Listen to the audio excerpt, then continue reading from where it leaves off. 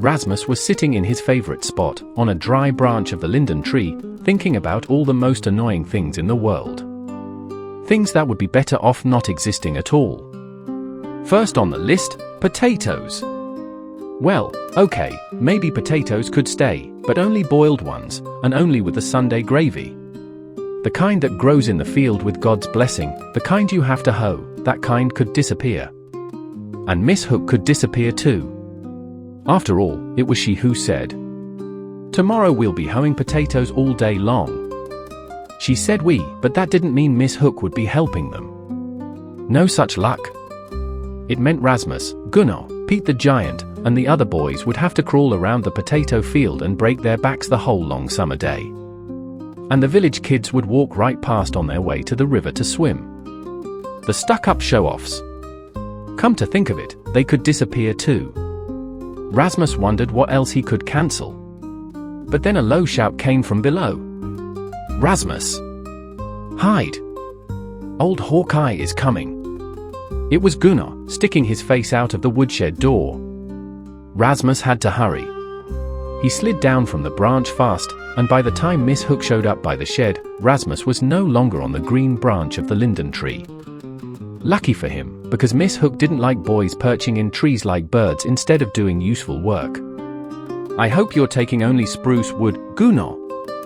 Miss Hook shot a stern look at the logs Gunnar had put in the basket. "Yes, Miss Hook," Gunnar replied in that special voice you use to answer Miss Hook. That orphanage kid voice, the one he uses when talking to the matron or to the pastor who comes for an inspection and asks whether the kids enjoy working in the garden. Or when the parents of village kids come around and ask why their son got thrashed for yelling "parish beggar" in the schoolyard. And a parish kid has to answer with that meek, polite voice, because Miss Hook, the pastor, and all the other higher-ups demand it. "Do you know where Rasmus is?" asked Miss Hook. Rasmus, terrified, pressed himself even harder against the branch he was hanging from and prayed to God that Miss Hook would leave soon. He couldn't hang on much longer, his arms might give way and he would fall right at her feet. His blue and white striped shirt, oh, that orphanage shirt, was visible from far away. The school teacher once said that birds are hard to see in trees because God gave them camouflage. But the Lord hadn't given orphanage boys any camouflage. So Rasmus fervently prayed that Miss Hook would get away before he passed out. Not long ago, she had scolded him for being the dirtiest kid in the orphanage, and he remembered it now. Just wait. Next time he'd answer back, "I'm just trying to get some camouflage." Of course, he could only say that quietly, to himself. You couldn't say things like that straight to Miss Hook's face. She had such stern eyes. Her mouth was stern too, her lips always pressed tightly together, and sometimes a stern wrinkle appeared on her forehead. Gunnar insisted that even her nose was stern. But Rasmus didn't agree, he thought Miss Hook's nose was actually pretty nice. Though right now, hanging from the tree and feeling his arms go numb, he couldn't remember anything pretty about her. And Gunnar, shuffling timidly beside the basket of firewood under Miss Hook's stern gaze, didn't dare lift his eyes and couldn't tell whether her nose was stern or not. He could only see a patch of her stiffly starched apron. "Do you know where Rasmus is?" Miss Hook repeated impatiently, having gotten no answer to her first question. "I just saw him by the chicken coop," said Gunnar. And that was the honest truth. Half an hour ago, Gunnar and Rasmus had been looking for eggs in the nettle patches where the silly hens sometimes laid. So Gunnar had indeed seen Rasmus by the chicken coop. But where he was right now, Gunnar chose not to say. "If you see him, tell him I said to pick a basket of nettles," said Miss Hook, and turned sharply on her heels. "Okay, Miss Hook," Gunnar replied. Heard what she said, he asked when Rasmus climbed down from the linden tree. "You're supposed to pick a basket of nettles. Wouldn't it be nice if nettles didn't exist either?" Rasmus thought. All through the long summer, they had to pick nettles for the hens, nettle porridge was cooked for them every day. Can't those stupid birds just peck the nettles growing right under their noses? "No way," said Gunnar. "They have to be served. Dinner is served." He bowed low to a hen that was walking past slowly, clucking. Rasmus couldn't decide right away whether hens should exist or not, but in the end he decided they should. Otherwise the orphanage kids wouldn't get their Sunday egg. And without the Sunday egg, you wouldn't even know it was Sunday. So, fine, let the hen stay. Which meant, like it or not, he had to go pick nettles. Rasmus wasn't lazier than other 9-year-olds. He simply felt, like any kid his age would, a natural dislike for anything that kept him from climbing trees, swimming in the river, playing robbers with the boys, hiding behind the potato cellar, and lying in wait for the girls who went down to fetch potatoes. He thought those were the proper summer vacation activities. Miss Hook couldn't agree, and that was understandable too. The Westerhaga orphanage survived partly on help from the town and partly by selling eggs and vegetables. The kids were cheap labor, and Miss Hook didn't think she was tormenting them, even though for Rasmus, hoeing potatoes all day long was pure torture. Miss Hook understood that he, like all orphans, would have to earn his own living by the time he was 13, so he needed to learn to work in time. True, she couldn't understand how important it was, even for orphanage kids, to have time to play. But maybe that was too much to ask of her. By nature, she had never been especially playful. Rasmus obediently picked nettles by the chicken coop, muttering every now and then, "Lazy, stupid birds. Maybe you shouldn't exist after all. There's tons of nettles here, but that's not enough for you, is it? I have to work like a slave for you." The longer he thought about it, the more he felt like a black slave in America, and that felt kind of good. Last semester, the school teacher had read them a book about American slaves. Listening to Miss Hook read out loud was the best thing in the world. And he'd never heard anything more interesting than that book about black slaves. He picked nettles and let out little moans, imagining an overseer's whip whistling over his head, and bloodhounds hiding in the bushes ready to sink their teeth into him if he didn't fill his basket fast enough. Right now he wasn't picking nettles, he was picking cotton. Sure, the big glove he wore so the nettles wouldn't sting him probably wouldn't have been much use to a slave in the deep south working under the blazing sun, but he couldn't do without it. Rasmus just kept picking and picking. But even a black slave can get lucky sometimes. Near the bushes grew some giant nettles. Rasmus had already filled his basket to the top, but just to tease the bloodhounds, he picked them anyway. And that's when he saw something in the sawdust that looked like a nickel. His heart started pounding. No way it could be a nickel. That never happens. But he carefully took off his glove and reached out to see what it was. And it really was a nickel. The cotton field vanished. The bloodhounds disappeared. The poor black slave was beside himself with joy. What could you buy for a nickel? A big bag of hard candies, 5 chewy caramels, or a chocolate bar. All of that was waiting at the village store.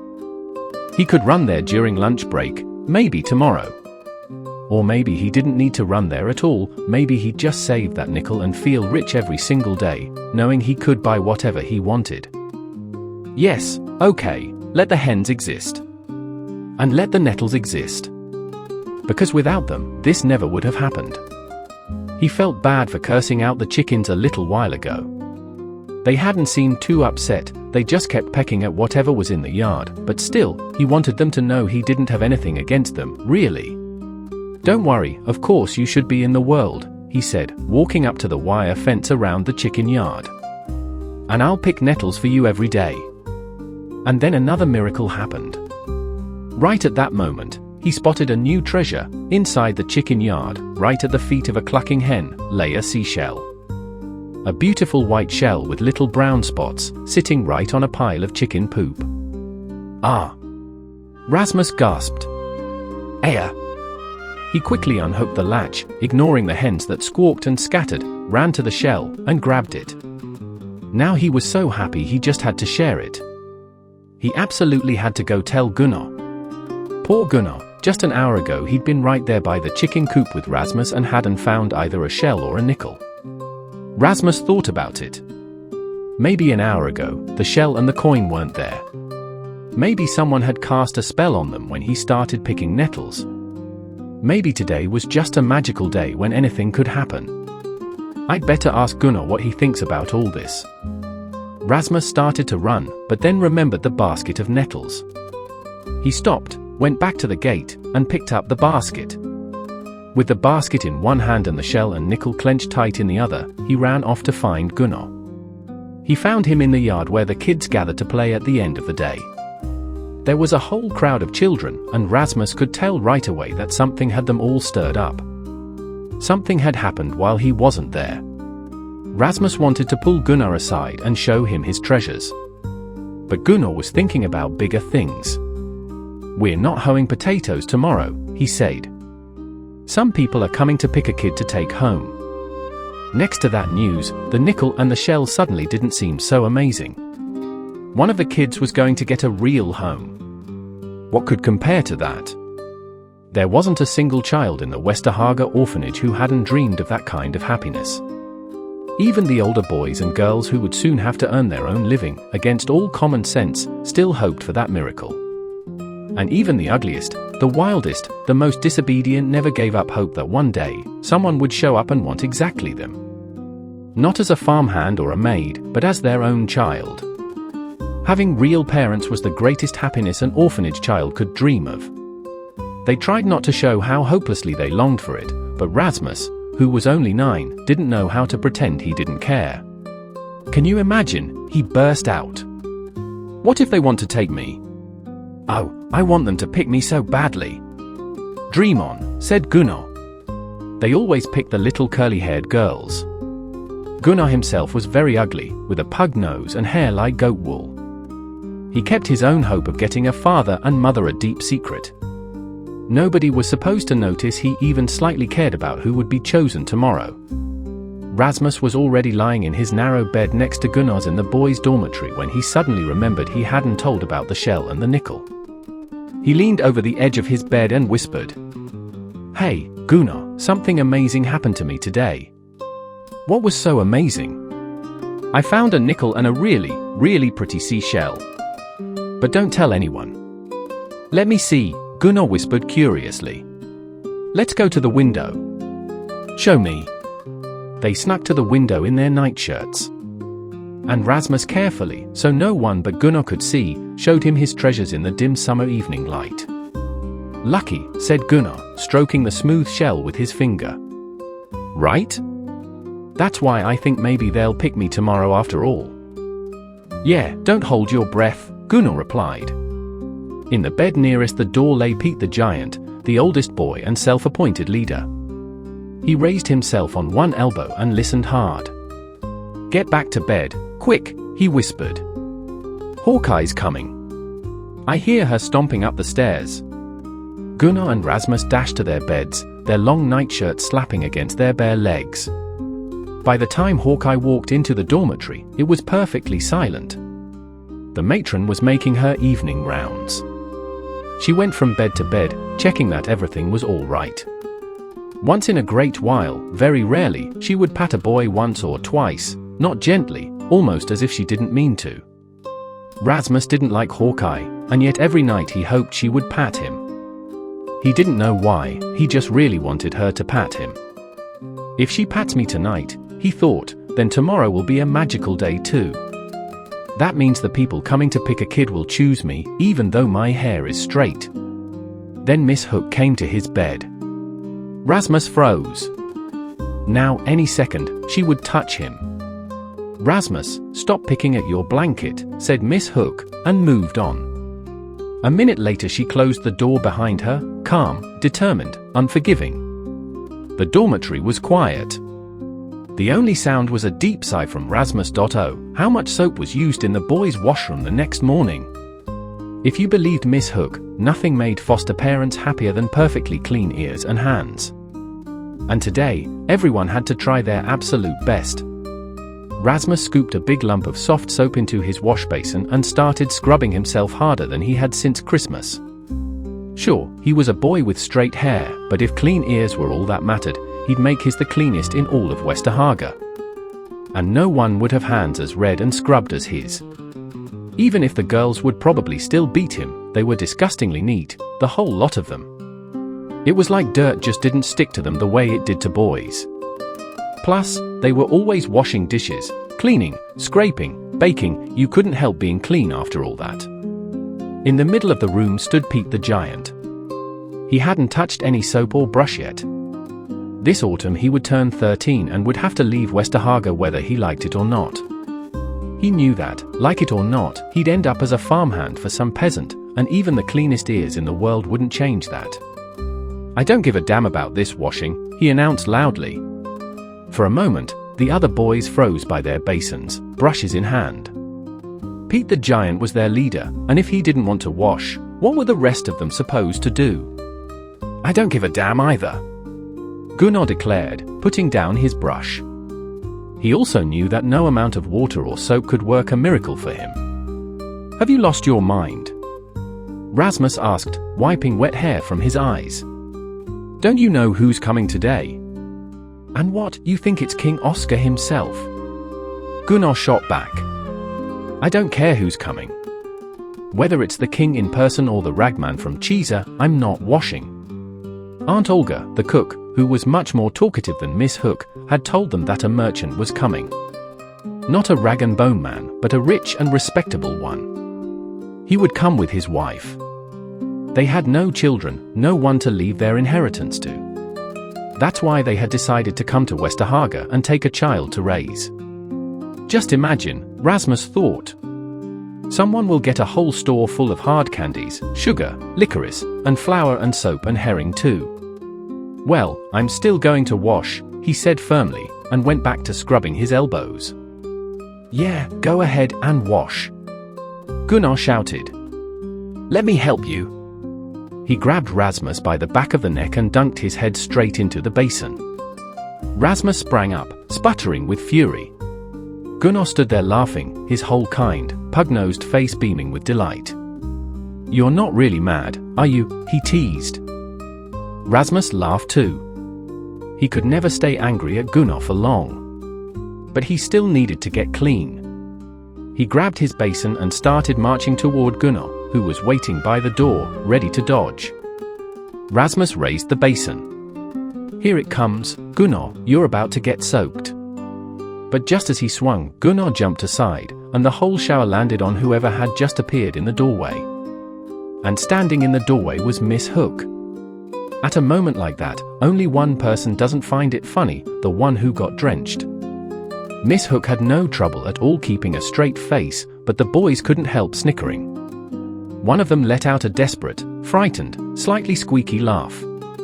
It was Rasmus. For one crazy moment, he howled with laughter, and then he froze, waiting in despair for the disaster he knew was coming. And disaster was unavoidable, he understood that perfectly.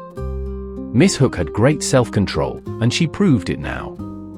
She simply shook herself off like a wet dog and gave Rasmus a disapproving look. "I don't have time to deal with you right now," she said. "We'll talk later." Then she clapped her hands loudly and called out, "Gather in the yard in half an hour. In that time, you need to make your beds, tidy the dormitory, and eat breakfast."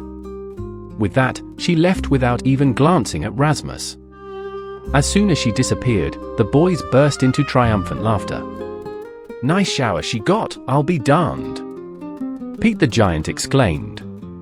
"That was a bullseye, Rasmus." But Rasmus couldn't share their joy over his aim.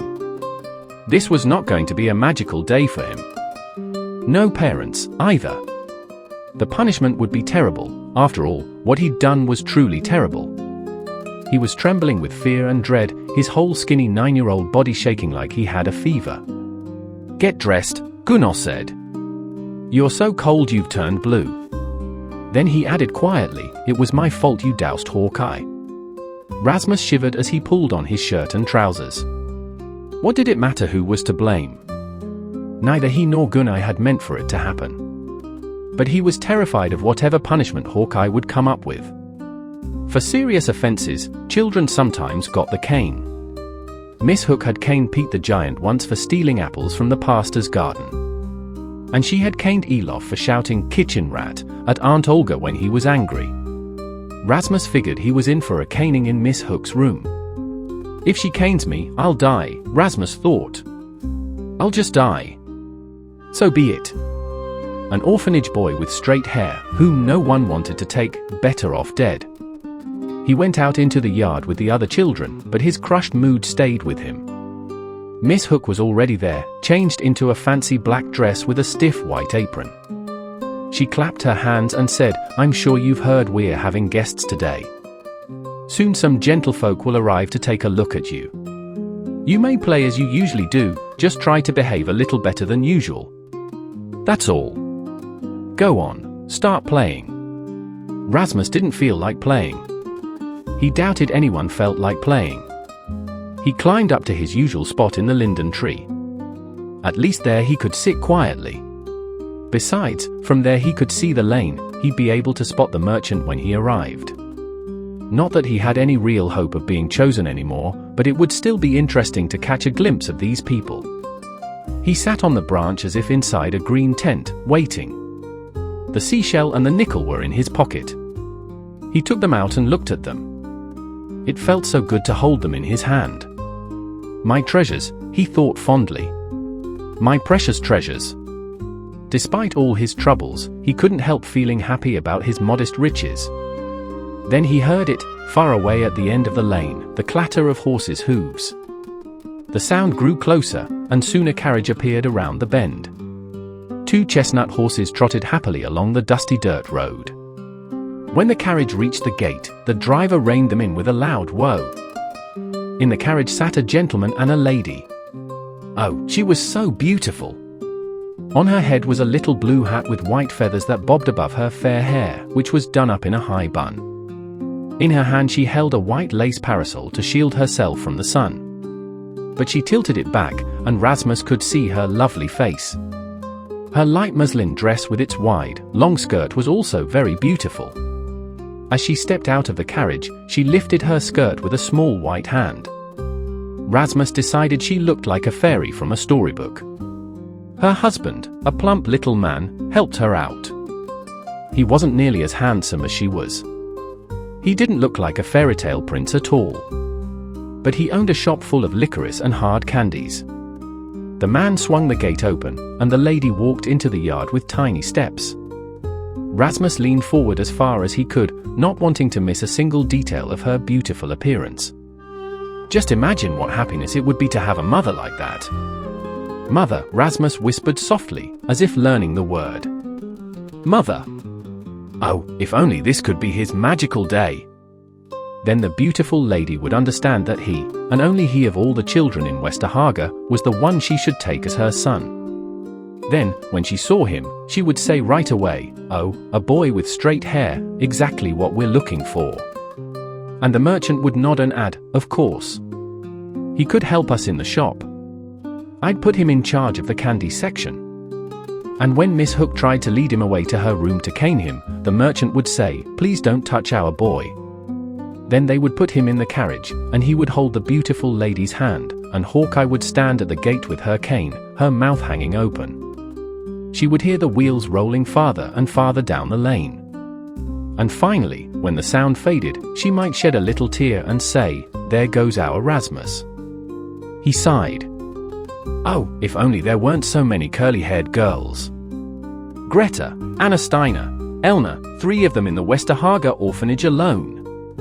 Anneli too, but Illy wasn't quite right in the head, surely they wouldn't take her. He scrambled down from the tree quickly. The merchant and his wife were already in the yard and could snatch up a curly-haired girl any minute. Let them at least see him first, then they'd be sorry if they didn't want him. He stepped resolutely into the yard just as Miss Hook was greeting the guests. "Please come into the garden for some coffee and conversation," she said with a wide smile. "And while we sit, you, dear guests, will have a chance to look at the children." The beautiful lady smiled too. She smiled a little shyly and looked uncertainly at the gathered children. "Yes, can we see whom?" Her husband gave her an encouraging pat on the shoulder. "Yes, yes," he said. "Let's have some coffee. It'll be fine." The children were playing a game of bat and ball nearby in the yard. They'd been told to play, so they played. But it was pointless, no one actually wanted to play.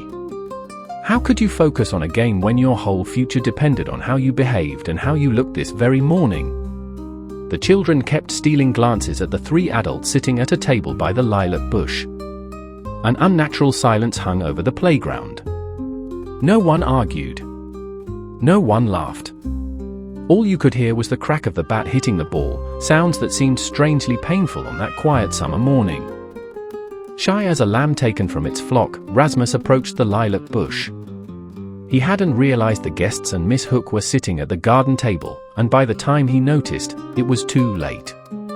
He had to walk right past them. His legs went numb, and his face froze in a tense, strange expression. He stole a sideways glance at Miss Hook. He was much too close to her, stumbling in his hurry to disappear into the crowd of children on the playground. Then he looked at the beautiful lady, just as she glanced back at him. And there he stopped, unable to move another step. He stood there, embarrassed, staring at her. "Rasmus!" Miss Hook said sharply, and then paused. After all, the gentlefolk had come to see the children. "So your name is Rasmus?" the beautiful lady asked. Unable to answer, Rasmus just nodded. "You should bow when you greet someone," Miss Hook reminded him. Rasmus blushed and bowed hastily. "Would you like a cookie?" the merchant's wife asked, holding one out to him. Rasmus shot a quick look at Miss Hook. Was he allowed to take it? Miss Hook nodded, and Rasmus took the cookie. "Don't forget to bow when you're offered something," Miss Hook said again. Rasmus turned even redder and bowed once more. He kept standing there, not knowing what to do. He didn't dare eat the cookie, and he didn't know whether to leave or stay. "Now run along and play," Miss Hook ordered. Rasmus spun around and dashed away. He sat down on the grass near the playground and, in great distress, ate the cookie. He had acted like a fool, standing there like a stump, unable even to bow and say thank you. Now the merchant's wife surely thought he was an idiot. The sun climbed higher. It was a clear, beautiful summer day. And they didn't have to hoe potatoes. But for the children of the Westerhaga orphanage, it was a hard day, full of agonizing waiting. The ball game soon ended. Not one of them could even pretend to be having fun. They didn't know what to do with this strange free time that would last as long as these people wanted it to. These children had never known a harder morning. They stood around the playground in small, aimless clusters, secretly watching the lady with the parasol. Her husband sat at the coffee table reading a newspaper, apparently leaving the choosing to her. The merchant's wife walked from one group of children to another. She spoke with each in turn, somewhat shyly and awkwardly, not knowing what to say to these poor children who stared at her so strangely. That little boy, Rasmus, he stared at her harder than anyone. It seemed that in his dark eyes, too big for his thin, freckled face, there was a silent plea. But there were others whose eyes also begged and pleaded. For instance, a girl with chubby rosy cheeks and a thick mop of light curls falling over her forehead. She was impossible to miss. She followed the guest with her gaze constantly. She was a brave little thing. She was the only one who dared to smile back. The merchant's wife gave her an encouraging pat on the cheek. "What's your name, dear?" "Greta," answered the curly-haired blonde, and dropped a little curtsy. "What a pretty parasol you have." The woman twirled her lace parasol. She thought it was pretty too. But then, unfortunately, she dropped it on the grass. Before she could bend down, Greta rushed to pick it up. And not just Greta. Rasmus, who had been trying to stay as close to the beautiful visitor as possible, also lunged for the parasol. Oh, finally he could show that he knew how to be polite. "Let go," Greta said, yanking the parasol toward herself. "No, Rasmus started. "Let go, I said," Greta repeated, and pulled again. Suddenly, Rasmus found himself holding the curved handle of the parasol. He stared at it in horror. Greta had the other part. She looked just as scared as he was. When she finally realized what had happened, she burst into tears. And then Miss Hook came rushing over. "What a curse that Rasmus is," she cried. "You are absolutely impossible today. Will you never learn to behave properly?" Rasmus turned crimson. Hot tears of shame and despair welled up in his eyes. The merchant's wife stood there, upset that she had caused these children so much trouble. "Don't worry," she said soothingly. "The handle can be screwed back on." I'll ask my husband to do it. She took the broken parasol and hurried over to her husband, who was still sitting at the coffee table. Greta quickly wiped her tears and followed the lady like a curious little puppy. She stopped a couple of steps from the table and watched intently as the merchant reattached the handle. "How nice that it's fixed," Greta said happily. She smiled, her light curly hair shining in the sun. But Rasmus had disappeared. Ashamed of himself and of his unmanly tears, he had hidden in the outhouse. For a wounded soul, it was the perfect place, the easiest spot to forget his misfortunes. In the pile of shredded newspapers, there was always something interesting to read, and for a while he could forget about pretty merchants' wives and lace parasols in this cruel world. Rasmus sat there, deep in his reading. And then he got lucky, he found something extraordinary. His eyes wide, he slowly spelled out a newspaper article. Robbery at Sandy Factory. Yesterday a daring crime was committed at the Sandy Factory. 2 masked individuals broke into the factory office and, threatening with a pistol, took the weekly payroll from the cash register. The robbers then vanished without a trace. Rasmus pictured the masked men and shivered with excitement. He had completely forgotten about the merchant's wife. But a few hours later, when the guests drove away from Westerhaga, he stood by the gate and watched the carriage disappear into the distance. In the back seat sat Greta. Her curly blonde head bobbed next to the little blue hat with its feathers. Yes, Greta had gone. She was probably holding the beautiful lady's hand right now. "See? What did I tell you?" Gunnar exclaimed when the carriage was out of sight. "They always pick the curly-haired girls." Rasmus nodded. That was the way it was. Boys never stood a chance when curly-haired girls were around. Still, somewhere in the world there had to be at least someone who would want a boy with straight hair. At least one person, somewhere, far away, around that bend in the road. "Listen," Rasmus said passionately. "I know what to do. I have to run away from here and look for parents myself." "What are you talking about?" "What parents?" Gunnar didn't understand. "You know, someone who wants to take a kid. If they don't have anyone to choose from, they might take even a boy who isn't curly." "You're pretty clever," Gunnar replied. "Yeah, just go up to Hawkeye and say, 'Excuse me, I won't be hoeing potatoes today, I need to go find someone who wants to take me.' Don't be stupid. Obviously you leave without asking Hawkeye. You run away, understand?" "Go ahead," said Gunnar. "You'll get hungry and come back. And if you haven't been caned yet, you'll get a good one then." Gunnar said cane. Rasmus flinched.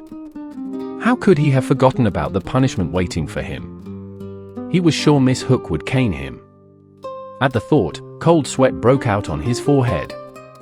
"Let's go play some ball," Gunnar suggested. "You're not planning to run away right this minute, are you?" Gunnar put a hand on his shoulder. He was kind, that Gunnar. And his hand felt like a protection. Rasmus calmed down a little and went with Gunnar to the playground. On the playground, the children had gathered around Pete the Giant, who was mincing around with a simpering smile, imitating the merchant's wife. "What's your name, little friend?" he asked Elof, patting him on the head. "Are you happy at Westerhaga? Have you ever seen an automobile? Do you ever wet your pants?" The merchant's wife hadn't actually asked anyone that, but the children laughed happily. It felt good to make fun of the one who had filled them with such strong emotion, such secret longing, the one who would never come back here again, in her pretty blue hat and lace parasol. "Hey, here comes the boy with the wash basin," Pete the Giant shouted when he saw Rasmus. "What water tricks are you planning for Hawkeye tomorrow?" Rasmus didn't feel like talking about water tricks, but since Pete the Giant had deigned to speak to him, he had to answer in the same spirit. "Huh? Maybe I'll take the garden hose and soak her," he said casually. Everyone laughed, and Rasmus, encouraged, went on. "Or I'll grab a fire extinguisher and give her a good thrashing." Strangely, no one laughed this time. Suddenly everyone fell silent and stared at something behind Rasmus. His stomach did a strange little flip. He spun around to see what they were looking at. It was Hawkeye. Hawkeye in a black coat with puffed sleeves and her Sunday hat. Aunt Olga had said she was going to the pastor's for coffee. Heaven help him, why did she have to show up right at that moment? So that's how it is. You're going to give me a thrashing? Miss Hook asked with a sarcastic smile. Come to my room tomorrow at 8 o'clock in the morning, and we'll see who gets thrashed. Yes, Miss Hook, Rasmus stammered, half out of his mind with fear. Miss Hook shook her head in dismay. Miss Hook, what's gotten into you today, Rasmus? She left, and Rasmus stood frozen, knowing he was done for. Nothing could save him now, he was sure of it. He would be caned, and he thought he deserved it. You couldn't do that many stupid things in a single day. Don't be scared, Pete the Giant said, trying to comfort him. She doesn't hit that hard.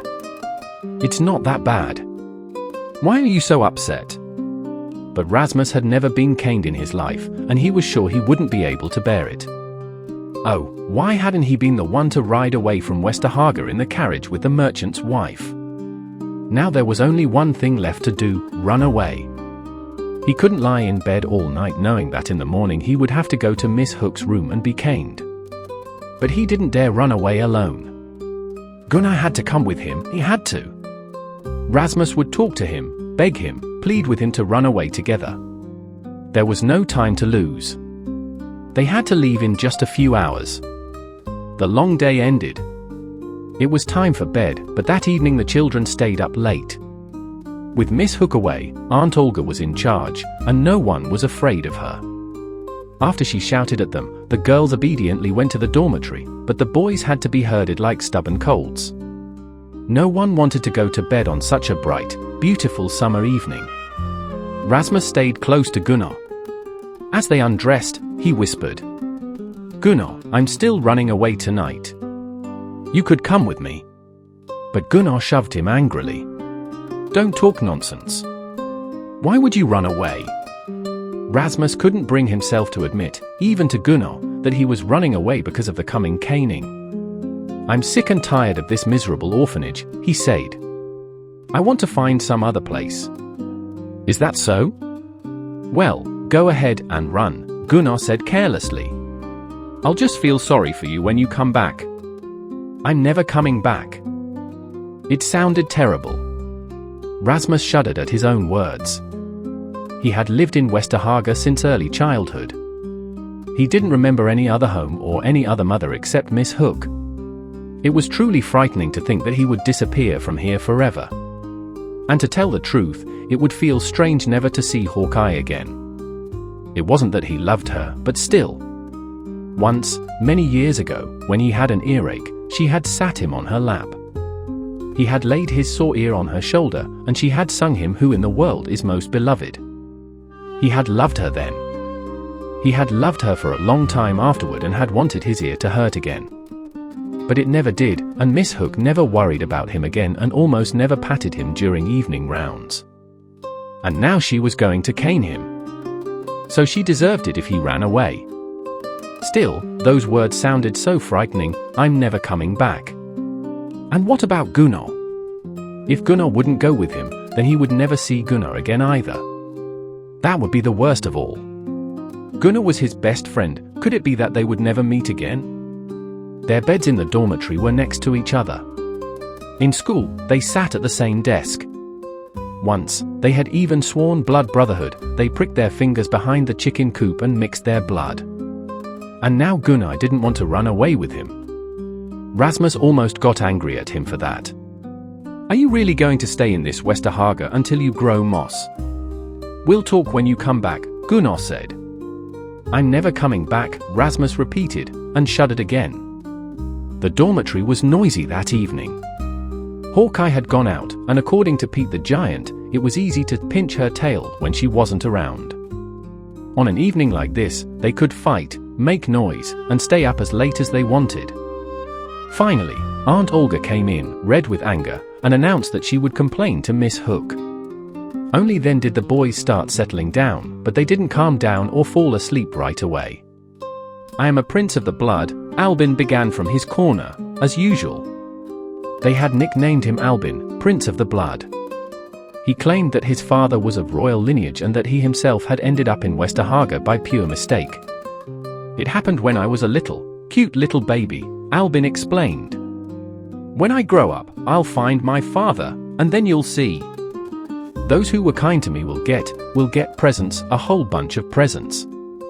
"Much obliged, Your Majesty," Pete the Giant replied. "Tell us what we'll get." They had played this game many times. No one except Albin himself believed that he was a prince of the blood. And no one except him believed that he could give anyone even a nickel. But they all wanted so badly to get things they had never owned that they listened happily to Albin as he lay in bed in the evenings, giving away bicycles and books, skates, and all kinds of fun games. Rasmus liked that game too. But that evening, he had only one wish, that everyone would fall asleep as quickly as possible. His whole body seemed to itch. It was as if the misfortunes of the day had crawled under his skin and were egging him on to run away. Outside the open window lay a bright, quiet summer night. Out there was peace and calm. Out there were no canings and nothing to fear.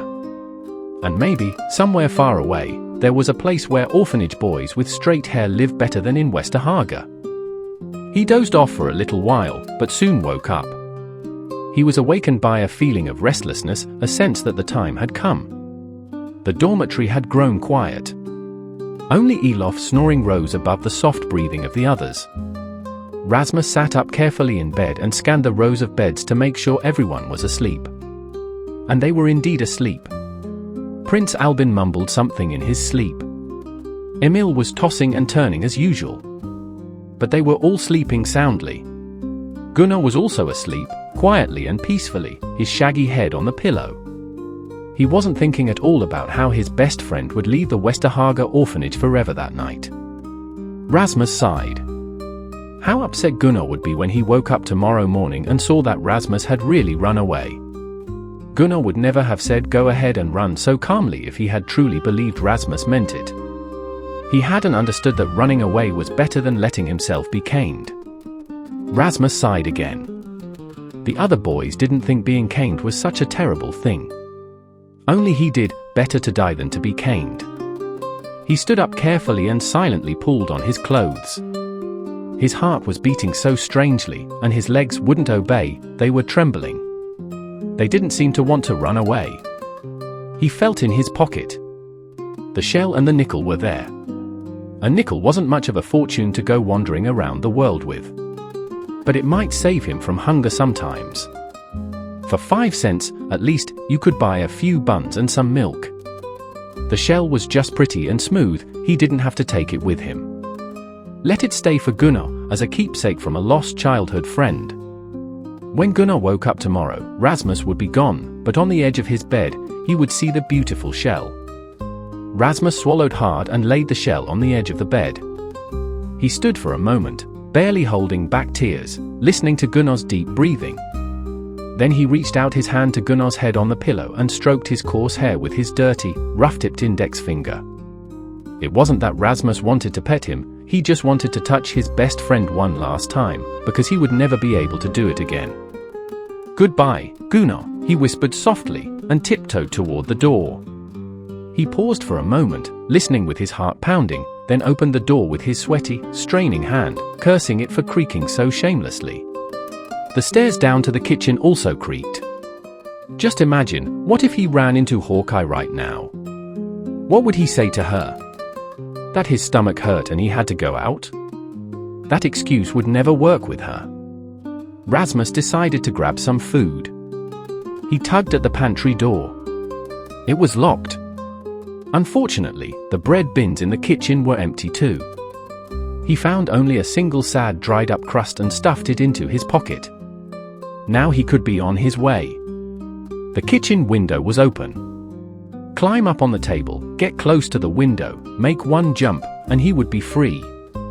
But just at that moment, he heard footsteps on the gravel. He recognized them immediately. It was Hawkeye coming back from her visit. Rasmus felt his legs go numb. If Hawkeye came into the house through the kitchen, nothing could save him. How could he explain why he was in the kitchen at 11 o'clock at night? He listened, frozen with fear. What if she went in through the veranda instead? But she didn't go through the veranda. Now he heard footsteps in the entryway. Someone took hold of the doorknob. Rasmus's numb leg suddenly tensed. He scrambled under the table and pulled down the oilcloth to hide himself.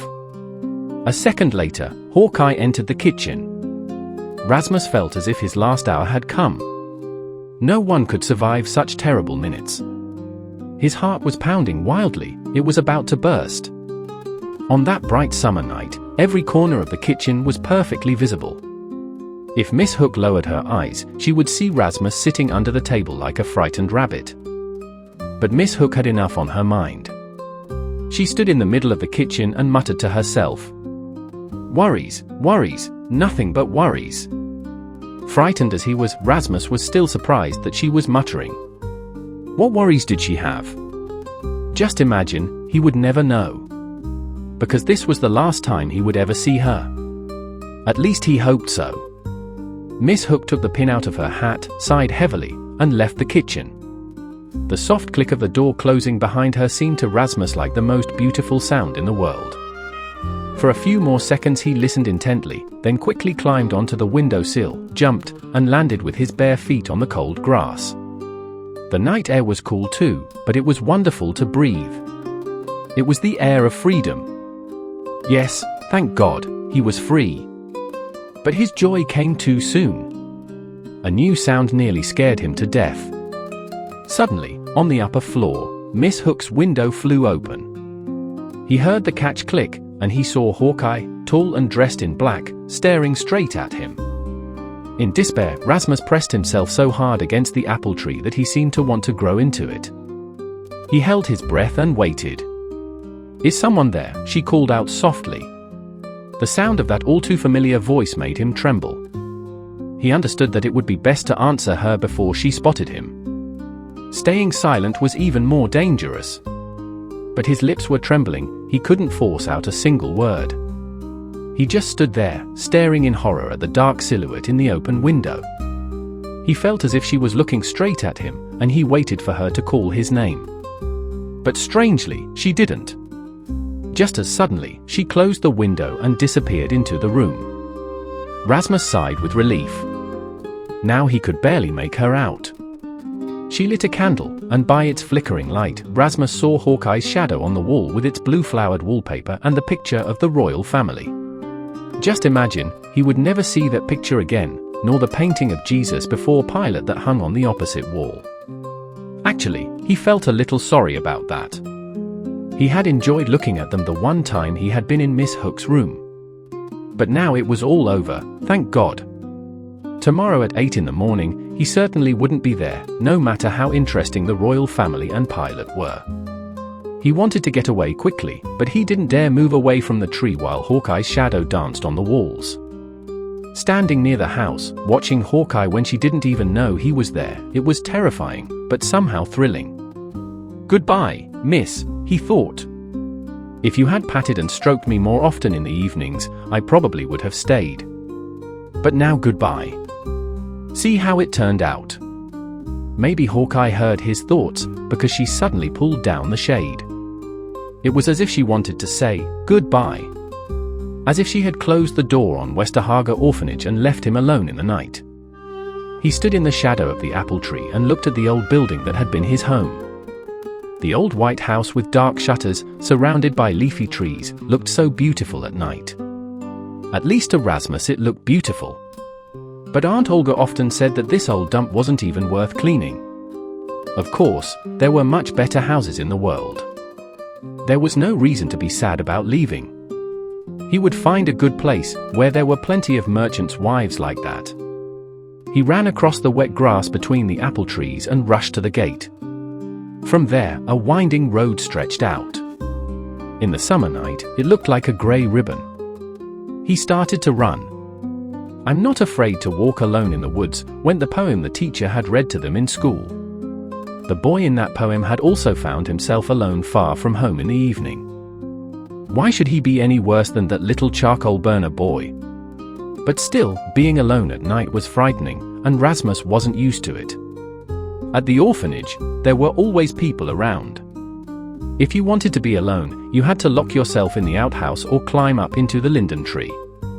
In Westerhaga, you could only dream of loneliness. And now he found himself alone with the summer night, something he had never experienced before in his life. Such a quiet, cool, still night with pale stars, he had never seen anything like it, and the silence frightened him. In those silent twilight hours, everything around him seemed strange and unreal. He had only ever seen grass and trees bathed in such still light in his dreams. He had never known what summer nights were really like. Frightened and cold, he ran along the road, ran with all his might. His bare feet slapped against the cold ground. He hurried. Running along the dirt road was dangerous. He might meet people who would realize he had run away. There was also a path behind the vegetable gardens that led out into the wide world, a narrow. Rasmus struggled to open the heavy door. Inside, it was dark and quiet, and the fragrant hay smelled wonderful. He took a deep breath that was almost a sob, and collapsed onto the hay. He was already asleep. He woke up from the cold and from a piece of straw tickling his nose. He sat up with a start, not understanding where he was or how he had gotten there. But suddenly he remembered everything, and tears came to his eyes from the overwhelming loneliness. He was so miserable. Being a runaway was much worse than he had expected. He already wanted to go back to Westerhaga, to Gunnar, to his warm bed, to his morning porridge. Yes, he missed the orphanage as if it were a lost paradise. Sure, they might cane you sometimes, but that wasn't as bad as being completely alone in the world, cold and hungry. Through a tiny crack in the shed wall, a beam of sunlight was shining. It looked like it would be another nice day, not as miserably cold as last night. He was wearing a cotton jacket and homespun trousers that Aunt Olga had patched at the knees. Still, his teeth were chattering from the cold. What he wanted most was to lie back down and sleep some more, but how could he sleep when it was so cold? Shivering, he burrowed into the hay and stared gloomily at the dust motes dancing in the shaft of sunlight. And then he heard something. Something so terrible that his whole body, from head to toe, shuddered. Someone yawned loudly, right next to him. Rasmus was not alone in this shed. Someone else had slept here that night. He looked around the shed fearfully. And then he saw, very close to him, a curly, dark blonde head sticking out of a pile of hay. Someone cleared his throat and said, "Day and night, a day is through. Come morning, I can't get up too." Then the whole head emerged from the hay. The man had a round, unshaven face with dark stubble. His mischievous eyes stared at Rasmus in surprise, and his round face broke into a wide grin. Actually, the stranger didn't seem dangerous at all. He looked like he was about to burst out laughing. "Hello there," said the stranger. "Hello?" Rasmus answered uncertainly. "What are you scared of? You think I eat children?" Rasmus didn't answer, and the man continued. "What little pimple are you? What's your name?" Rasmus squeaked pitifully. He was afraid to answer and afraid to stay silent. "Rasmus? So you're Rasmus," the unshaven man said, nodding thoughtfully. "So you ran away from home?" "No, not from home." Rasmus mumbled, not thinking he was lying. Westerhaga wasn't really a home. Did this unshaven man really think you could run away from a real home? "Don't be scared, really. I told you, I don't eat children." Rasmus gathered his courage. "Did you run away from home, mister?" The unshaven man laughed. "Mister? Do I look like a mister? Did I run away from home?" "Well, maybe I did run away, you're right," he answered, and laughed even harder. "So you're a tramp, mister? Stop calling me mister. Oscar is my name."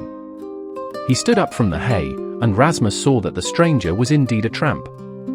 He wore wrinkled clothes, a worn plaid jacket and baggy trousers. He was tall and heavy-set, good-natured looking. When he laughed, his snow-white teeth stood out brightly against his unshaven face. "So you said tramp? Have you ever heard of Lucky Oscar, God's Cuckoo?" "That's me." "Lucky Tramp, that's right, God's Cuckoo." "God's Cuckoo?" Rasmus wondered, thinking the tramp might be a little crazy. "Why do you call yourself God's cuckoo, Oscar?"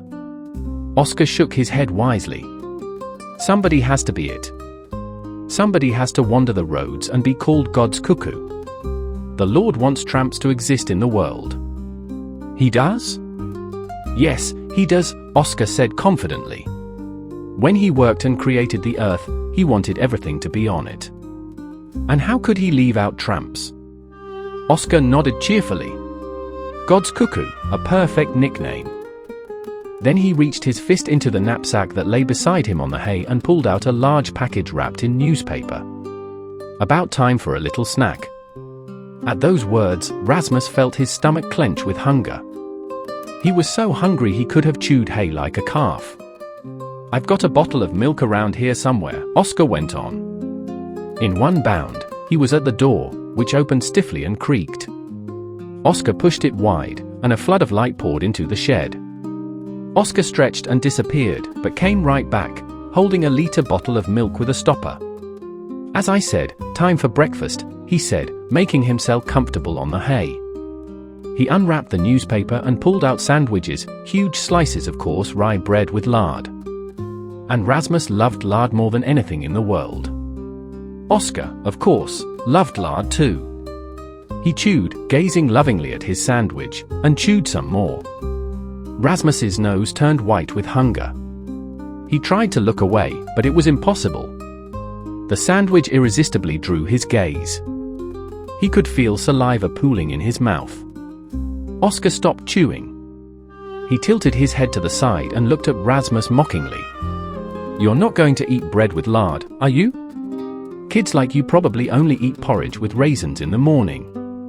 So you don't want a simple slice of bread and lard.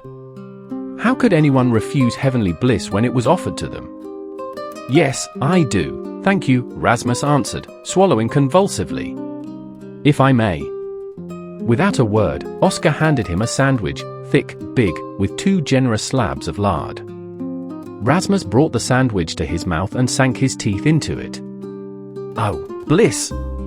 The taste of salty lard mixed with the wonderful taste of rye bread. He ate with his eyes closed. "Milk?" Oscar asked, and Rasmus opened his eyes. Oscar handed him an aluminum cup full of milk, and he began to drink in big gulps. "Want more bread and lard?" Oscar asked again, and shoved another huge slice at him. "Can I?" "Will you have enough?" "Eat up, eat up." The farm women were generous. Maybe they knew I'd be meeting you. They sat in silence on the hay and chewed until there wasn't a crumb left. Then they finished the milk, and Rasmus felt his stomach was completely stiff. "Thank you so much," he said, full but his teeth chattering from the cold. "I've never had such a good breakfast." "You're looking pretty blue," Oscar observed. "Time to get out of here. We need to warm you up." Oscar stood up, picked up his knapsack, and walked toward the door. Watching this tall, broad-shouldered man, Rasmus realized that in a moment he would disappear. The thought was unbearable. He couldn't let Oscar leave and abandon him again. "Oscar," he begged, barely able to move his tongue from fear. "I'd like to be a lucky tramp too." Oscar turned around and looked at him. "A boy like you has no business being a tramp. You need to stay at home with your father and mother." "I don't have a father or a mother." Couldn't Oscar understand how lonely he was and take pity on him? He jumped up and ran to the tramp. "I don't have a father or a mother.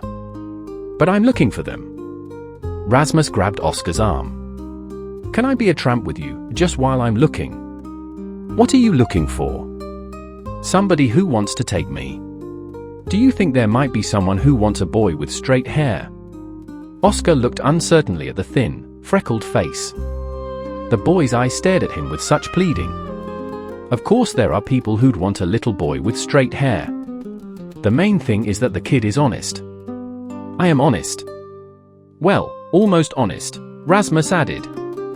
After all, you couldn't consider yourself completely honest if you'd run away from an orphanage, Rasmus thought. Oscar gave him a stern look. "Listen, tell me honestly, where did you run away from?" Rasmus lowered his eyes and answered, shyly scratching the ground with his big toe. From Westerhaga, from the orphanage. But I don't want to go back, he added insistently, forgetting that just a little while ago he had dreamed of returning. Now he wanted only one thing, to go with Oscar, whom he had known for only an hour. Why did you run away?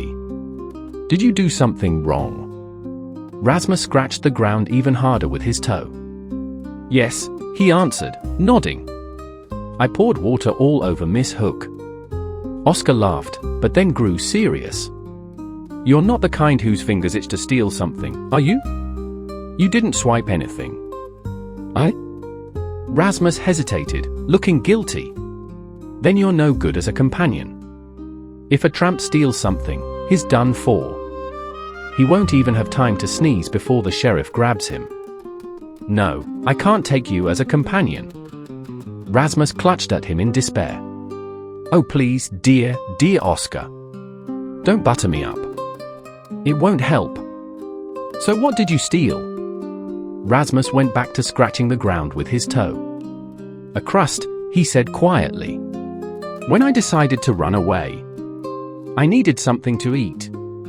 A crust? Oscar burst out laughing, his dazzling white teeth shining. A crust doesn't count. Rasmus felt an enormous wave of relief. So can I be God's cuckoo? Maybe you can. Can I be your companion? Well, all right. Let's try it and see if we get along. Thank you, dear Oscar. I've already gotten along with you. And they set off down the road together. The sun hadn't climbed very high yet. People in the nearby houses were just beginning to wake up. Somewhere far away, a rooster crowed, dogs barked, and a hay wagon rattled down the road, pulled by 2 horses. A sleepy young man was driving. Should we call out and ask if he'll give us a ride? Rasmus asked. Don't call out. For now, you need to kind of keep in the shadows. Who knows, maybe Miss Hook is worried sick about you and has sent the sheriff to find you. You think so? Rasmus asked, shivering from cold and fear. She'll calm down in a few days. Right now she thinks you'll come back as soon as you get hungry. But I'm not coming back, Rasmus said, and yawned widely. I hardly slept at all last night, he added, as if apologizing. He was still sleepy and tired, but he didn't want to be a burden to Oscar, who was striding carelessly along the road with long steps. Is that so? You need to sleep. Oscar looked sharply at the sleepy, blue with cold boy who was trotting along beside him to keep up. Come on. We'll go somewhere where you can warm up and get some sleep. You can't sleep in the middle of the day, Rasmus said in surprise. I just got up. A tramp can, Oscar answered. And then Rasmus suddenly understood what it meant to be a tramp. So that's what it was, it dawned on him. You could do whatever you wanted. You could eat, sleep, and walk the roads whenever you felt like it. You felt free, wonderfully free, like a bird in the forest. Stunned by his discovery, he trotted along beside Oscar. He already felt like a tramp, and he looked at the world around him through a tramp's eyes. He looked at the road that wound like a ribbon through meadows, hiding a mystery around every bend. He looked at the green groves, at the peacefully grazing cows, at the red farmhouses, at the farmhands who had just woken up and were cleaning milk churns, at the workers pumping water into troughs for their horses. Babies were wailing in the houses, chained dogs were barking by their kennels, and pregnant cows were lowing in their stalls, longing for the open pastures. He listened to everything and looked at everything the way a tramp looks. Beside him, Oscar walked along, humming cheerfully. Suddenly he turned off the road and stopped in a sun-drenched clearing near some tall juniper bushes. You can nap here, Oscar said. It's sunny here and there's no wind. And no scoundrel will see you from the road. Rasmus yawned, but a worried thought made him freeze with his mouth open. Oscar, you won't really leave me while I'm sleeping, will you? Oscar shook his head. Just go to sleep, was all he said. Rasmus threw himself down on the ground. He lay on his stomach, rested his head on his arm. The sun was so pleasantly warm, and Rasmus felt sleep pulling him down. Already half asleep, he saw Oscar covering him with his jacket. He wasn't cold anymore. He lay on a carpet of thyme, breathing in its spicy scent. The sun-warmed juniper bushes smelled wonderful too. Yes, they smelled of summer. For the rest of his life, the scent of thyme and sun-warmed juniper would remind him of summer and of wandering the roads. A bumblebee buzzed above his head. Rasmus opened one eye with difficulty to look at it. And then he saw Oscar, sitting and chewing on a piece of straw. Then Rasmus fell asleep. "Dear lady, would you happen to have a little something to eat for me and my companion?" Oscar stood at the kitchen door, bowing politely, his cap in his hands. "So you're back again, lucky Oscar," the farmer's wife said disapprovingly. "Not long ago I gave you some ground meat." "Quite possible," Oscar answered. "But strangely enough, I ate it and I didn't die." Rasmus snickered quietly, and the woman gave him a disapproving look too. "What's this boy doing tagging along with you?" "He's a poor heathen I'm looking after," Oscar replied with a serious face.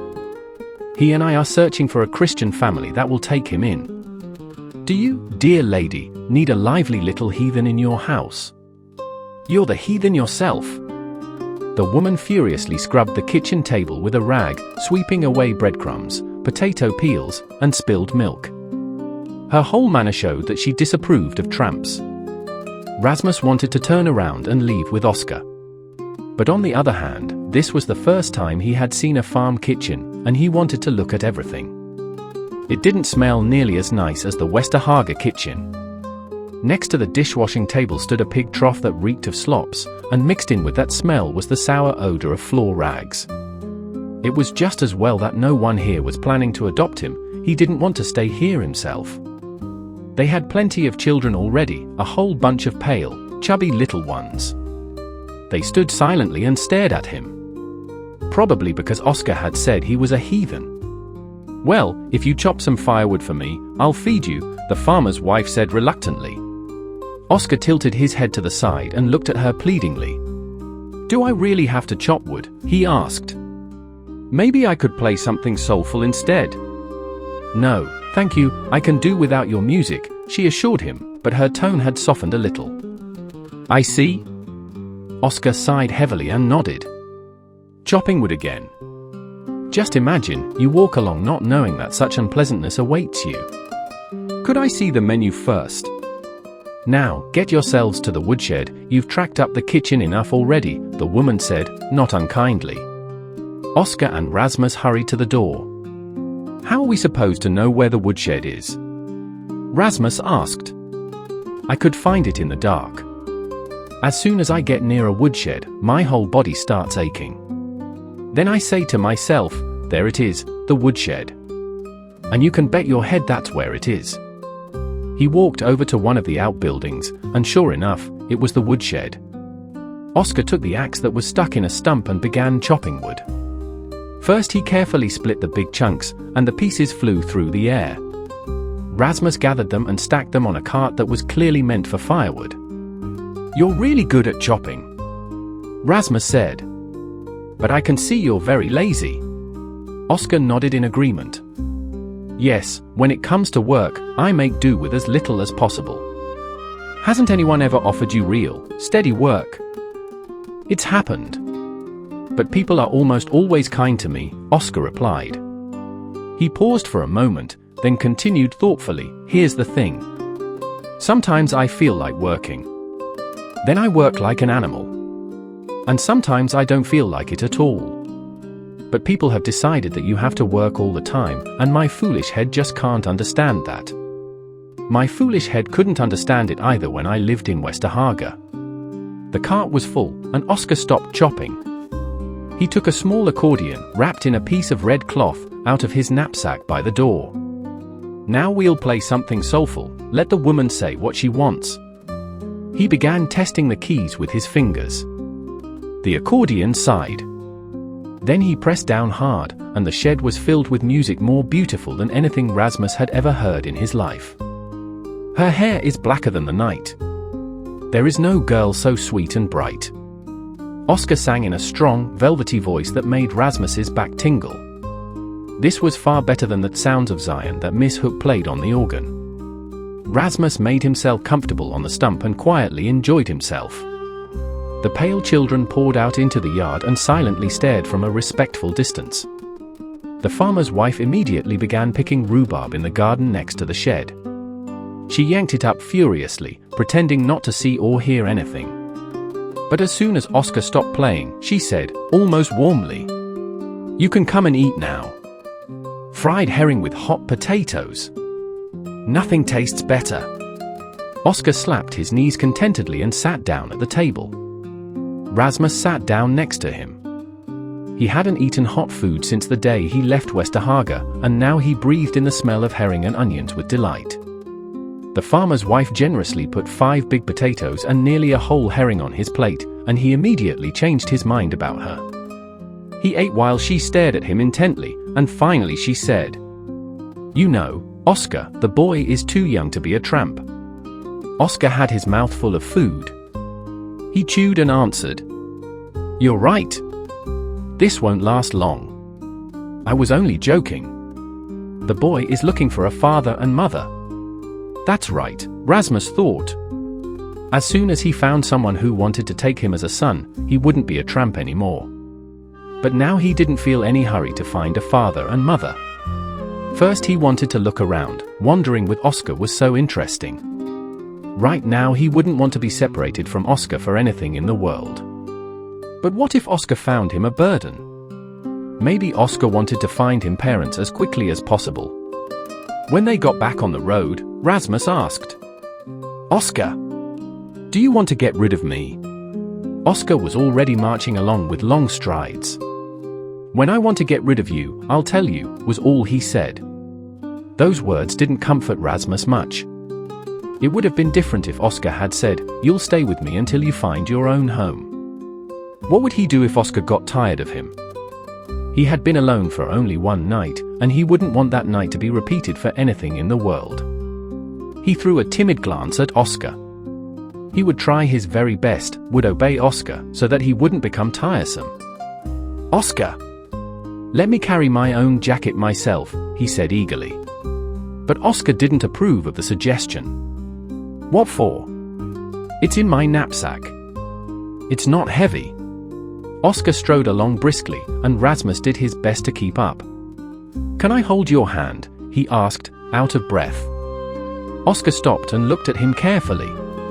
"All right," he answered. "Thank you. Please, hold my hand so that I don't fall behind."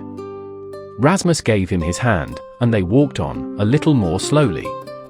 "I'm not quite used to it yet," Rasmus mumbled in excuse, knowing that Oscar had slowed down because of him. "Of course, you don't become a real experienced tramp overnight," Oscar agreed. And he showed Rasmus how to walk, as if constantly measuring the road with steady, even steps. "But there's no need to rush ahead as if we have to reach the end of the earth by evening," Oscar said. "It'll be fine if we get there tomorrow." Rasmus walked along, his heart full of gratitude toward kind Oscar. He wanted to express his thanks somehow, to do something nice, to sacrifice something, so that Oscar would understand without words how much he loved him. By the side of the road stood a little country shop, a small general store where you could buy anything from rakes, boots, and kerosene to coffee and hard candies. But this paradise was open only to those who had money. Rasmus threw a longing glance through the open door, and his feet involuntarily slowed down. He wanted so badly to at least stop and look. Oscar had already gone quite far ahead. Rasmus sighed and ran after him. Then he put his hand in his pocket and felt the nickel. So much had happened in the past day that he had completely forgotten about it. Feeling the coin in his hand, he was overjoyed. What a big and wonderful nickel it was. "Oscar, do you like chewy caramels?" he asked, his voice trembling with secret joy. "Of course I like them, who doesn't? But I don't have any money right now, so we can't buy any." "I can," Rasmus announced, and showed him the nickel. He was afraid Oscar would tell him to save it, but his fears were unfounded. "Well, in that case, run and buy some caramels." Rasmus turned and ran. "What luck!" To remember the nickel just when they were right by the store. It was a good thing he hadn't spent it earlier. He returned triumphantly to Oscar, who was standing at the edge of the road waiting for him. What happiness it was to open the little paper bag and show Oscar 5 long chewy caramels. Oscar tilted his head to the side and looked at the candies with feigned greed. Let's see. Which one should I take? Take them all. Rasmus cried joyfully. But Oscar made a dismissive gesture with his hand. Enough is enough. One is plenty for me. That admission raised Oscar even higher in Rasmus's eyes. He wished with all his heart to give Oscar all the caramels. But he was only human, and he also loved candy. Sitting by the side of the road and unwrapping a caramel, what could be more wonderful? The wrapper was stuck tight to the candy, so he had to put the whole thing in his mouth to moisten it a little. Then all that was left was to unwrap the beautiful candy and suck it for a long, long time. You have to do it like this, Rasmus demonstrated, slowly pushing the caramel into his mouth. Oscar had taught him how to walk the roads, and Rasmus taught Oscar how to eat caramels. They sat in the sun for a long time, sucking their caramels, but no matter how hard you try to prolong the pleasure, the caramel melts, slowly, but surely, and at last all that's left in your mouth is the taste of syrup.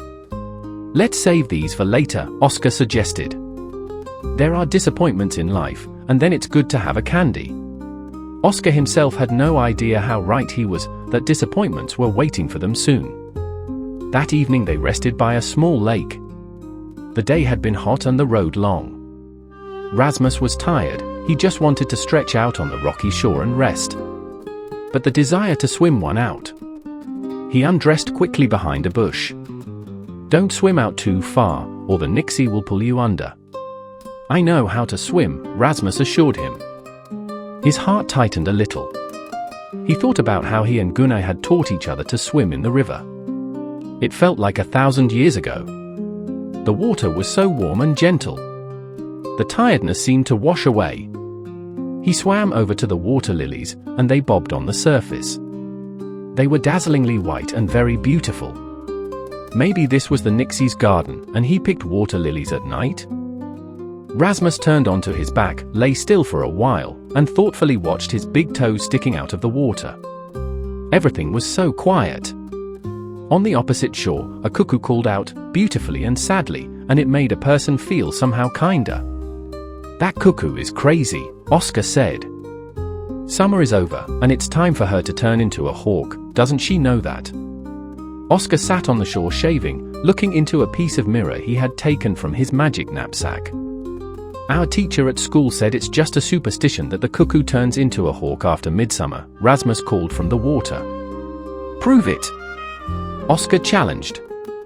I can prove it. You're God's cuckoo, and you don't turn into God's hawk in the autumn. No, you're right about that. Oscar finished shaving, took out a brass comb, and began combing his curly hair. I'll never turn into a hawk. Just imagine, such a little boy and so clever. Nearby, in a pasture, cows were grazing. They came up to the fence and stared at the uninvited guests. A big, heavy cow ambled down to the water for a drink, and her bell clinked softly and clearly. That's a summer sound, Rasmus thought. He floated on the water, splashing, listening to the cuckoo calling, to the bell clinking, to the water splashing under his hands. Yes, these were all sounds of summer. Oscar also knew that it was summertime. Done with his combing, he began humming absently to himself. Summer is here again. The sun is bright. The cows have left their droppings in the wood. Then he fell silent and looked skeptically at his hair to see if it was combed properly. His unruly mane was just as tangled as before. He put the comb back in his knapsack. Oscar, aren't you going to swim? No, I'll just wash my feet. He rolled up his trousers and waded along the shallows. I've already had my swim. When? Last year, Oscar answered. In honor of our royal family. On the 15th of May, Queen Sophia's birthday. The water was damn cold. I've had enough swimming. You can wash yourself one part at a time, and you'll be just as clean. Prove it. It can be proved in the following way. Oscar began. But then he slipped and fell into the water, sitting waist deep, looking around in bewilderment. Rasmus laughed cheerfully, and Oscar gave him an angry look. As I was saying, it can be proved in the following way, he repeated crossly, struggling to his feet. But his anger passed quickly. He sat on a stone, washed his feet thoroughly, and waded to shore, his wet trousers flapping, humming under his breath. Summer is here again. The sun is bright. Let's go down to the creek and swim. Oscar, you're a good man. Rasmus called after him, not really knowing why. A little later they sat down to supper. Oscar built a fire on the stones to dry his trousers and keep the gnats away.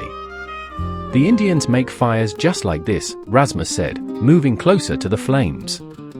During the day, they had stopped at a big, wealthy manor house, where they were given sandwiches and milk. Oscar played his accordion and sang beautiful songs, songs that pay for sandwiches. He sang about Ida's grave, about the lion's bride, and many other songs Rasmus had never heard before. Oscar unwrapped the newspaper that the sandwiches had been packed in. Look here, it also says something about the robbers, no trace of the Sandy robbers, police are searching the area. Rasmus shoved the newspaper under Oscar's nose, pointing to a small article. How far is Sandy from here? Rasmus asked. No more than 3 or 4 miles. Rasmus laid out the sandwiches on a stone. These are the cheese sandwiches, the lion's bride sandwiches, he said, and these are Ida's grave. And this is the sound of the Avesta waterfall, Oscar chimed in, raising a bottle of milk to his lips. Rasmus ate a sausage sandwich with appetite. That lady at the manor was beautiful and kind, he said dreamily. But she already had 2 curly-haired girls. And you mean otherwise she would have taken you? Yes, Rasmus answered, his eyes dancing with the firelight. I wish someone rich would take me. Oh, my. Oscar exclaimed. Mosquitoes danced around them, and as the fire died down, they grew bolder. Now we'll trick these bloodsuckers and go to sleep, Oscar decided. He brought some water in a cup, poured it over the embers, and gathered his things. Nearby stood a farm. Oscar had been there before and had gotten permission to sleep in the hayloft. Rasmus made himself comfortable and burrowed into the hay so that only his nose stuck out. There were mosquitoes here too, and he decided to give them as little chance as possible to feast on his blood. So, is this okay? Oscar asked. Yeah, except my legs ache. Oscar yawned. That's nothing, it'll pass, as the man said when he drove his wagon into the lake. Let's just get some sleep. Rasmus didn't fall asleep right away. He lay listening. Something rustled and crackled strangely in the hay. In the barn, chains jingled softly every now and then, the animals were moving around. And above him, the mosquitoes sang their endless song. That was the last thing he heard as he fell asleep. He had slept for several hours and woke up at dawn. He was woken by a harsh voice. There he is. Lying right here. Rasmus saw 2 policemen standing a few meters away, and Oscar, also awake, sitting up in the hay. But he didn't have time to see anything else. Oscar quickly threw a pile of hay over him. Rasmus's heart hammered like a sledgehammer. Now, he thought. Now the sheriff will come and take me back to Hawkeye. What's the matter? Oscar asked. You'll find out later, one of the policemen answered. You're coming with us. Oscar got angry. What the devil for? I haven't done anything. All tramps are picked up for questioning. Hurry it up. Oscar got even angrier. Go to hell. A man is sleeping, innocent as a bride, and you rudely wake him up in the middle of the night. Watch out, or I might get mad. Still, he began to get up slowly, and whispered quietly to Rasmus. Lie still. Don't move. And the policeman led him away. They took Oscar, what could be worse? He disappeared with them, no telling where. They took his knapsack too. Looking through the crack in the door, Rasmus saw Oscar getting into a horse-drawn cart. One policeman sat beside him and took the reins. The other sat in the back. The farmer and his hired hand stood and gawked, and curious faces poked out of the kitchen window, the farmer's wife and the servants. The man holding the reins called out to the horses, and the cart moved off. The horses' hooves clattered down the road. To Rasmus, that sound was like a hammer blow. He would never see Oscar again. In despair, he threw himself back into the hay and tried to stifle his sobs. Then he heard someone moving around in the barn below. Someone clanked a bucket, the cows lowed as if a fire had broken out. Then two farmhands started talking. Rasmus carefully crept to the opening in the floor where hay was dropped down below and listened. Maybe they would talk about Oscar. "You never know what a tramp might do," said one. "I wouldn't be surprised if he's the one who stole the money in Sandy." "They took him to the sheriff for questioning," added the other. "He could have done it," the first went on. "And if he did, he'll be sitting in jail," she concluded gleefully. "He could have done it." Rasmus mimicked under his breath, furious. Stupid women, how could they think such a thing about God's cuckoo? He couldn't stay in the hayloft any longer listening to them. He absolutely had to find out where Oscar was. Where did the sheriff live? If he could only find out where he lived, then maybe he could manage to talk to Oscar. True, it would be like sticking his head into the lion's den. The sheriff could grab him and send him back to the orphanage. But if Oscar was thrown in jail, what difference did it make what happened to him? He carefully opened the hayloft door, made sure no one was around, climbed down, and ran as fast as he could across the planks and down the road in the direction the cart had gone. He ran until he had no strength left. Then he tried to walk with the steady, even stride Oscar had taught him. He didn't know how far it was to the sheriff's house, but he hoped to meet someone on the road and ask. But so early in the morning, no one was out yet. Finally, an old woman came out of a forest path onto the road. Just like a fairy tale, Rasmus thought. In fairy tales, you always meet an old woman on the road who can tell you the way to the dragon's castle or somewhere. The old woman carried a bundle of firewood on her back and walked bent far forward. She didn't notice Rasmus until she was almost next to him, then she lifted her head. Her tired old eyes looked at him from under her kerchief. "Do you know where the sheriff lives?" he mumbled. Suspicion flickered in her eyes. "Don't you think you're going to tell on me? I'm allowed to take wood from the forest," she said, raising a gnarled, crooked index finger for emphasis. "I have permission, and the sheriff has no business with that." And she hurried on, though she turned around several times and muttered, "I have permission." Dejected, Rasmus walked on. Old women in fairy tales didn't answer like that. But soon a milk cart caught up with him. On the driver's seat sat a boy not much older than Rasmus. The boy seemed kind. He immediately asked, "Want a ride?" Rasmus gratefully climbed onto the cart and sat beside him. How good it was to ride instead of walk. And besides, he hoped to find out what he needed. "The sheriff? He lives in that town there," the boy answered. "I'm delivering milk there. I'll show you his place. We'll go right past the jail, and behind it is a yellow house. That's where he lives." Apparently the sheriff hadn't come out of his yellow house yet, because when the cart rattled past the jail, Oscar was still sitting on a bench, guarded by the two policemen who had arrested him.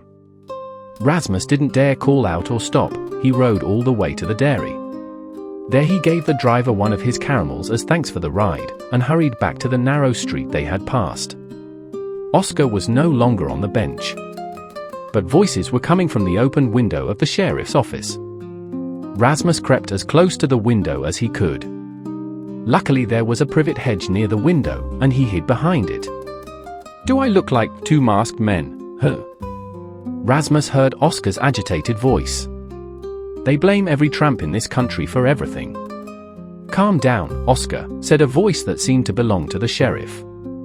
"We just want to know what you were doing last Thursday." "Last Thursday? I was eating peas and pork," Oscar answered. "Is that all?" "Yes, they didn't give me any pancakes." "I'm asking what else you did that day," the sheriff repeated patiently. "How am I supposed to remember everything?"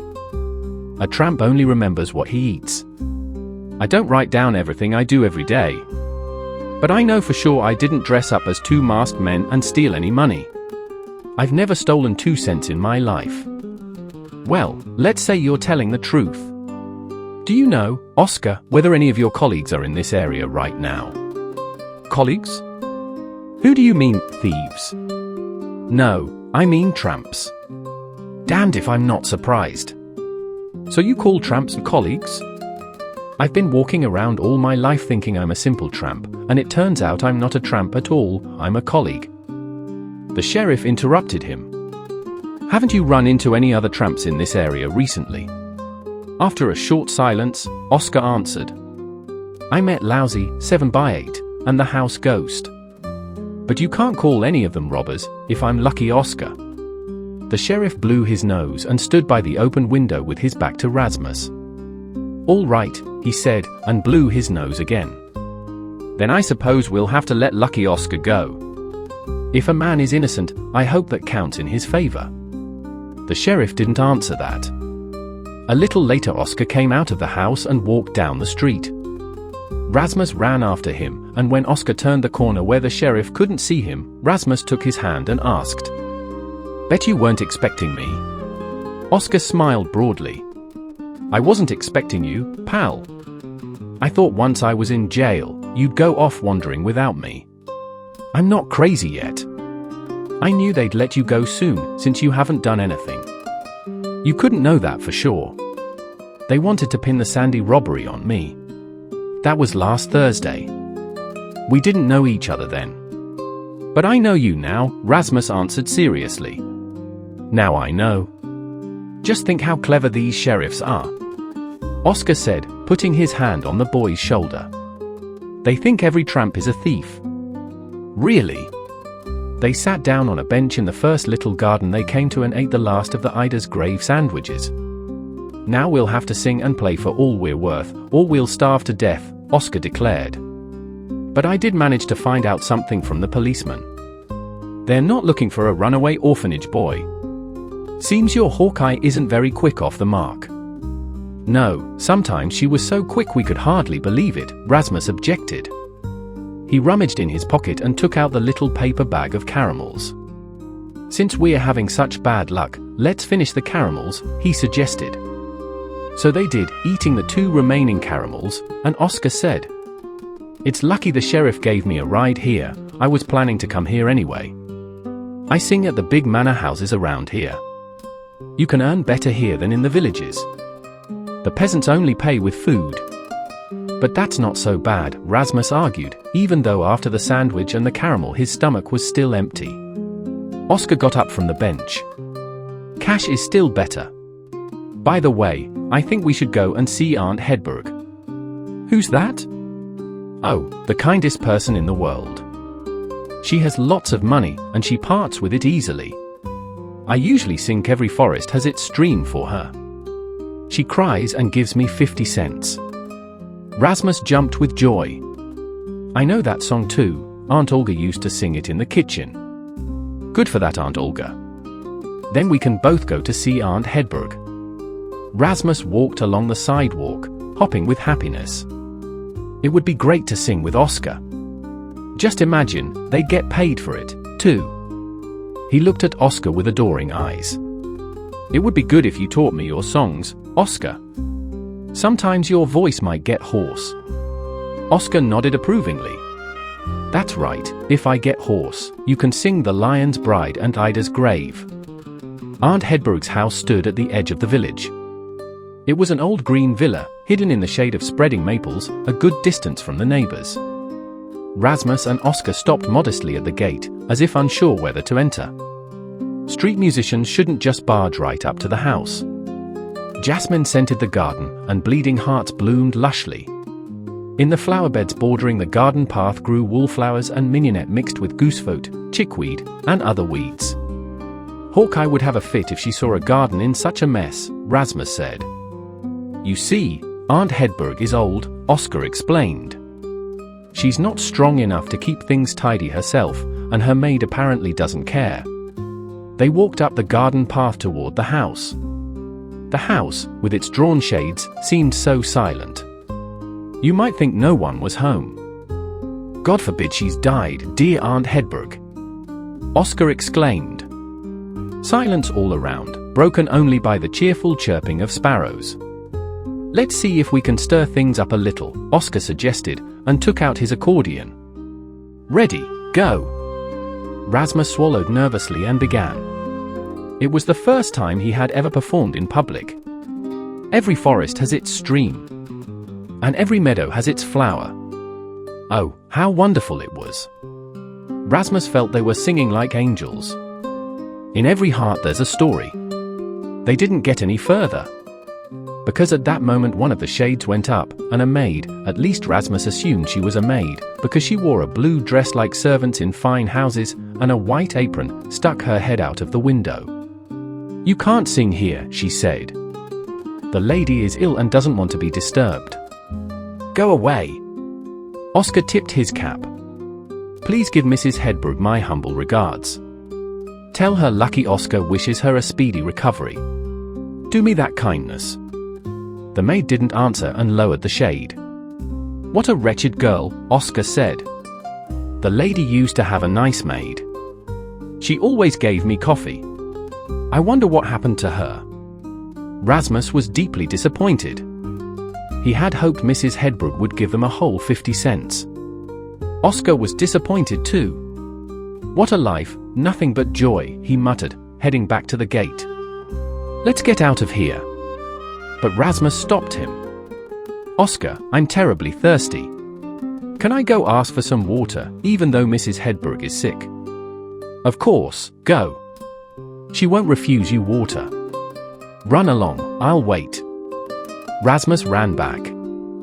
He ran up the veranda steps, scattering the sparrows, which flew in all directions.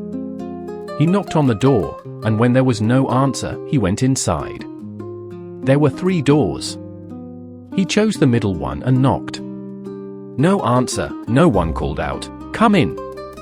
He hesitated a moment, then carefully opened the door and entered the room. An old lady was sitting in a chair, staring at him as if he were a ghost.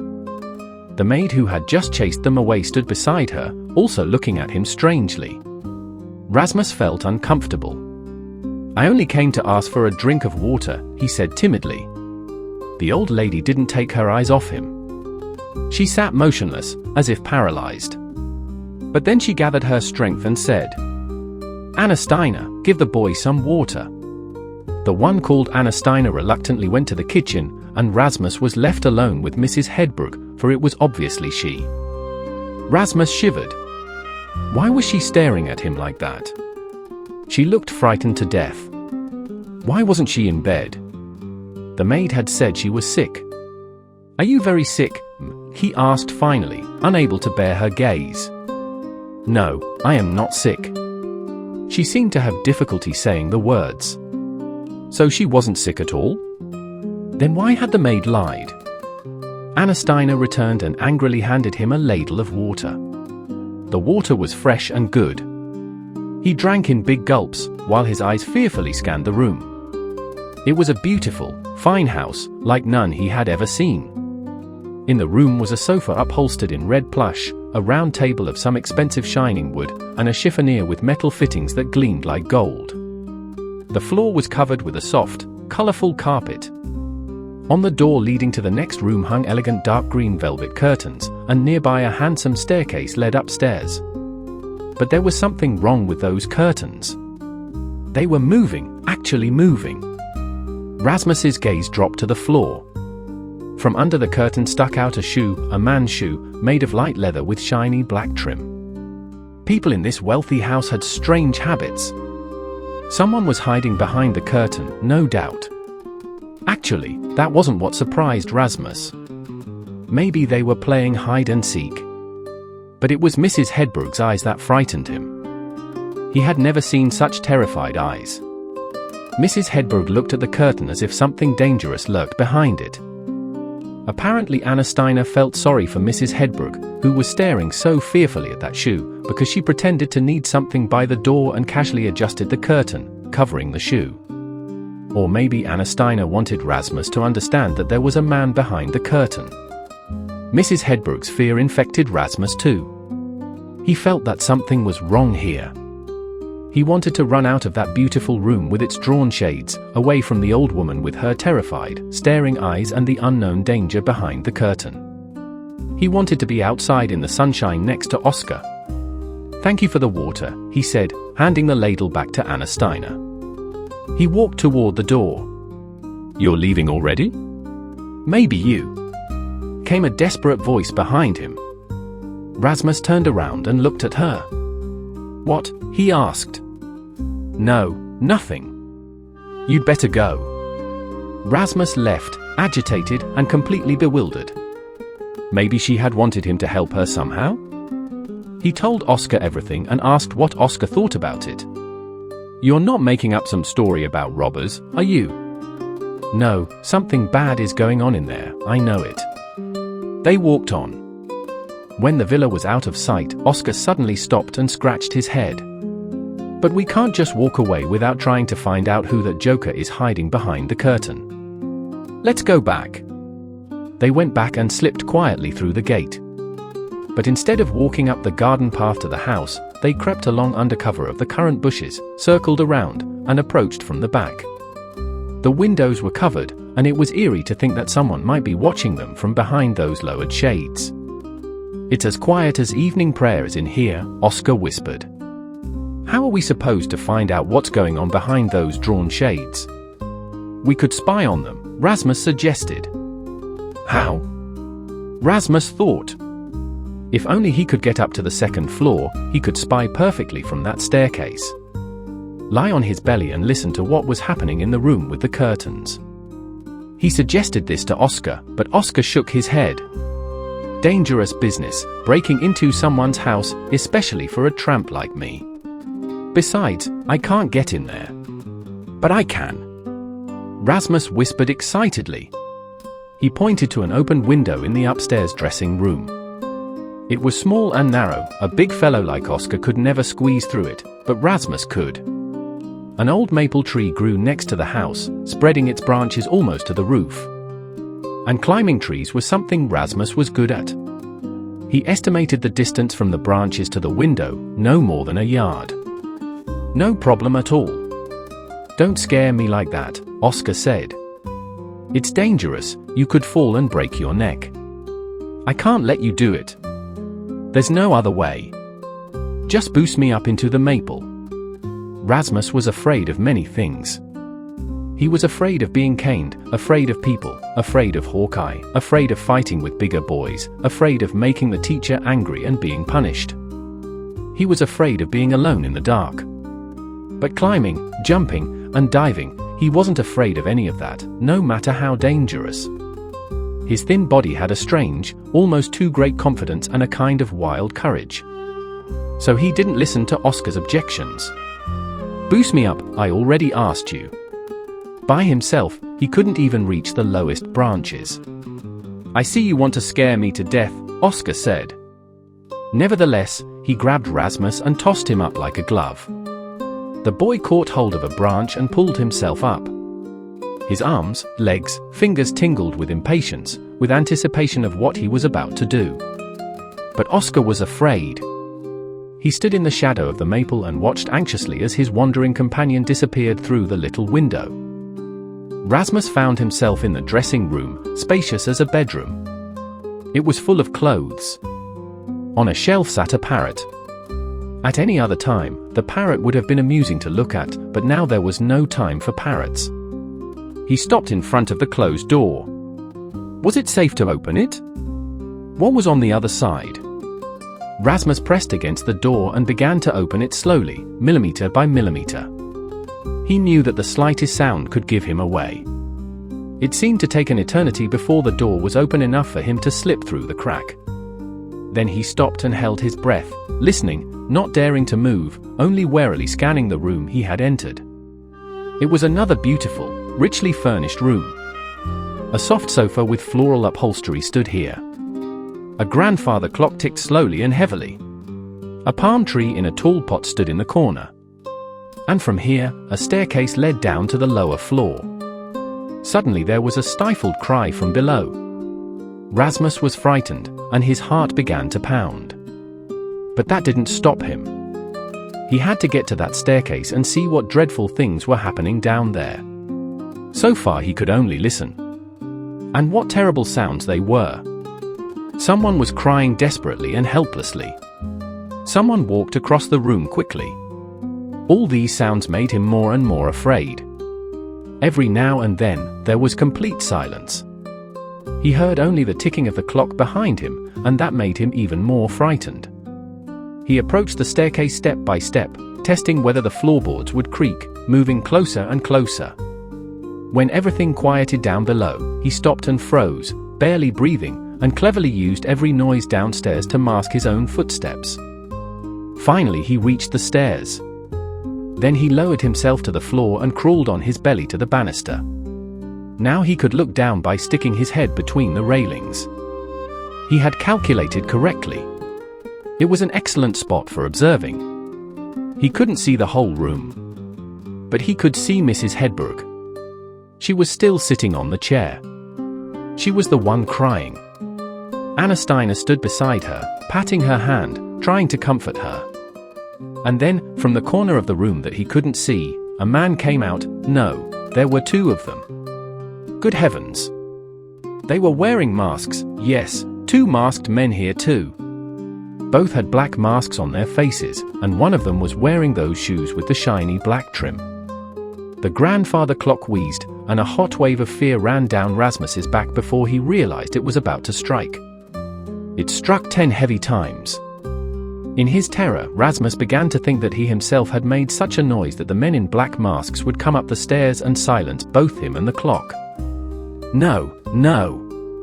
Please, not the secretary desk. Mrs. Hedberg pleaded pitifully. But no one answered her. Standing by the secretary desk, the man with those very shoes began pulling out the drawers one by one and silently rummaging through them. Oh, how frightening it was! And just then, Rasmus felt someone touch him. Holy saints!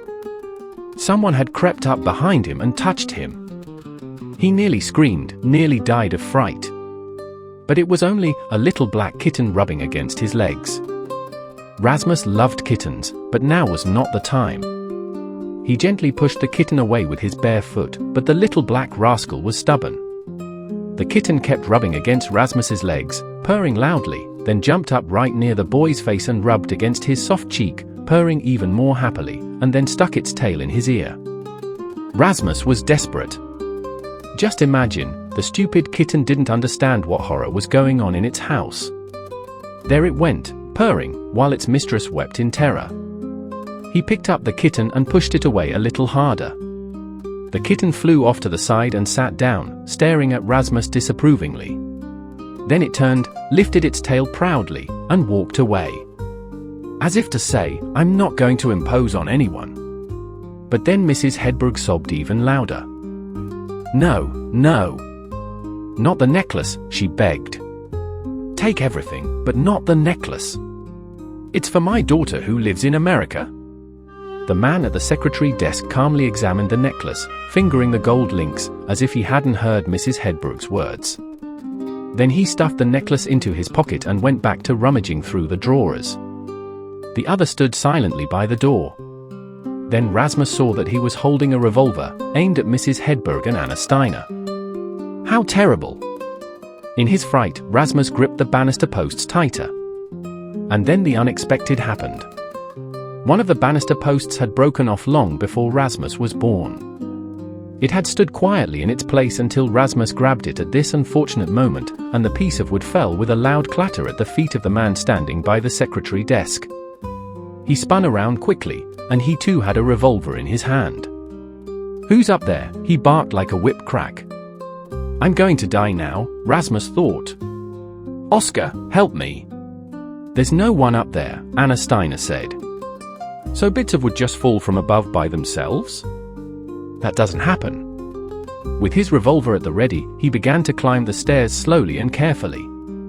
Out of his mind with fear, Rasmus crept backward, and when he heard footsteps on the stairs, he darted like lightning behind the floral sofa. He had played hide-and-seek many times, but never had the game been so terrifying. Hiding behind the sofa wasn't safe, but there was no other place. There was no time to search. He had only to lie still and listen to the approaching footsteps. The footsteps came slowly, and their sound seemed the most terrible and loathsome in the world. For a brief moment, silence fell. The robber stopped, trying to figure out where an attack might come from if an enemy was hiding somewhere. Alas, the enemy had no intention of attacking. He lay behind the sofa and dreamed of being far away from here, wishing that Oscar would appear and rescue him. But even Oscar couldn't help him now. Again he heard those awful footsteps. Closer and closer they came, just about now. The robber was so near that Rasmus could see his hateful shoes with the shiny black trim. Help! And help came from where Rasmus least expected it. The little black kitten was playing with a thin curtain that the breeze made flutter. He wasn't supposed to cling to the curtain, but it was so much fun, and the kitten was pleased. But suddenly he saw a boy's legs very close by. The toes of those legs were twitching with fear, curling and uncurling.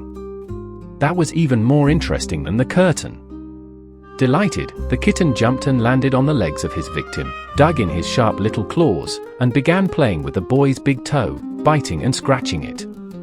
Couldn't the boy see how funny that was? No, he didn't see it at all. The boy grabbed the poor tiny kitten's body, squeezed it tight, and threw it away with force. The kitten landed on another person's foot, but that person, for some reason, didn't want to play either. In the most insulting way, he cried out, "Damn kitten," and rushed back down the stairs. The kitten didn't even have time to sniff him properly. Rasmus continued to lie behind the sofa, his heart racing. Of all the animals in the world, cats were the best, he decided, and of all cats, number one was this little black kitten. Because the kitten had saved him. The stupid robber thought that damn kitten had thrown that piece of wood down. Oh, how wonderful that he believed it. Rasmus didn't dare leave his hiding place, but he strained his ears to make out what they were saying downstairs. Mrs. Hedberg was no longer crying, she didn't make another sound. But then he heard Anna Steiner's frightened voice. Heavens above! The old lady has fainted. Look here, she's in a bad way. What should I do, Hildering? That's your problem. That was the one with the shiny shoes answering. Rasmus had never heard such a cold, merciless voice in his life. So Anna Steiner was in on it. Oscar had been right to call her a wretched girl. She was in league with the robbers. Do you hear me, Hildering? I'm going to call the doctor, cried frightened Anna Steiner. You will not, answered the merciless voice.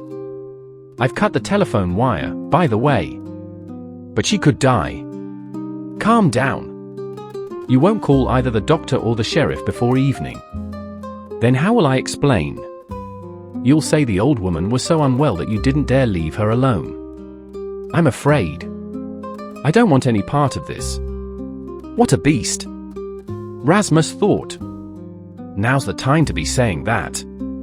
What evil people there are in the world. Rasmus had a small, kind heart, and now it ached for Mrs. Hedberg. Oh, if only he were strong, the strongest in the world, he would grab those thieves by the scruff of their necks, instead of lying here like some louse. The thieves seemed to be in a hurry now. They muttered something, then said goodbye. Rasmus heard the front door slam.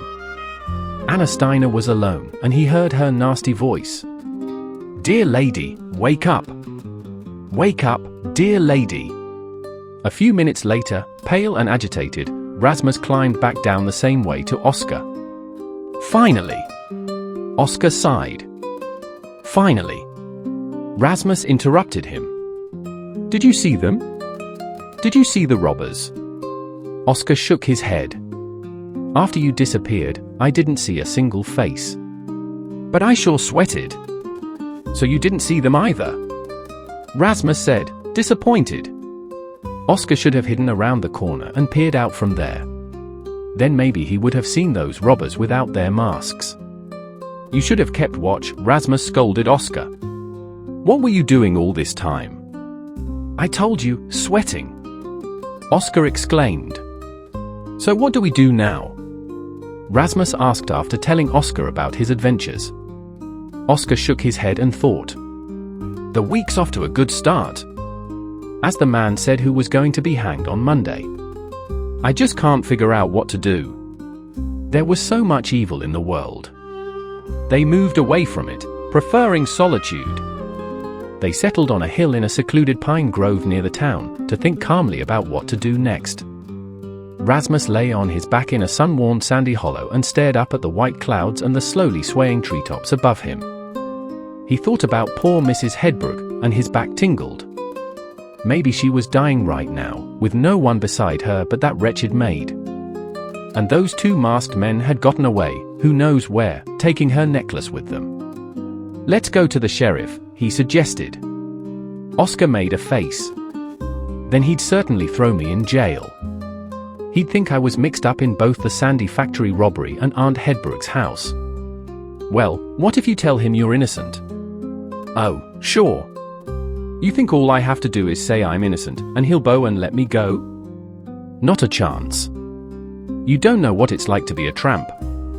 "No, I can't go to the sheriff." He scratched his head. "But we could write to him." "Can you write well?" "At least not too badly," Rasmus answered. "Then scribble a few lines." "I'm no good at writing." Oscar fished a pencil stub out of his vest pocket, tore a sheet of paper from his notebook, the one where he'd written down his songs. The paper wasn't great, it looked as if it had been out in the rain. But it was still possible to write on it. So Rasmus wrote at Oscar's dictation. "Something bad has happened to Mrs. Hedberg in the greenhouse. Send the doctor and the sheriff there as fast as possible. Written by a friend of widows and orphans. The damned maid is in on it too." They got up from the warm sand and went back to the town. Rasmus again crept behind the privet hedge to the sheriff's open window and threw in a pebble wrapped in the note. The pebble hit the floor, and Rasmus ran back to Oscar, who was waiting around the corner.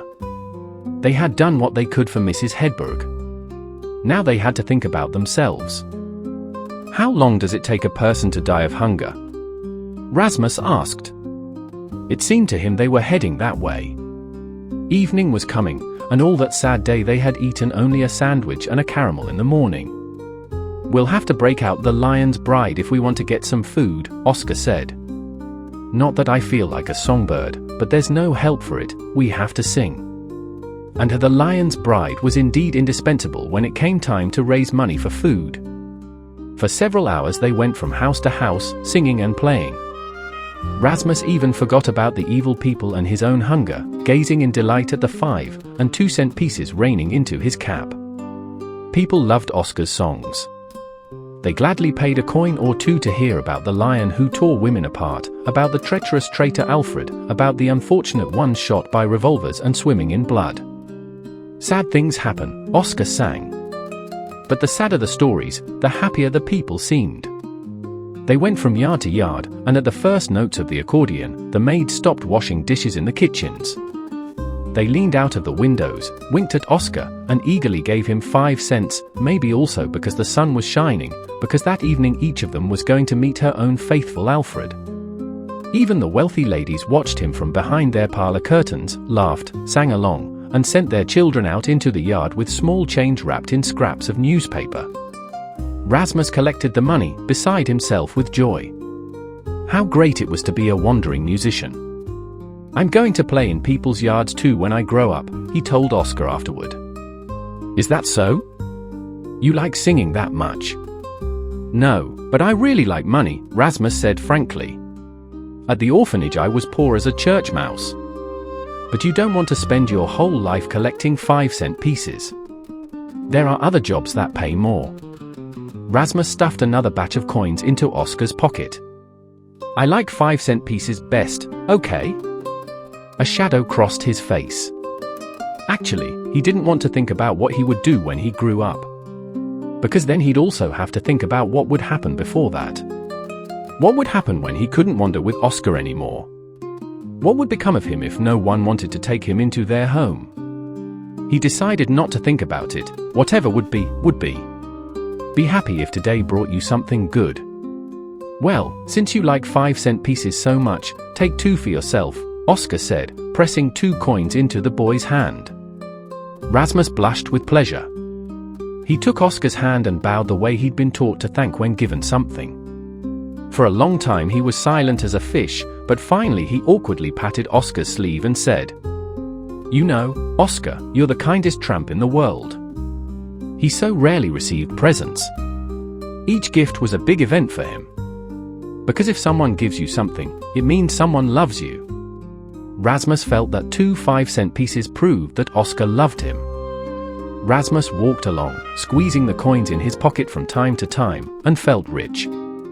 "I'm just like most tramps," Oscar answered. "Sometimes kind, sometimes mean. Let's go to Holtman's store and buy something to eat." At the thought of food, Rasmus's eyes went dark. And when they entered Holtman's delicatessen and grocery, his knees almost buckled. The smell was divine. On the counter lay piles of red and brown sausages, magnificent fatty head cheese next to ham smoked over juniper branches, liver pâté, and various cheeses. There was also a shelf full of candy boxes, jars of caramels, and chocolate bars. And the master of all this wealth was a friendly shopkeeper. As soon as the doorbell rang, he rushed to them, ready to offer them whatever they wished. He had small, thick hands with black rims under his nails. But how nimbly he sliced that magnificent pink ham and rings of sausage, how quickly he slapped a chunk of butter and cheese onto the counter, along with tobacco for Oscar, all the while chatting pleasantly with them. It's nice to buy from a shopkeeper like that, Rasmus decided. "Looks like summer's over," the shopkeeper said, handing Oscar the tobacco. Then he turned to Rasmus and said something even nicer, "How about a little chocolate bar?" Without hesitating, he took a chocolate bar from the shelf, one of the smallest, but still wonderful. The chocolate was wrapped in red foil. He held it in his thick fingers, and it gleamed and shimmered. "Here you are, enjoy." Rasmus took the chocolate and bowed again. "Now your legs will really move, you'll march like one of Carl XII's soldiers. Now let's see if we have enough money for beer and lemonade." And I think that's everything. It was already 4 o'clock, and they decided to go back to the pine grove as quickly as possible and eat in peace. Apparently, news of the new robbery hadn't leaked out yet. The town seemed so quiet and peaceful, the streets dozing in the afternoon sun, as Oscar and Rasmus walked along the main street. "Wait! Once people find out what happened, there'll be an uproar," Oscar said. "I bet that fool of a sheriff hasn't even found the note yet. Throwing a big rock through the window isn't enough for him. It would take a bomb exploding to wake him up." On the riverbank stood an inn surrounded by a pretty garden, where people were drinking coffee at this time of day. Many guests sat at little round white tables. "I know you're hungry," Oscar said to Rasmus, "but we'll have to play here if we want to eat tomorrow too. I can see there's a whole pile of 5-cent pieces here, we can't walk past." He took out his accordion, and they stopped at a respectful distance from the coffee drinkers who were clinking their spoons and enjoying cinnamon buns and Viennese pastries. Most of the customers were ladies, fine ladies in wide-brimmed hats, dresses with ruffles and lace. Rasmus admired them. They were so beautiful and rich, and he loved beautiful, rich ladies. How he wished he had a mother like that. If only one of them would want to take him as a son. He already knew there was little hope of that. They looked at him expectantly. But they wanted to hear him sing. Him and Oscar. Mostly Oscar. Probably not one of them thought, "This boy, I want to take him as a son." Rasmus sighed. But then Oscar pressed the keys, and Rasmus had to start singing. "Have you heard the awful story that a friend told me today? That the king of North America was shot and killed right away." Rasmus picked up words and melodies easily.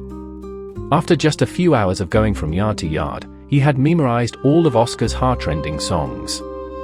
"Charlie Harp Chang Chang, Fallera Ranley," he sang, while his eyes studied the ladies, choosing which one he would like as a mother.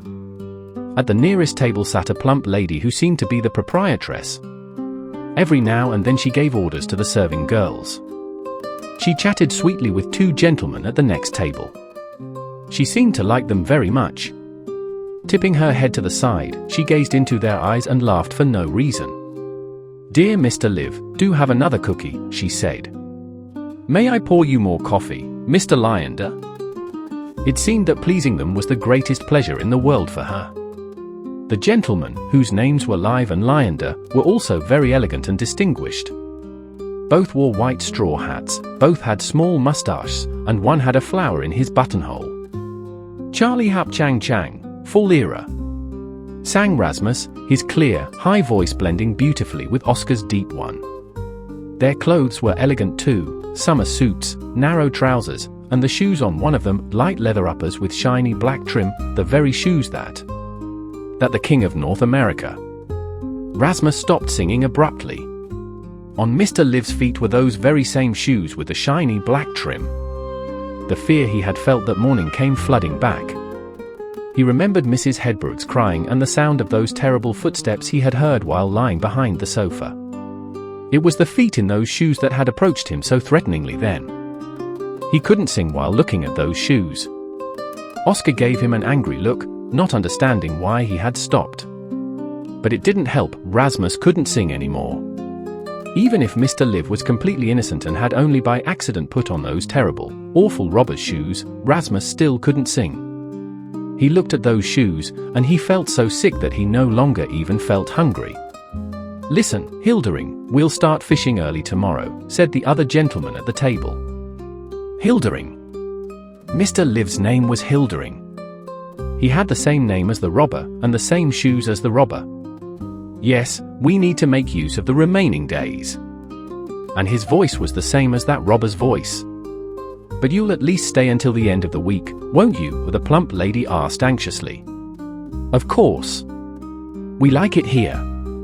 But Rasmus couldn't say the same about himself. He didn't like it here at all. He felt as if he might faint. And as soon as Oscar finished singing about the King of North America, he quickly grabbed his sleeve and pulled him away. "So what do we do now?"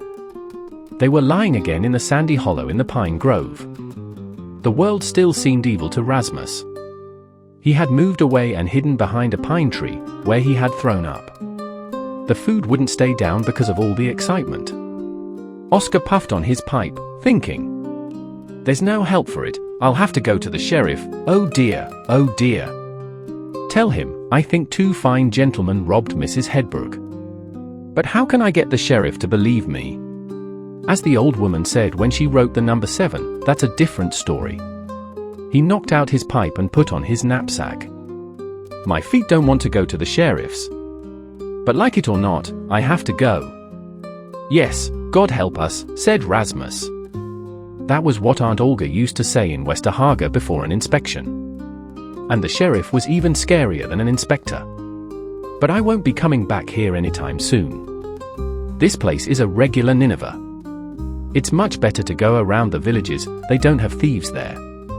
In the little town that Oscar had somewhat exaggeratedly called Nineveh, noticeable changes had occurred during their absence.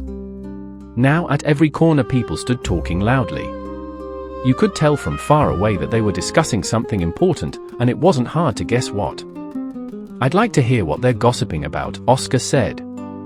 Before going to the sheriff, he pressed a nickel into Rasmus's hand. "Here, take this coin and buy a bag of caramels, and keep your ears open." "I'll not only keep them open, I'll flap them," Rasmus laughed. He ran down the street and stopped at the grocery store. Looking through the window, he saw it was full of people. That was good. He'd have to wait in line, and he could listen to what they were saying. Then he'd buy the caramels. Full of happy anticipation, he opened the door. A minute later he came running back to Oscar, out of breath. His face was white as chalk. "Oscar, we have to get out of here. Fast!" "What for? Did someone light a fire under our tails?" Rasmus grabbed Oscar's arm in despair. "Oscar!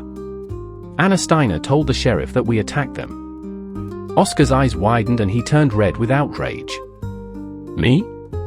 She doesn't even know me. She doesn't even know my name.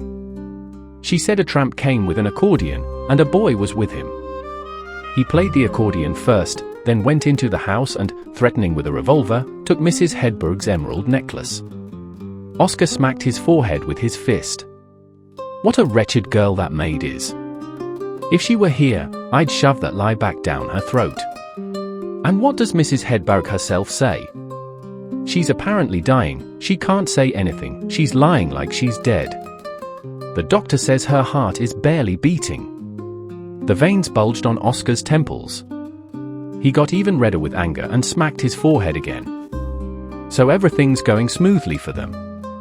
Now the maid can lie as she pleases, and I suppose the sheriff believes her every word. Rasmus tugged Oscar's sleeve. Oscar, let's get out of here. Not a chance, Oscar answered angrily. I'll corner that maid in front of the sheriff and let her dare say it was me. In utter despair, Rasmus said, with tears in his eyes. The sheriff will lock you up. You said yourself he doesn't believe tramps. They'll put you in jail, and then... He stopped, unable to think about what would happen if Oscar went to prison. Oscar, of course, couldn't bear to think about it either. His anger suddenly drained away. He stood with his arms hanging, dejected and bewildered. Yeah. If I go to the sheriff now, they'll lock me up, you're right. If I tell him it was Live and Lyander, he'll laugh till he hiccups. And besides, that wretched maid will be lying. Oscar nodded, agreeing with Rasmus. Exactly. And Mrs. Hedberg is lying there, unable to say a word in my defense. No, if I go to the sheriff now, I'll end up in jail. He grabbed Rasmus's hand. Let's get out of here fast, before it's too late. Oscar walked quickly, pulling the boy along. If it's not too late already, he muttered. It wasn't easy to escape from a place where every person was ready to look for a tramp with an accordion. But they got lucky. They sneaked through back streets, past the town limits quickly and quietly, and walked away through a peaceful, deserted village. We're running away like a couple of criminals and murderers, Oscar said when he finally found his voice again. Rasmus slowed down. He was so out of breath he could hardly speak. Oscar, you're innocent. Innocent as a bride. And so am I. Of course you are. Oscar looked back and threw an angry glance at the town, whose red roof stood out against the summer greenery. Nineveh, he exclaimed. It's good to be back on the road again. And Rasmus agreed with all his heart. On the road there were no thieves, no bandits, the road was peaceful. Bedstraw and cow parsley grew along its edges, and in the meadows clover smelled sweet. The sun had set, there was a pre-thunderstorm stillness. Grey, puffy clouds sailed confidently across the sky like ships, and ahead, as far as the eye could see, the empty road wound. On the horizon, where the land met the clouds, the road seemed to rise into the sky. Where are we going? Rasmus asked. To a place where we can hide, Oscar answered. I give you my word, you've never seen anything like it. The village of Edabin stood on the seashore. 5 little farms huddled in a hollow, squeezed between grey cliffs, as grey as the cliffs themselves. Grey, the colour of poverty and ancient age. When the summer sky darkens toward evening, the sea turns grey. Grey and heavy with rain, the clouds hang over the village where no one lives. Here the tramps came. For someone who wanted to hide, this was the perfect place. There were no people here, only emptiness, silence, and gloomy desolation. Oscar, where did the people go? Rasmus asked. The ones who lived here, I mean. Oscar sat down on a stone. He took off his shoes and socks and spread his toes, enjoying the evening cool. They all went to America, a long time ago. Didn't they want to live here anymore? They didn't. It was too poor and miserable in these little houses. Maybe the fish got scarce in the sea, too. And the land didn't produce much on those tiny plots. Rasmus nodded. That he could understand. Yeah, it's hard to be poor. But swimming here is great, he said, looking approvingly down at the clear, clean water. I bet they don't have beaches like this in America. Sure they do. If they want to swim, they've got a clear lake in Minnesota. Rasmus smiled. A clear lake in Minnesota, how beautiful. He'd like to see that lake himself someday. And other lakes, and mountains, and rivers, all the ones in the world. He tried to imagine those people wandering around America looking for that clear lake in Minnesota. Maybe they remembered their sea and their cliffs and wondered whether anyone was living in their gray little houses by the shore. "I'm going to take a look," he said, and ran to the nearest house. He wanted to see if those who had gone to Minnesota had left anything behind. Rasmus peered through a broken window into a poor little kitchen with soot-blackened ceiling beams and saw an open hearth black with soot. Just imagine, it had been so long since anyone had cooked here. He felt sorry for these abandoned houses with no one living in them. It seemed as if they were waiting for someone to move in, to light a fire in the hearth, put a coffee pot on, cook porridge for the children. He brushed the broken glass off the windowsill and climbed inside.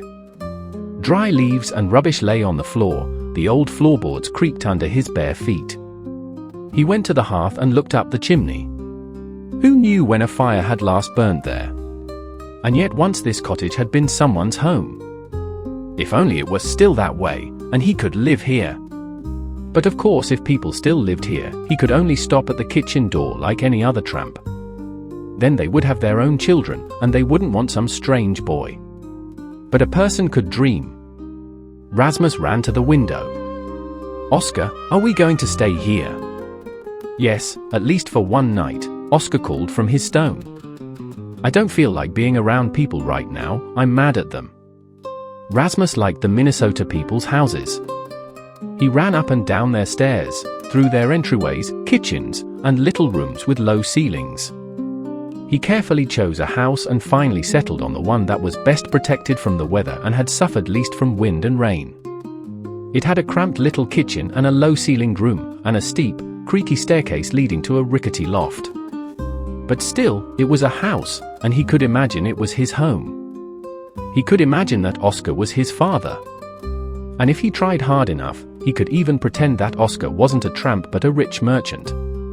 Unfortunately, the merchant's wife wasn't there, but he could imagine that she had gone away for a while, to Minnesota, for instance, and would soon return in her blue hat with feathers and her lace parasol. She would come back so beautiful and bring him and Oscar lovely presents. And all three of them would live together, rich, very rich, and happy. But a house needs furniture. A table and sofas like Mrs. Hedberg's, rugs, and curtains. His desire to obtain furniture was so strong that it ought to have sprouted right out of the floor. Even Rasmus couldn't imagine a mahogany table and a flowered sofa in this bare little room. Then he remembered that there was a big dump by the road. People threw out all kinds of things on dumps. He decided to go there and see if there was anything that could serve as furniture. Rasmus came back with an empty sugar crate and 2 margarine crates. He decided to wash the sugar crate thoroughly in the sea and use it as a table. But first, he had to sweep the floor. He broke some branches and swept out the rubbish as best he could. Then he brought in his table, put a bottle of flowers on it for a vase, placed the margarine crates as chairs, and left the curtains and rug to his imagination. Oscar went into the forest to fetch spruce branches to sleep on, and when he came back, Rasmus called out, "Bring the bedding in here." Oscar didn't have much imagination, but still he understood that he had entered a nicely decorated room. Standing at the door with his armful of spruce branches, he carefully wiped his feet. "Yes, you have to dry your hoofs thoroughly before entering here. Just tell me where to put the eiderdowns, here or in the parlor." "Put them here," Rasmus answered, pointing to a corner of the room. Oscar obediently spread the spruce branches as a bed. Rasmus was pleased. The green branches decorated the room so nicely, they served as both bed and carpet. The room really did feel cozy. "It's good that you got everything tidied up," Oscar said. "It's about to rain." And no sooner had he spoken than the rain began to pour. It drummed on the cracked window panes, rattled on the roof. Outside, it grew dark. But Rasmus felt good. When it rains outside, a house feels even cozier. "Maybe we could have a little something to eat," he suggested timidly. They had eaten a quick meal by the roadside during the day, but they were already hungry again.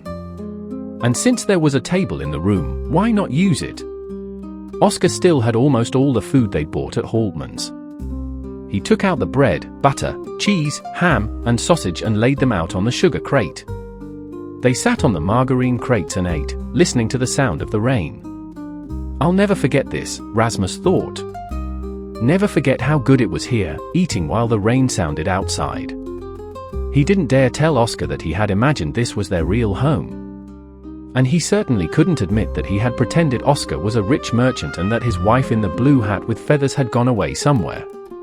Holding a sausage sandwich in his hand, he looked dreamily at his tramp friend and said, "Just think, Oscar.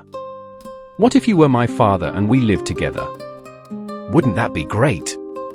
A tramp for a father doesn't get any better than that, right?" Oscar said, and took a big bite of bread. Rasmus thought. Of course, he wanted his parents to be rich and beautiful.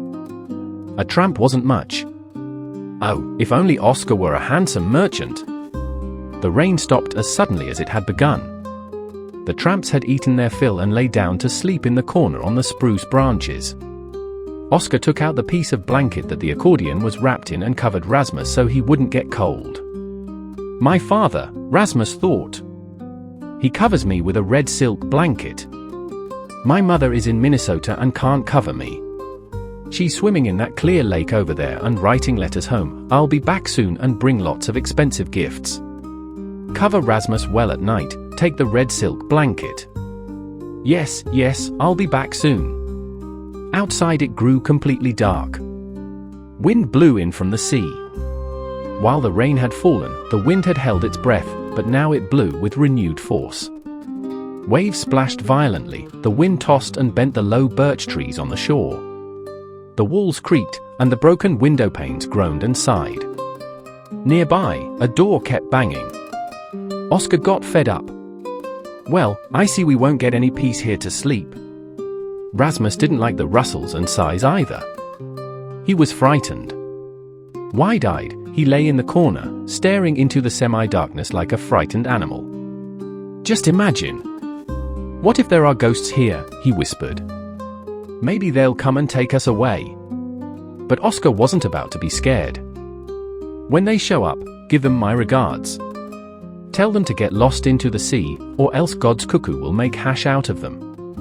But Rasmus wasn't comforted. Aunt Olga once saw a dog without a head, and fire shot out of its neck.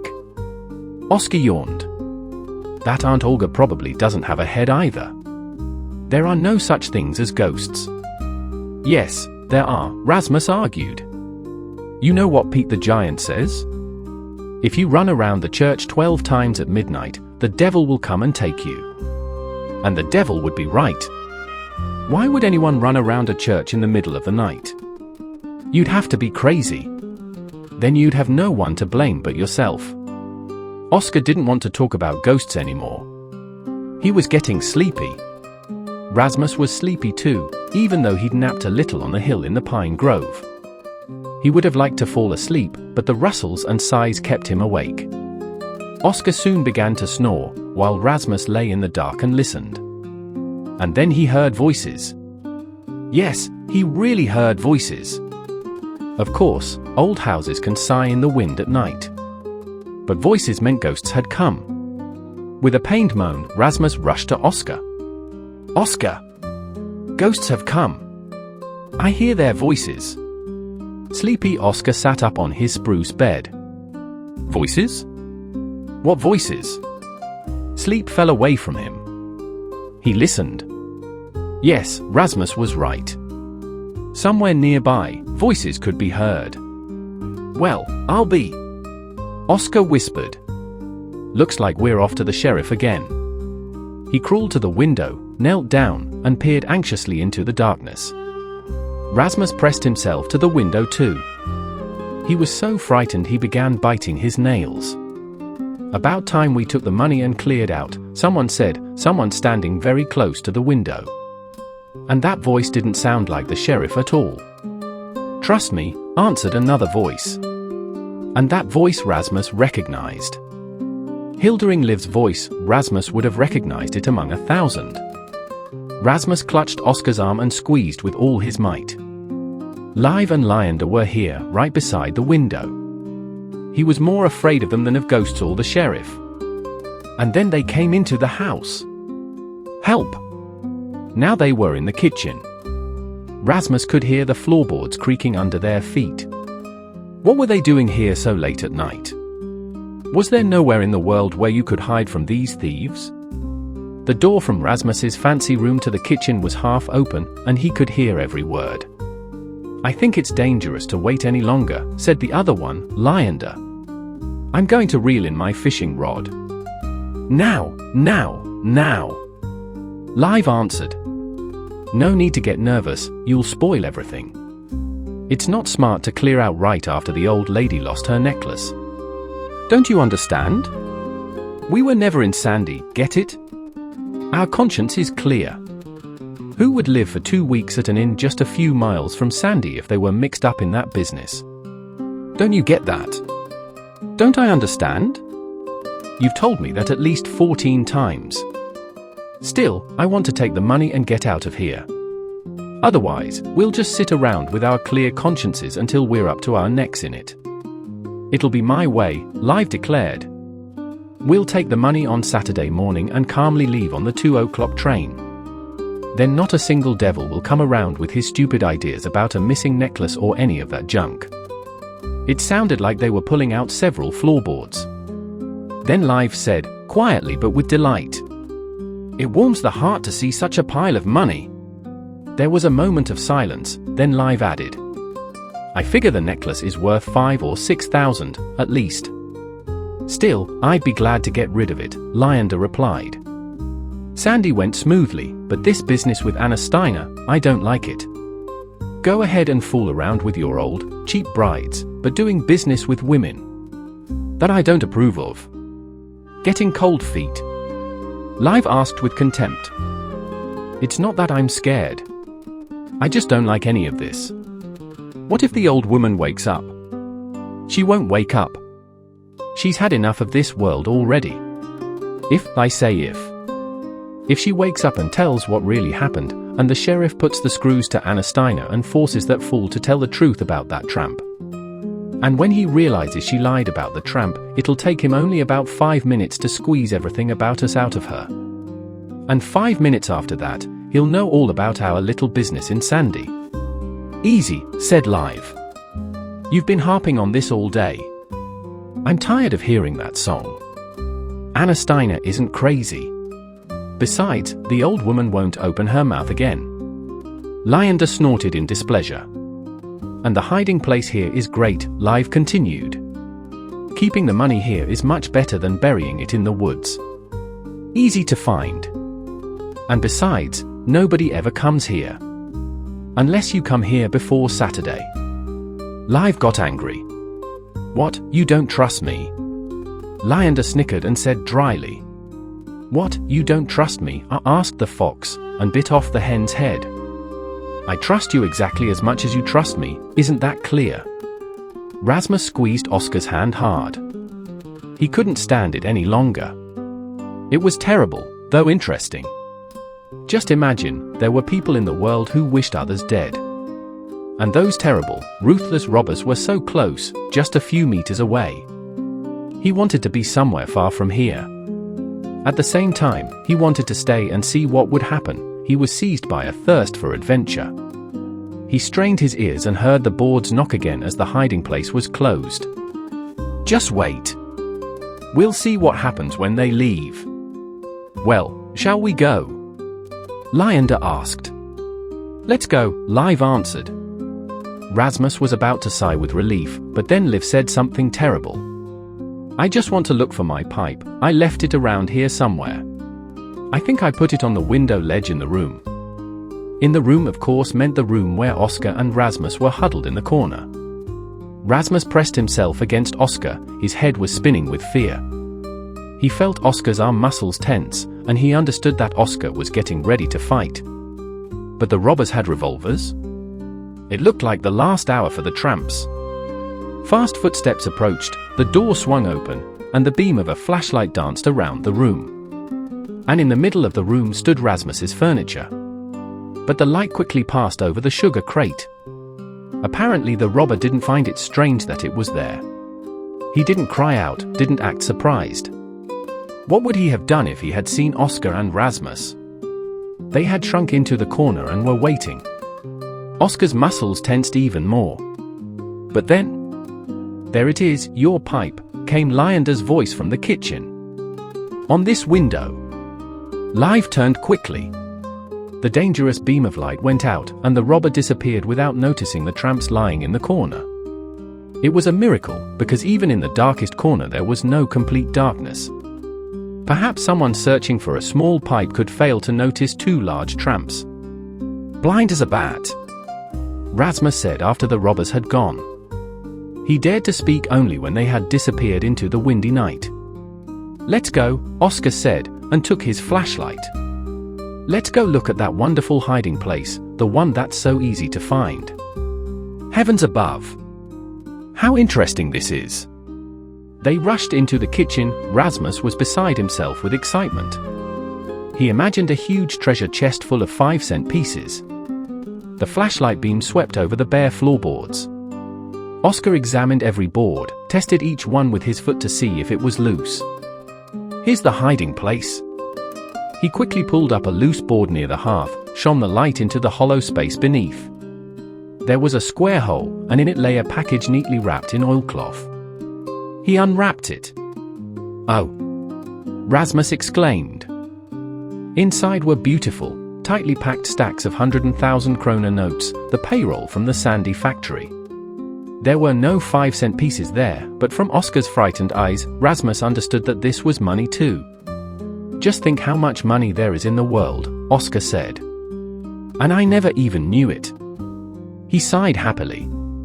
The necklace was there too, a gold chain with large green stones hanging from it.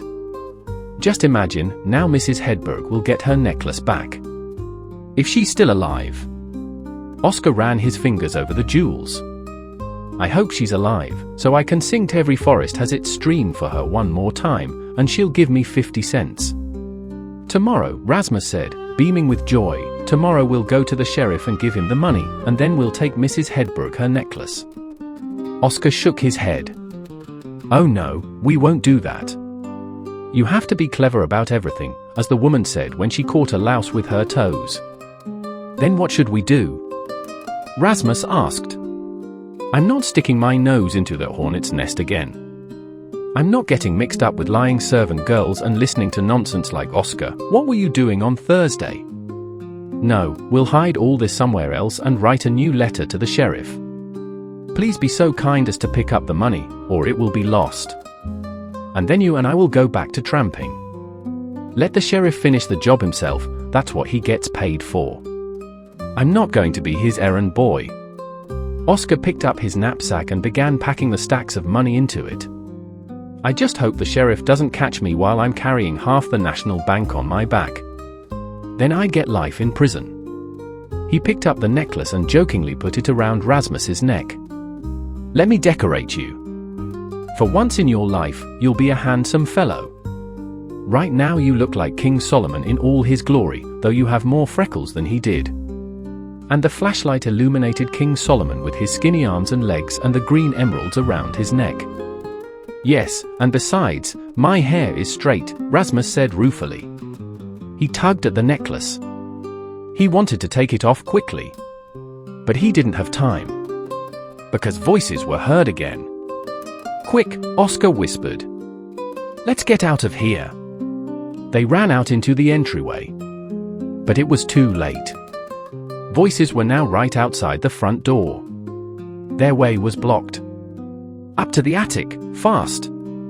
Oscar shoved Rasmus ahead of him onto the narrow, steep staircase that the boy had run up so happily during the day. Now he stumbled like a sick person, and he really did feel sick with fear. The two men had already pushed the door open and entered the dark entryway. Oscar and Rasmus stopped, frozen on the stairs. They didn't dare move, barely breathed, so as not to give themselves away.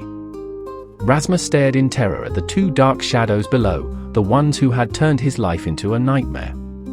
Oh, how he hated them. You're right, there were no crates the last time we were here. That was Liv's voice.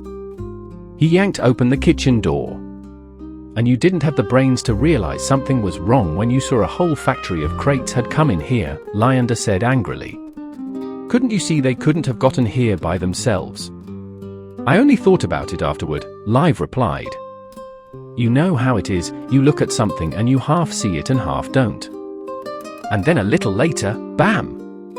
It hit you, where the devil did those crates come from? Half see it. In our line of work, you can't afford that. Now we'll have to take the money and get out of here. Ha! The money's already gone from here, Rasmus thought. Despite his fear, he was triumphant. But a second later, his triumph came to an end. From the kitchen came a furious cry, then Liv shouted. Quick! Run after them. They can't have gone far. They rushed into the entryway, fierce as angry dogs, yanked the door open, and began searching for the unknown enemy who had taken their loot, ready to tear him to pieces. Halfway to the door, Liv stopped short. Wait, he shouted. We should check if they're hiding in the house first. There's no one down here. Maybe they're in the attic. He ran up the stairs and ran straight into Oscar's fist. He howled and tumbled back down into Lyander's arms. Rasmus, standing behind Oscar's broad back, also howled. He howled because Lyander pointed his revolver at them and said in a voice trembling with rage, Take one more step and I'll shoot. By then Liv was back on his feet. The beam of his flashlight lit up the two figures on the stairs. When he saw King Solomon in all his glory, he gasped. The kid has the necklace around his neck. The robbers stared at the tramps, unable to believe their eyes. Run, Rasmus! Oscar shouted. He stood tall, broad-shouldered, blocking the narrow staircase. Run, he thundered. And Rasmus ran. Like a cornered rat, he darted up the stairs to the little rickety attic, where the wind swayed the empty window frames with a creaking sound. Outside the window was the roof of the woodshed. He climbed over the sill, crossed the roof. He knew how to jump. It was several meters to the ground, and he jumped. He would have jumped from a church steeple right then. He bruised his knees a little, but barely felt it. He was a rat being chased by a cat. He heard Liv run to the corner of the house, ready to shoot him, and he ran as if his life depended on it. Because it did, and he knew it. Oh, all you who moved far away to Minnesota. If only you knew what happened that night in your little grey village by the sea. A frightened boy with emeralds around his neck is running among the houses, and a robber is chasing him. And there's no one to help the boy. Because the grey little houses stand abandoned and silent, their windows empty and dead. No gentle hand will open a door on this stormy summer night. No kind voice will call out from an open window, "Come here, we'll hide you." No, this barefoot boy in his blue and white striped shirt and patched homespun trousers must rely only on himself. And he runs like a madman, trying to hide behind the nearest house. It was once called Per Anders's house, but the boy running through this village many years after Per Anders left for America doesn't know that. He stops for a second, his heart pounding desperately. He tries to figure out which way to run. There's no time to think. His pursuer has already turned the corner. The wind whips his hair. He's no longer a fine gentleman in a straw hat, but a desperate robber who must catch the boy, no matter what. Rasmus runs, panic-stricken. He runs fast, but his pursuer has long legs and runs even faster. Now the robber is catching up. Rasmus turns his head and sees his long legs pumping, his hair flying in the wind. Next to Per Anders's yard is Carl Nilss's yard, with a whole cluster of outbuildings. Rasmus stops behind Carl Nilss's old carpenter's shed. He stands motionless, waiting fearfully for his enemy. And then the enemy appears. But he runs right past. He doesn't notice the boy pressed against the wall of the shed. Rasmus has a second to catch his breath. But now the cat sees the rat again. Liv sees Rasmus running back toward Per Anders's house and gives chase. Rasmus runs, gasping, not stopping for an instant. Live is still quite far behind, but Rasmus can't escape him. He has to find a hiding place, quick! There's Per Anders's house. Rasmus bursts inside. Heavens above, where can you hide in a completely empty house? There's a wood bin. Many children had once played hide and seek in Per Anders's house. They would climb into the bin and, grinning slyly, close the lid. But none of them ever sat in it with a heart pounding in fear and despair, waiting for merciless hands to pull him out at any second. The mouse was caught in a mousetrap. If Live finds him here, he's done for. Then Live appears. Rasmus hears his footsteps on the kitchen floor. The robber is here. Any second now, he'll open the lid of the bin. But apparently Liv never played hide and seek. He runs into the room, runs out to the entryway, climbs the stairs to the second floor, then scrambles up to the attic, shouting and cursing. He knows the boy is somewhere in the house. But Rasmus has already climbed out of the bin and is running away. He hopes he has fooled Liv. He prays to God that the robber will leave him alone. But Live sees through the bin's window that the barefoot boy is running across the yard, his thin, stick-like legs flashing. In 3 bounds, the robber is down the stairs, and now he's chasing Rasmus again. Now they are racing down the main street of the old village. Once upon a time, peaceful oxen had hauled oats to Per Anders's threshing floor and hay to Carl Nils, and on summer evenings children had played happily, rolling a wheel up and down the long village street. No one had ever run here to save their life. But now a barefoot boy is running down this street, with a robber chasing him. But now the street ends, and Rasmus runs downhill toward the sea. Is the boy really going to throw himself into the water? The robber speeds up, eager to finish the chase. Ahead is a half-ruined pier and a rickety, leaning boat shed. Rasmus runs out onto the planks, and they bend under his feet. Under Liv's feet, they bend even more. But Live smiles triumphantly, now he has the boy. Running out onto the pier planks, what could be stupider? The boy's way back is cut off. Now he'll grab the boy, unless the boy jumps into the water and drowns.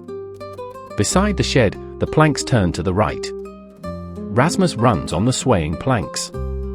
His shirt has come out of his trousers and flaps like a sail. The blue and white shirt is the last thing Liv sees before the boy disappears behind the boat shed. The planks crack under Liv's feet. Any second now, finally that stubborn boy will get what he deserves. Live, without slowing down, rounds the corner. Liv's heavy footsteps suddenly stop. All that's heard is a loud splash. He doesn't even have time to swear before a salt wave covers him. He tries to shout an oath, but all that comes out is GLL, bub. For a moment, Rasmus is almost happy. He did learn something in Westerhaga. Not just how to hoe potatoes, but how to trip someone. Coughing and hissing with rage, Live surfaces. He doesn't feel like swimming, even though it's an excellent spot for it. Angry as a spider, he climbs back onto the planks, and Rasmus, nearly crying, understands that there's no escaping this merciless man. Still, he'll try. He'll keep running until he drops dead. His heart is pounding like mad, about to burst. He races back along the planks, across Carl Nils' yard, toward Per Anders's house. This running feels like a horrible nightmare. He has gotten ahead of his pursuer, but still he can't escape his wet, furious, ruthless enemy. Ahead is Per Anders's potato cellar. Rasmus had looked into it when he was inspecting the yard. He had stood there for a while, imagining that he had 50 sacks of potatoes in there, and that he could bake as many potato pancakes as he wanted. Utterly exhausted, Rasmus staggers into the dark cellar. A desperate hope flickers in him, that Liv isn't very close and didn't see him go in, that it won't occur to him to search the cellar. It's a slim hope, and it doesn't last long. Soon he hears someone take hold of the big key in the lock. Live bursts into the cellar. Angry, soaking wet, ready to tear the damned boy apart. But in Westerhaga, Rasmus had learned not only how to trip people. He had learned how to wait by the door. When your opponent rushes in headlong, you quickly slip out behind his back. That's what Rasmus did. Quick as a weasel, he slipped out of the cellar and, in a panic, slammed the door and turned the rusty key in the lock. Only when he heard the roar from inside did he realize what he had done. Trembling with fear but triumphant, he understood that he had locked his enemy in Per Anders's potato cellar. Not that he knew it had once belonged to Per Anders, of course. Now he missed Oscar so much he could almost cry.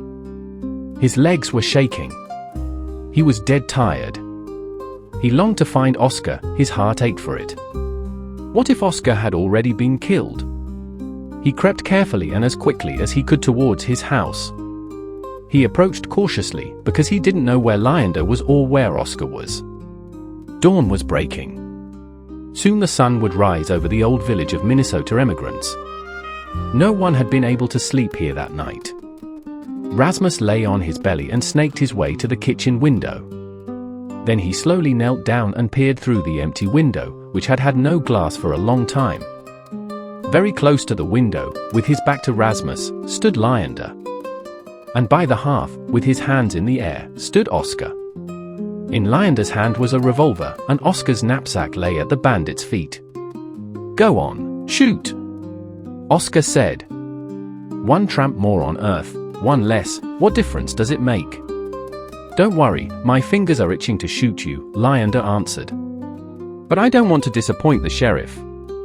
He's so eager to put you in jail for the Sandy robbery. Did you know that? And for robbing Mrs. Hedberg. Just imagine there being pigs like you in the world," Oscar replied calmly. "What if I told the sheriff what kind of fruits you and Liv really are?" Tears came to Rasmus's eyes.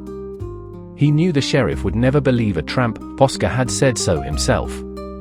Lyander laughed coarsely. "Go ahead, try. Didn't you say a little while ago that you were afraid Mrs. Hedberg might wake up and tell a few things? Like, for instance, that Anna Steiner lied. What if the old lady does wake up after all?" "She won't wake up," Lyander said in a choked voice. "After what happened here last night, my heart tells me Mrs. Hedberg will never wake up. Neither Anna Steiner nor we are going to take any risks." Rasmus clenched his fists. Of all the villains in the world, Liv and Lyander were the worst. It was clear that Lyander, speaking of Mrs. Hedberg, was planning something evil again.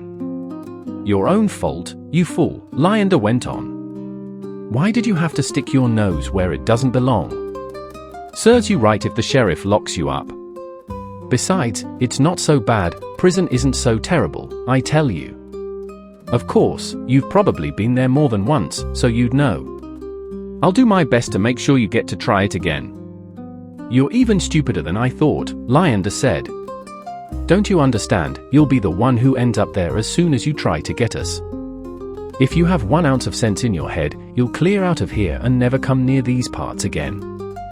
"And jump at every sight of a policeman," Oscar said bitterly. "How can the earth bear such beasts as you and Liv? How I'd like to give you a good thrashing right now." Kneeling at the window, Rasmus nodded. Yes, it would be great if Oscar gave Liv a good thrashing. Oscar was strong as an ox, much stronger than Lyander. But Lyander had that horrible revolver aimed at Oscar. If only it weren't for that revolver. A broken piece of board lay on the ground near the window. Without even fully realizing what he was doing, Rasmus grabbed it. As if in a dream, without thinking, he quickly raised the board and hit Lyander on the right elbow with all his might. Lyander howled with pain and fury, and the revolver, describing a beautiful arc, fell to the kitchen floor. With a joyful growl, Oscar threw himself on Lyander, and they rolled across the floor. Rasmus watched them in fear. He jumped up and down with excitement, biting his nails. He had never been able to watch people fight calmly. And they fought so hard that dust flew. Lyander was strong too, and they groaned and rolled around, each trying to grab the revolver. The revolver? Rasmus came to his senses. The revolver? Lyander must not get it. Rasmus rushed into the kitchen, his legs trembling. The kitchen floor was shaking. They were rolling around like madmen, swinging their arms, kicking each other. There was no place to step. Lyander was reaching for the revolver, edging closer and closer. Rasmus kicked that nasty black thing so hard that it flew into the corner. Then he picked it up with trembling hands. The thing was so loathsome that he held it with disgust. He kept watching them roll on the floor, groan, and pummel each other. Clutching the revolver, Rasmus ran toward the planks on the shore. He felt sick, but there was no time to think about that now. He stood there, sobbing, and looked at the birch branches swaying in the wind. The sun had just risen over the islands in the sea, the crests of the waves sparkled and glittered. The seagulls were awake. They flew over the old village and cried as if they too were frightened. No, they had nothing to be afraid of. Only he was afraid. He was so tired he wanted to lie down and die. But he also wanted to get rid of the revolver. Crying, he ran over the stones. The wind almost knocked him off his feet, but he made it to the beach of the people who had left for Minnesota. He looked at the revolver with a grimace of disgust and threw it into the blue-green water. No sooner had he done it than he regretted it. The revolver might be needed for Oscar's protection. But it was too late. The revolver lay on the bottom of the fish kingdom, 10 meters down, and would stay there forever. Rasmus trudged back over the shore stones. And coming toward him was Oscar. His hair was disheveled, his clothes torn, his knapsack on his back, and his expression was fierce but also satisfied. At the sight of Oscar, Rasmus wanted to cry even more, but he swallowed hard, forcing the lump down. "Let's get out of here, fast. Where's Lyander?" "Lyander has taken a little nap by the hearth." "And where's Liv?" "I locked him in the potato cellar," Rasmus answered wearily. Oscar looked at him and smiled broadly. "You're a real hero. You know, I can see you're not a coward." "Well, I was terribly scared," Rasmus said, and began to cry. "Liv will get out soon, the cellar door is rotten." "What did you do with the revolver?" "I threw it in the sea," Rasmus answered, and cried even harder. Now Oscar would be angry at him. Liv would get out of the cellar, and Oscar could really have used that revolver. But Oscar wasn't angry. He just nodded and joked. "That'll do," as the man said when his hair was on fire. "What kind of shooters are you and me? Still, we'd better get out of here fast." Rasmus sighed. He couldn't hurry. He couldn't do anything. He looked at Oscar pleadingly. "I can't do anything right now. I can only sleep." And now he is back in Westerhaga. Miss Hook will come soon and tell him to pick nettles. He was woken by the clucking of hens, the familiar, annoying clucking of those stupid hens he couldn't stand. Rasmus carefully opened his eyes. Yes, there really were some chickens strutting around near him. But they weren't the white leghorns that Westerhaga kept. These were small, speckled hens he'd never seen before. And he himself was lying on the floor of a room he had never seen before. There was an open hearth, and in front of the hearth sat Oscar, drinking coffee with a little grey-haired old woman in a checkered apron. They were pouring coffee into saucers, blowing on it, drinking, and talking. Yes, of course, you have to feel sorry for tramps. They have to wander the roads all their lives, she said sympathetically. And they won't get into heaven either. Well, little Sarah, that's going too far. Oscar protested. Do you think you'll get into heaven just because you've spent your whole life sitting by the stove? Watch out, you might be wrong. The old woman popped a piece of sugar into her toothless mouth and shook her head knowingly. Live and learn, she answered. Live and learn. Rasmus stirred. He wanted Oscar to notice that he was awake. But the little old woman noticed first. Would you like some coffee too? She asked, looking at him with kind, innocent eyes. Coffee and bread. You'll have to eat many loaves before you grow up. Oscar laughed. Do you know that this boy is a real hero? He said, nodding toward Rasmus. A hero among heroes, I tell you. But he certainly needs some bread. Then Rasmus remembered.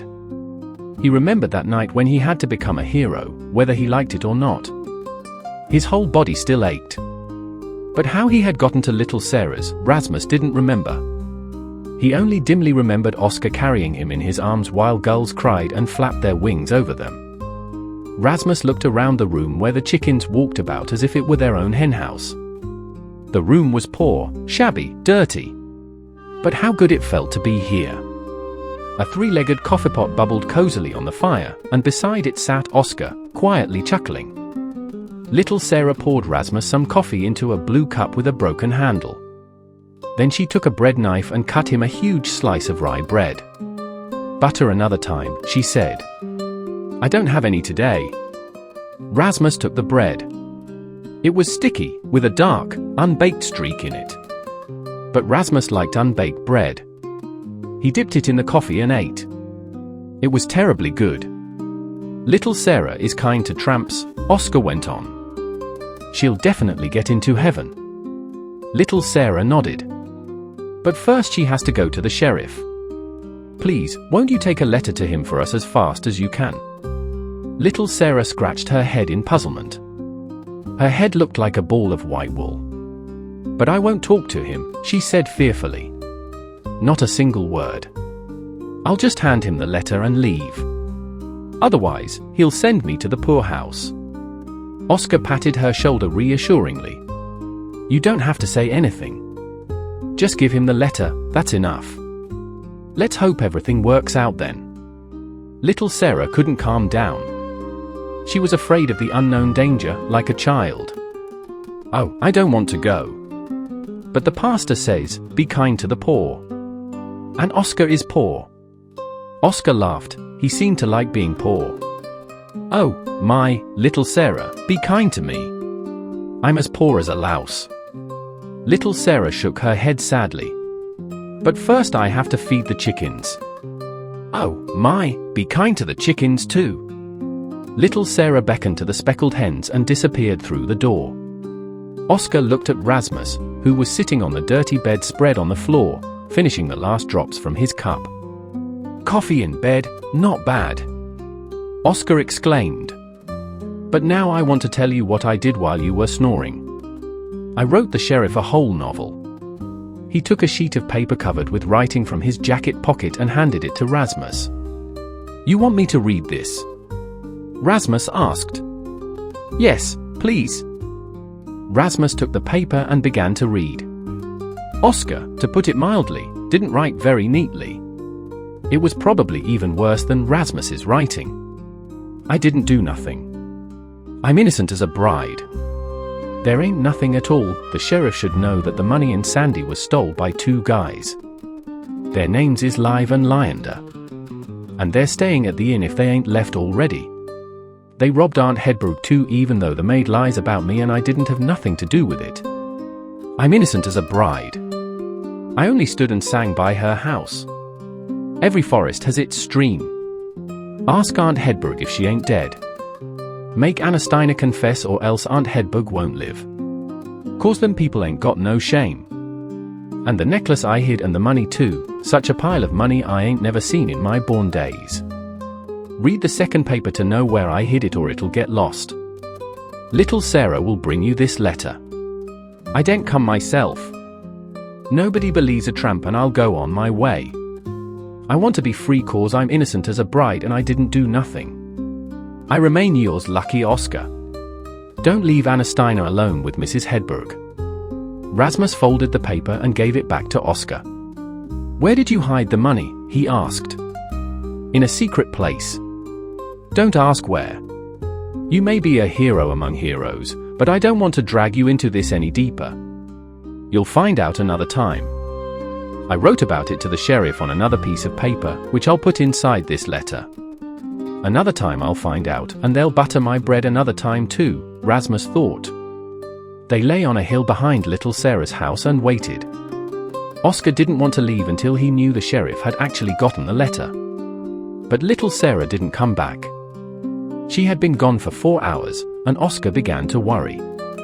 "Well, these crazy old women make terrible mail carriers," he said. "Who knows what she might do?" But Rasmus liked lying there and resting. He slept some more. Then they had a little something to eat. The sun was hot, the pines that sheltered Little Sarah's house from the wind smelled of resin, the old woman's white cat snuggled up to Rasmus, purring. Everything was wonderful. Looking at the cat, Rasmus remembered his dream. He had dreamed that he had a cat, a black one, just like Mrs. Hedberg's kitten. He had dreamed all his life of having his own pet, and Gunnar too. He and Gunnar had often talked about it. But Gunnar said that children in the orphanage weren't allowed to have any animals, except maybe insects in their hair. And they weren't allowed to have those either. Miss Hook would come with a fine-tooth comb. But that night, Rasmus had dreamed of a little black kitten of his own. He was feeding it herring and potatoes. That's the kind of food cats only eat in dreams. Remembering how pretty that kitten was, Rasmus laughed. "What are you laughing at?" Oscar asked. "I dreamed my cat on the windowsill." "I dreamed my cat on the windowsill." Oscar mimicked him. Well, you're writing poetry." "Not bad. Do you know what my cat was eating?" Rasmus asked. "Probably field mice." "Not field mice, herring and potatoes." "He was so cute." "Cats don't eat herring and potatoes," Oscar remarked. "Mine did." They were silent for a while, looking at the tops of the pines. Rasmus was holding little Sarah's cat in his arms. "I dreamed my cat on the windowsill." Oscar hummed. "Gobbling herring and potatoes up." Rasmus chimed in and giggled happily. Oscar thought for a moment and then sang. "Believe it or not, for dinner my cat ate a lot. Herring and potatoes. With the neighbor's tomcat dates." Rasmus shouted with delight. "Oscar, we've almost made up a song." "It is a song," Oscar answered, and took out his accordion, beginning to pick out the melody he had just sung. And so, while still waiting for little Sarah, they played and sang their little cat song over and over. "I dreamed in the night, on the windowsill bright, my cat was eating herring and potatoes. Believe it or not, for dinner he got potatoes with the neighbor's little lady cat." My goodness, how easy it was to write songs. Rasmus decided to write lots and lots of them. About cats and dogs, and maybe even about lambs. They wouldn't be as exciting as For You I Killed the Child or Listen to the Awful Story, but you couldn't sing about murder all the time. After the nightmarish adventures with Live and Lyander, he had had enough of horrible stories. But then little Sarah arrived. She looked very pleased.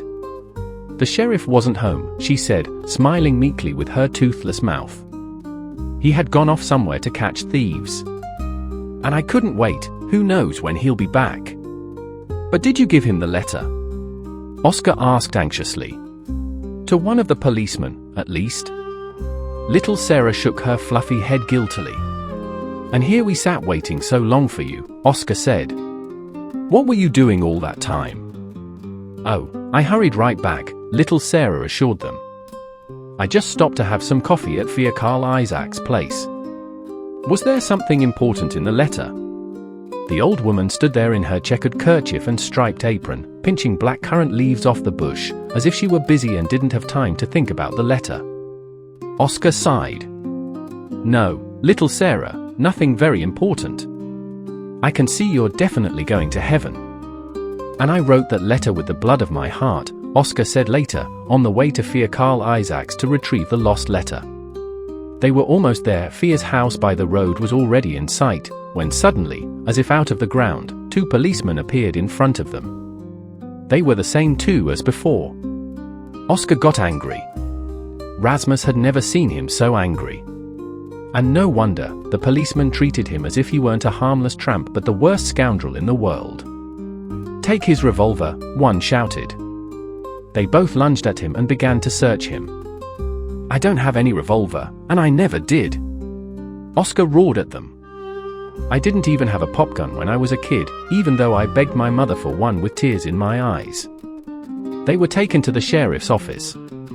One of the policemen began writing something down about them, and the other stood holding Oscar as if he was about to run away.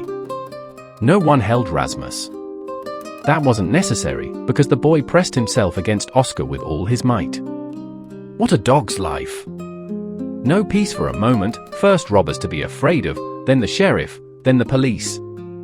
But Oscar wasn't afraid. He was angry. "I want to speak to the sheriff," he shouted, and banged his fist on the table right under the nose of the policeman who was writing. "The sheriff is out at a dinner party and won't be back until tomorrow morning," said the policeman who was holding him. "A dinner party? Out!" Oscar bellowed. "And I, innocent as a bride, have to stand here." "We've heard that one before," said the one who was writing. "His name was Bergqvist, at least that's what the other policeman called him." "You've lied so much that you believe your own words," Bergqvist continued. "But this time you're really in for it. And good people like you shouldn't be allowed to run free." Oscar groaned with rage, then turned to the policeman who was holding him and asked, pointing at Bergqvist, "Can I call him a sheep's head, or will that cost a fine?" "Don't worry, you'll get your fine. Better calm down and tell us your name. Bergqvist needs to write it down." "Oscar." "And what's your name?" "Me? Anderson." "But that's not relevant." "And your last name?" "That's not relevant either. Just call me Oscar, that won't cost a fine." Anderson grinned. He seemed kinder than the one who was writing. But Bergqvist made a sour face and said, "What kind of tone is that? Answer properly. You can go to hell." Oscar answered, and turned to Anderson, "Can't I really call Bergqvist a sheep's head? Is it true I'd be fined for that? And if I meet a real sheep's head and call him Bergqvist, no one will lock me up for that, will they?" He laughed loudly, leaned over the table, looked Bergqvist right in the eyes, and said emphatically, "Bergqvist! A real Bergqvist, that's what you are." Bergqvist turned crimson and said to Anderson, "Put him in cell number 2. Tomorrow the sheriff will take the wind out of his sails." Anderson looked at Rasmus. "What about this one?" And then Bergqvist said something terrible. He ran away from Westerhaga. "We'll take him back." A chasm opened before Rasmus. All the troubles and sorrows of the world flooded over him like a black wave. Go back to Westerhaga? That would be the end of everything. Yes, his life would be over. He would lose Oscar, Oscar would be thrown in jail. And they would stuff him back into the orphanage, where he absolutely did not want to go. Not for anything in the world did he want to live there, not for anything. For a moment, Rasmus stood staring at Bergqvist with wide, terrified eyes. But he couldn't expect any sympathy from him. In despair, he looked around for a way out. There had to be some way out. Through the open window, a broad band of sunlight cut into the room, falling on the floor and lighting up the gloomy sheriff's office. It was a golden road that led to freedom. Rasmus didn't hesitate. Beside himself, he ran, like a little animal escaping from captivity. He heard them shouting after him, but he didn't stop to listen. Quick as lightning, he raced down the empty street. The day before, he had ridden down this street in a milk cart, but he didn't remember that now. Thoughts jumbled in his head. He simply ran downhill toward the dairy, like a frightened rabbit, jumping over the sun-heated cobblestones, looking neither right nor left. He ran without seeing anything, without knowing where he was going. There was no one in the street.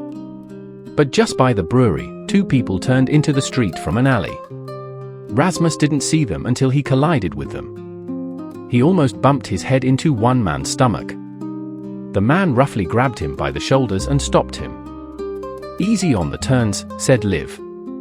"You're the one we want to talk to." "Yes, we're going to have a little talk with you." Liv roared and dragged him behind the tall fence that surrounded the dairy. There wasn't a soul in sight, and Rasmus found himself a helpless prey. Liv shook him hard by the shoulders. "Answer fast, or it'll be bad for you. Where's your pal, that tramp?" Oscar was taken by the police, Rasmus answered wearily. He was already tired of being afraid, and surely they wouldn't dare kill him. Liv and Lyander exchanged silent glances. They seemed even more frightened than Rasmus. "He's in for it," Lyander said. "Yes, Hildering, you know who he'll blame. Time for us to get out of here faster than the wind." Liv held Rasmus with an iron grip. "Talk fast, did Oscar have the money on him when they took him?" Rasmus couldn't guess whether to say yes or no, so he stayed silent. But Live shook him violently, as if he thought the answer was stuck in the boy's throat and needed to be shaken out. What did he do with the money? He hid it, Rasmus answered. In a secret place. I don't know where. Hildering, we can't waste time. Lyander said nervously. Shut up, Live cut him off. Of course he's going to blame us. But if we run, that's the same as confessing to the sheriff that we're guilty. No, calm down, what we need now more than ever is nerve. He turned to Rasmus. Was Oscar questioned in your presence? Rasmus shook his head. The sheriff hasn't questioned Oscar yet, he's out at a dinner party. He's gone for the whole day. Live whistled joyfully. Of course, Mrs. Rosen is celebrating her 50th birthday. Thank God. That means the sheriff will be at the inn all evening and won't be doing any questioning. But tomorrow may be too late. He leaned toward Lyander and whispered something in his ear. Rasmus didn't catch the words. They whispered over his head for a long time, and then Live said, Listen here, little squirt, what would you say if we got Oscar out of jail for you? Rasmus stared at him in bewilderment. Of course, he wanted Oscar to be free more than anything in the world. But that Liv and Lyander would want to free him? He couldn't understand that at all. Was there any good in them after all? Maybe they felt sorry for him because he was all alone. Suddenly he felt so lonely. At the thought of how alone he was without Oscar, tears came to his eyes, and he whispered softly, Yes, please save Oscar.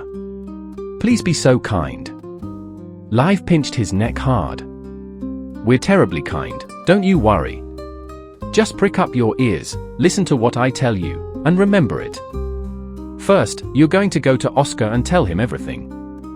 Rasmus looked at him in fright. I can't, they'll grab me and send me back to the orphanage. Live lost patience. You'll do what we tell you. As soon as it gets dark, you'll sneak in to see Oscar. The jail is in a little house in the sheriff's yard. What if there are policemen on guard? Rasmus asked. There's no one on guard. They locked Oscar up and left. You can get to the barred window on the back wall. Rasmus nodded. That wasn't so terrible. For Oscar, he would do anything. And you'll tell him that we're coming to let him out tonight. Uncle Lyander is an expert at picking locks. Don't talk so much, Lyander interrupted rudely. We'll come and let him out, but on one condition, understand? Yes, here's the deal, Live went on. He has to hand over all the money, got it? We need to change our climate in a hurry, and that takes cash. And if Oscar won't agree? Rasmus asked fearfully. He gets the necklace, Live said. He can't say we're not being fair. These people obviously didn't know Oscar. They thought God's Cuckoo could be bribed with a necklace. They assumed he had taken the money and the necklace for himself. No, they didn't know Oscar. But what if he still won't? Rasmus repeated. Live got angry. I know he's not very bright, but he's not a complete idiot. Ask him if he wants to sit in there for years. They'll blame him for everything, not us. Tell him that. I know how to convince him. And besides, there's no point asking Oscar whether he wants to or not. He swiped one revolver from us, but I still have mine, and I'll be bringing it tonight, tell him that. Rasmus received a pile of further instructions.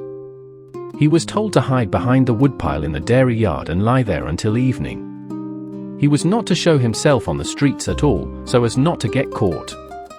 Neither he nor Oscar was to say that they knew Live and Lyander. You'll go there as soon as it starts to get dark, Live ordered. When you've done what we told you, come back here and wait for us. We'll come for you at midnight. But I'm hungry, Rasmus said. He put his hand in his pocket and pulled out the 2 5-cent pieces Oscar had given him. Can I go buy a couple of buns with these? You're not going anywhere. Give me the money. Live snatched the coins, and they both left. Rasmus sat behind the woodpile, outraged. What damn bandits! All they did was rob and rob, and it got worse by the hour. The sandy robbery was mean and violent. Robbing Mrs. Hedberg was even worse. But taking his coins, that was unheard of meanness. But he didn't know Live well.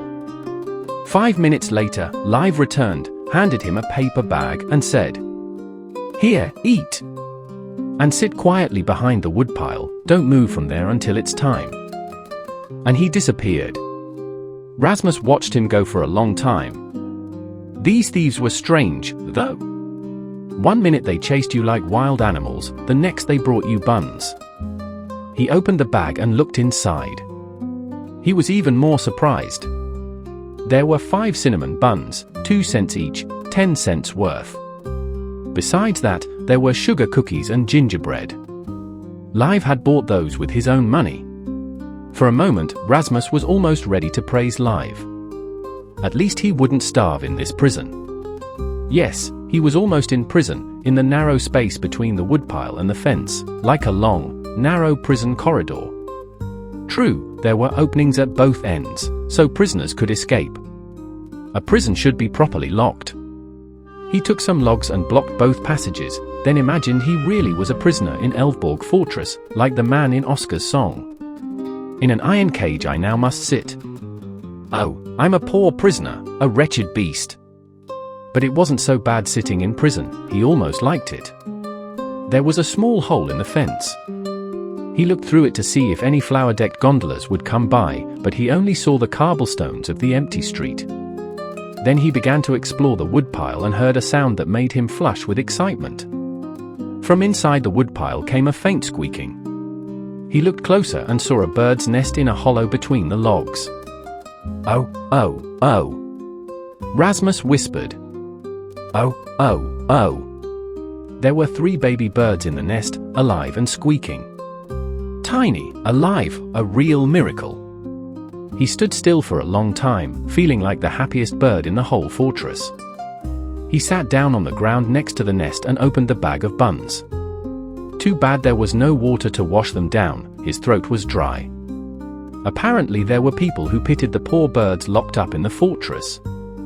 On the gatepost of the dairy stood a pitcher of milk.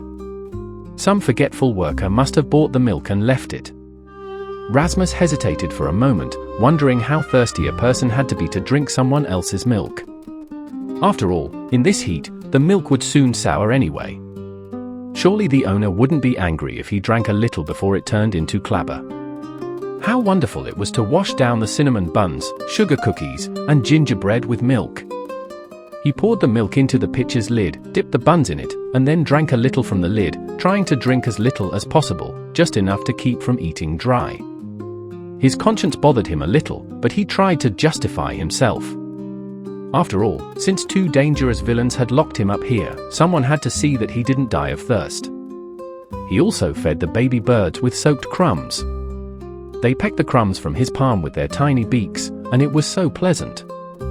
Those pretty little birds were the only friends of the poor prisoner languishing behind the bars of his dungeon. The whole world had long forgotten the poor wretch, only these little birds cheered him with their chirping and remained faithful. They would stay with him until his dying hour. Thinking about this, he shed a tear. Then he became plain Rasmus again and cried even harder because he missed Oscar so much. Later, standing outside the jail, he heard Oscar's familiar voice from behind the barred window, and sobbing desperately into the darkness, he whispered, "Oscar, you have to let them let you out of here. I can't be completely alone." "Oh, my.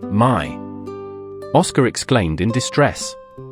"Don't you understand? I can't get mixed up with thieves." Rasmus continued to sob for a long time. "But after that we can go away and be tramps again." "I have nobody but you." "Of course you don't. But that damned sheriff is sitting at his dinner party. Still, I'll get to him even if I have to tear this jail down." He roared like a wild beast. "Come here, all you Bergvists, every sheep's head that can hear me. Come here, or I'll turn this jail upside down. I want to speak to the sheriff." Rasmus jumped with fright. He looked around for a place to hide. The jail was separated from the sheriff's garden by a dry ditch, over which a little bridge led from the sheriff's yellow house to his office. Rasmus crawled under the bridge and listened to Oscar raging in his cell. "Call the sheriff here, I tell you. Do you hear me, you deaf grouse? I want to make a confession, immediately." The yellow house was dark. And there were no lights in the office either. Apparently Bergqvist and Anderson had also gone to the party. At any rate, no one came at Oscar's shouts. Finally, he bellowed. "Then don't blame me if I escape tonight." Hearing those words, Rasmus trembled. Oscar was going to escape after all. That was great. Rasmus didn't care what happened to the money, the necklace, or anything in the world, as long as Oscar walked beside him on the road again. 2 hours later, they were back on the road. But behind them, like two dark shadows, walked Live and Lyander. Live had a revolver in his hand. Live had been right when he said Lyander was an expert at picking locks. It took him only 15 minutes to let Oscar out. Meanwhile, Live stood watch. Rasmus was also on guard, with Liv's iron grip on his collar. Neither the police nor the sheriff showed up. "Yes, now they can blame themselves," Oscar repeated. Night had fallen over the sleeping town. Everyone slept as if there were no such thing as thieves in the world. Only at the inn was there merriment. As they tiptoed down the deserted street toward the custom house, the sound of an accordion drifted to them. Soon they were approaching little Sarah's cottage. "Where did you hide the money?" Rasmus whispered. "You'll see soon enough," Oscar answered bitterly. They finally arrived. There in the twilight of the summer night stood little Sarah's little house, surrounded by currant bushes and old apple trees. Little Sarah was sleeping soundly and had no idea that a strange procession, pushing open her garden gate, sneaked past the house and woodpile and into the dense little forest. In this forest, not far from its edge, rose a huge, stony mound. No one knew how it got there. If it was an ancient burial mound, it didn't look much like one, just a big pile of stones. Approaching the mound, Oscar stopped, then turned and looked with disgust at Live and Lyander. "So here you are, Sunday school pupils. And here I was afraid I'd lost you on the way." "Don't worry about that," Live answered. "You won't lose us that easily." He kept his loaded pistol ready. Seeing this, Oscar made a face. "Surely you wouldn't shoot, I don't like noise." "I won't, I'll just wait until you give us the money and clear out," Live said calmly. "Oh, my. And where did I hide it?" Oscar pulled his cap down over his eyes and scratched his head. "Somewhere around here," he continued, sweeping his arm toward the pile of stones. "We're not going to play treasure hunt, don't get your hopes up," Live snapped. Lyander was trembling with excitement. "Hurry up! This is urgent, don't you understand, you thick-skulled ox?" The sky above the treetops began to pale, and in the dim, pre-dawn light, Liv's face looked tired and haggard. He puffed furiously on his cigarette and twitched. "Well, are we going to stand here all night?" Oscar sighed and said, turning to Rasmus. "Let the sheriff blame himself. You can bear witness, I did everything I could." "Yes," Rasmus answered. He felt terribly sorry for Oscar. What a shame that the thieves would get the money. The only comfort was that Oscar would keep the necklace, and once all this terror was over, they would be tramps again. And even if Mrs. Hedbrook didn't recover, her daughter in America would at least get her mother's beautiful necklace. Oscar climbed up the mound. Live and Lyander followed close behind. Rasmus felt they were looking at Oscar greedily, like jackals. Rasmus was shivering with cold, but he didn't take his eyes off Oscar. "Yes, it's here," Oscar said, and began moving the stones. He threw the boulders, and they rolled down. The hollow, unpleasant sound of stone striking stone broke the silence of the forest. Live and Lyander stood behind Oscar, their eyes wide, watching his every move, swallowing nervously with tension. And then the oilcloth wrapped package appeared again. Live and Lyander lunged for it at the same time. "Choke on your stolen goods!" Oscar exclaimed, and spat with a contemptuous grimace. "Now count the money." Lyander shouted. He might have kept some for himself.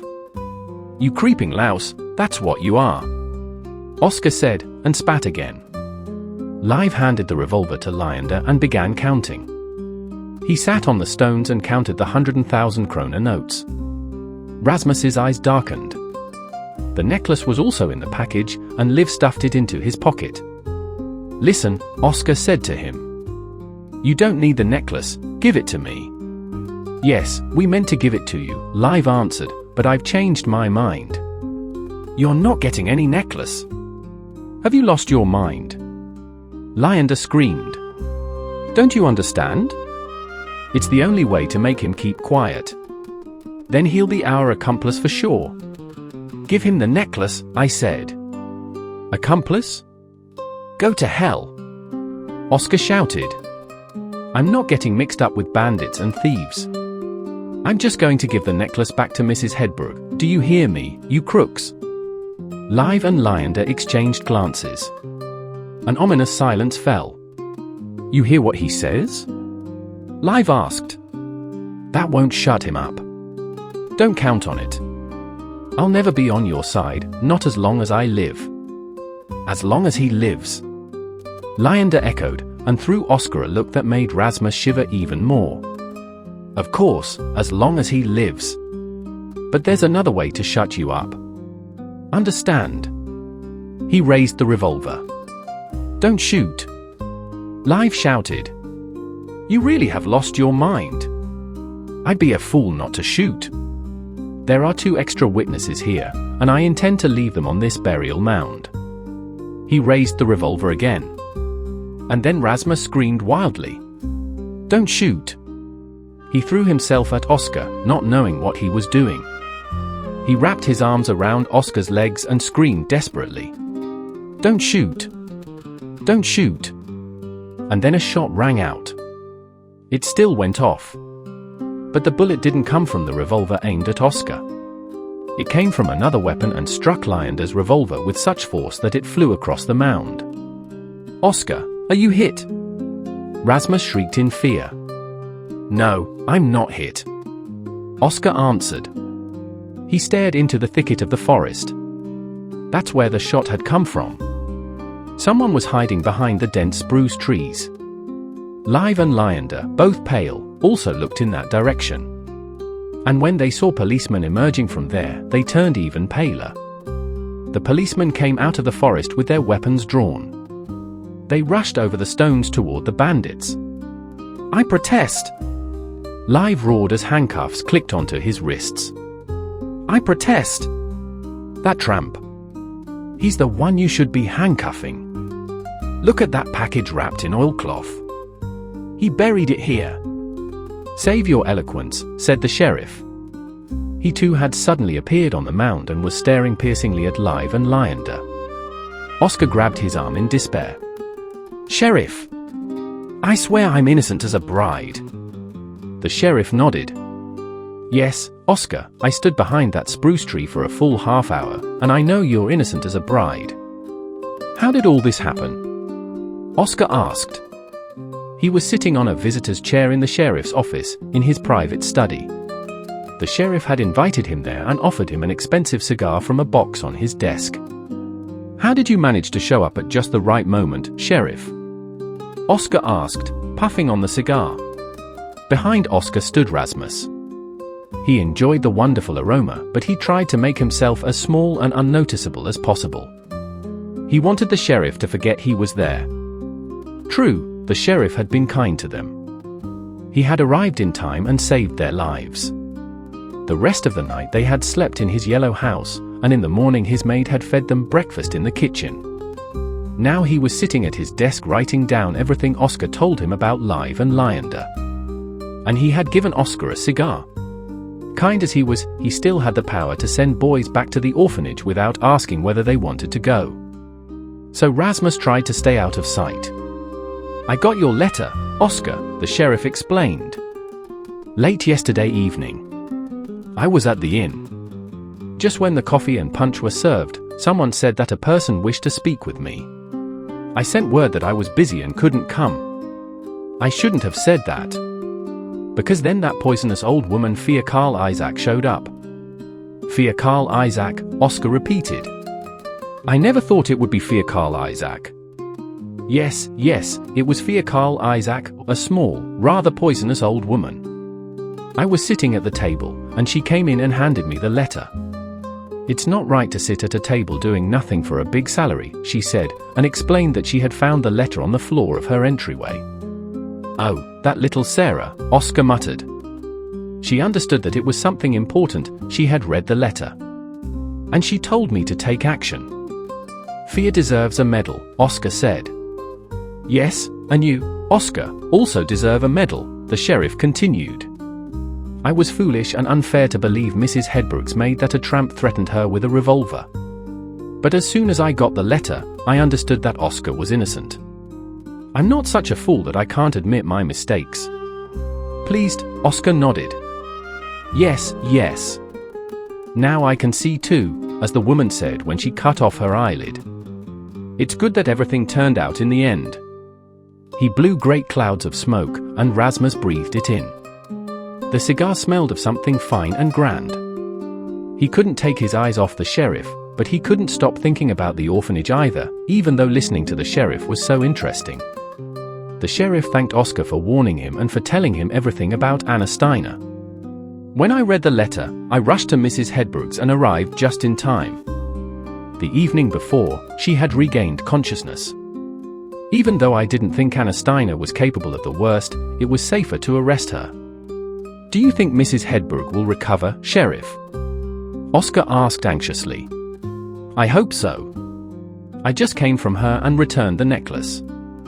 I can tell you she was very happy. Then next time she'll give me 50 cents again, Oscar said. And was Anna Steiner arrested? Of course. Just as we were bringing her to jail, Oscar was escaping from it. The three of us, Bergqvist, Anderson, and I, followed him. That Bergqvist is a sheep's head, Oscar said. Maybe you're right, but he's the best shot on the force. Perhaps you noticed that last night, Oscar. Yes, no sheep's head ever shows up to help when it's really needed. He stood up from his chair. So I'm free now, and I can leave whenever I want. Of course. And that clever boy from Westerhaga can go with you. The sheriff looked at Rasmus. Rasmus didn't wait to hear what the sheriff would say next. In a few seconds he was at the door, out of the house, and running at top speed. But when he heard "Wait for me, Rasmus," behind him, he turned and saw Oscar running after him, his knapsack bouncing on his back. Don't let him take me, Rasmus cried breathlessly when Oscar caught up. I want to stay with you. Oh, my. Oscar exclaimed worriedly. Then they'll arrest me for kidnapping. Children aren't supposed to be tramps. Well, at least until someone wants to take me. I'll find someone soon. Deep down, he didn't believe it himself. As he said the words, he felt he was lying to Oscar. No, he didn't believe anyone would take him. But this time he was wrong. They walked all through the long day, and Rasmus began to get tired. Where will we sleep tonight, do you think? Oscar tramped briskly along the dusty road. He could walk forever without getting tired. Oh, we'll always find a corner to sleep in, he assured Rasmus. I've slept in so many places since I ran away from the orphanage. 2 nights in haylofts, 1 night on the floor of an empty house, 1 night at Little Sarah's, and 1 at the sheriff's. I wonder where we'll sleep tonight. It's exciting not knowing in advance. Oh, my, how exciting! Oscar laughed. Rasmus looked dreamily at the red evening sky. I wonder where I'll sleep all the other nights of my life. Oh, my, how exciting! They walked in silence for a while. The road was narrow and bumpy, here and there blocked by gates. I opened 16 gates today, Rasmus announced. I counted them on purpose. And there's another gate ahead, it's open, though. Yes, there have always been a lot of gates on this road, Oscar said. How do you know? Have you walked it before? Walked it, many times. They went through the gate. On the post was nailed a little wooden sign that read, Whoever closed the gate, that's fine. But you left it open, you swine. Looks like a swine went through here last, Oscar remarked. Let's sit down and enjoy the view. And sure enough, on the other side of the fence stretched a beautiful meadow with soft green grass and colorful flowers. Rasmus closed the gate, at least he didn't want to be a swine. Oscar sat down in the grass among the bluebells and daisies, and Rasmus lay down beside him. How wonderful it was to give his tired legs a rest. If I were a cow, I'd graze in this meadow and never leave, Oscar said. He scratched his head thoughtfully. Actually, it's strange that I can't stay in one place, I always feel like wandering. Because no matter where you go, it's all the same. Grass, flowers, forest, sun and moon, houses that people built for themselves. I don't understand why I can't settle down. Yes, but walking all the time is interesting too. But in winter, your toenails crack, Oscar continued. It's better to live in a house. Then they heard the clatter of hooves and the rattle of wheels. Rasmus ran as fast as he could to the gate.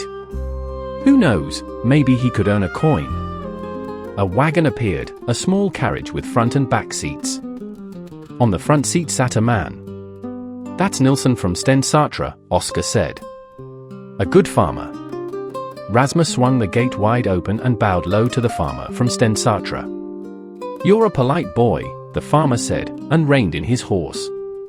Then he noticed Oscar sitting on the grass by the road. Is that you, Oscar? So you're back in these parts? It's about time, about time. Oscar nodded. Yes, here I am again. Can you give us a ride? Climb on, climb on. Oscar and Rasmus quickly sat down in the back seat, and the wagon rolled on. You deserve a coin for opening that gate for me, the farmer said, and handed Rasmus a 5-cent piece. Rasmus blushed with delight. In the past week, 5-cent pieces had been raining down on him. It was a miracle. He stole a glance at the farmer. The man seemed kind. Not old at all, tanned, with very blue eyes. Where did you find this boy, Oscar? The farmer asked, jerking his thumb over his shoulder at Rasmus. Picked him up on the road, Oscar answered. He wants to wander with me for a while. Doesn't he have a father or mother to take care of him? No, the poor thing has no one. Rasmus sat in silence, deliberately staring at the setting sun. He felt uncomfortable hearing them talk about him out loud. If you want to know, I can tell you he ran away from an orphanage. Now he's looking for people who might want to take him in. The owner of Stensätra nodded. I see. I thought so. Is he the boy from Westerhaga that was in yesterday's newspaper? He turned and looked at Rasmus's face, but his gaze was kind. Why did you run away from the orphanage? He asked. Rasmus kept staring at the sunset and didn't answer. But when the farmer repeated the question, he said quietly, I didn't want to live there. Maybe the farmer was satisfied with that explanation, because he didn't ask the boy any more questions. The bumpy road wound on. They came to several more gates, and Rasmus gladly opened them. Finally they reached a hill so steep that Oscar and Rasmus didn't dare stay in the wagon. They jumped out and walked beside it. We'll soon be at Stensätra, Oscar said. When they reached the top of the hill, they saw the farm. Pretty red buildings stood on a high hill, lit by the evening sun, looking so welcoming and hospitable. Should we ask if we can spend the night here? Rasmus whispered to Oscar. But when they turned onto the road leading to the farmer himself asked, Would you like to come in and have something to eat? What do you say, Rasmus? Oscar asked teasingly. Yes, please, the boy blurted out. Oscar had taught him never to turn down an offer of food. You never knew when you'd eat next. I think there'll be not only food but also a lecture, Oscar said to the farmer. There was no answer. A little while later they were sitting at a large drop-leaf table in the Stensätra kitchen, eating pork and peas. The farmer ate with them, and his wife poured Rasmus some milk and gave him a thick slice of bread generously spread with butter. She laughed and said, Many tramps have sat in my kitchen, but never one so small. Rasmus liked her. She had thick, fair hair and a kind, serious face. In a word, beautiful. Rasmus ate and listened as Oscar told the story of Liv and Lyander and Mrs. Hedberg's necklace. They'll write about it in the newspapers any day now, Oscar added proudly. Then you can read about me and about Rasmus, the hero of heroes. Mrs. Nilsson sat looking at Rasmus. Finally she turned away. Poor boy, she said. Was it really so bad for you in Westerhaga? Rasmus stared at his plate and didn't answer. Well, what is this Westerhaga like? Mrs. Nilsson continued. We've often thought of going there to take a foster child, but we never got around to it. We meant to go last winter, but then my arm started hurting. Yes, we never seemed to have time, her husband agreed. Rasmus lifted his head and looked at Mrs. Nilsson. You probably wanted a girl, he said timidly. The farmer's wife smiled. No, a boy. We have no children, and the farm is big, there's no one to inherit it. Yes, we wanted to take a boy, the farmer confirmed. A curly-haired one. Mrs. Nilsson looked at him in surprise and laughed. How did you know? I did imagine a boy with curly hair. Rasmus nodded. I understand, he muttered with a sigh, and went back to chewing his pork. Though straight hair would do too, the farmer joked, and gave Rasmus's hair a gentle tug. What do looks matter, I'd like to know? Oscar exclaimed. If I were you, I'd take Rasmus without a second thought, the little hero. That is, if he wants to come. Mrs. Nilsson smiled at Rasmus. Do you want to? Rasmus's heart gave a leap. Did they really want him? Had he finally found people who would take him? Do you want to? This beautiful woman had asked, almost casually. Of course he wanted to. They were both kind and beautiful, Nilsson and his wife. And rich. Their kitchen was so pretty, copper pots on the shelves, colorful homespun rugs on the floor. A big house, many rooms. 2 maids. And a big red barn. They were certainly rich. Rich, kind, beautiful, and they wanted him. You can stay with us for a few days, see how we get along, Nilsson suggested. These things aren't decided overnight. But I already want to, Rasmus said timidly. You couldn't find a better boy, Oscar put in. Mrs. Nilsson looked at the boy carefully. I think I could learn to love you, she said. Then she brought them coffee on the veranda, and Rasmus and Oscar were left alone. And then it hit Rasmus, he would have to part with Oscar. His heart sank. Oscar, he asked, do you think I should stay here? Of course you should. You'll never find a better place. Rasmus stood silent. Deep down, he had hoped Oscar would say something different, that he'd miss him, that they'd had such a good time together. But Oscar didn't say that. Of course, he had only been a burden to Oscar. It would be easier for Oscar to wander alone. Without me, you can walk faster, Rasmus said, his voice trembling a little. You can cover many, many miles in a day. Of course I can, Oscar agreed. But all miles are the same, what difference does it make how many I cover? Rasmus sighed. I hope you won't run into any more thieves now that I'm not with you. Oh, they don't show up at every step. Besides, I'll try to keep away from them. Rasmus was silent for a moment, then said, So now you'll be all alone when I go to bed. Oscar took the boy's hands in his. All alone. It won't be easy for old Oscar by himself. But I'll be happy knowing you're lying in a clean room in Stensätra tonight and will sleep there every night for the rest of your life. That you won't have to struggle, tramping along the roads.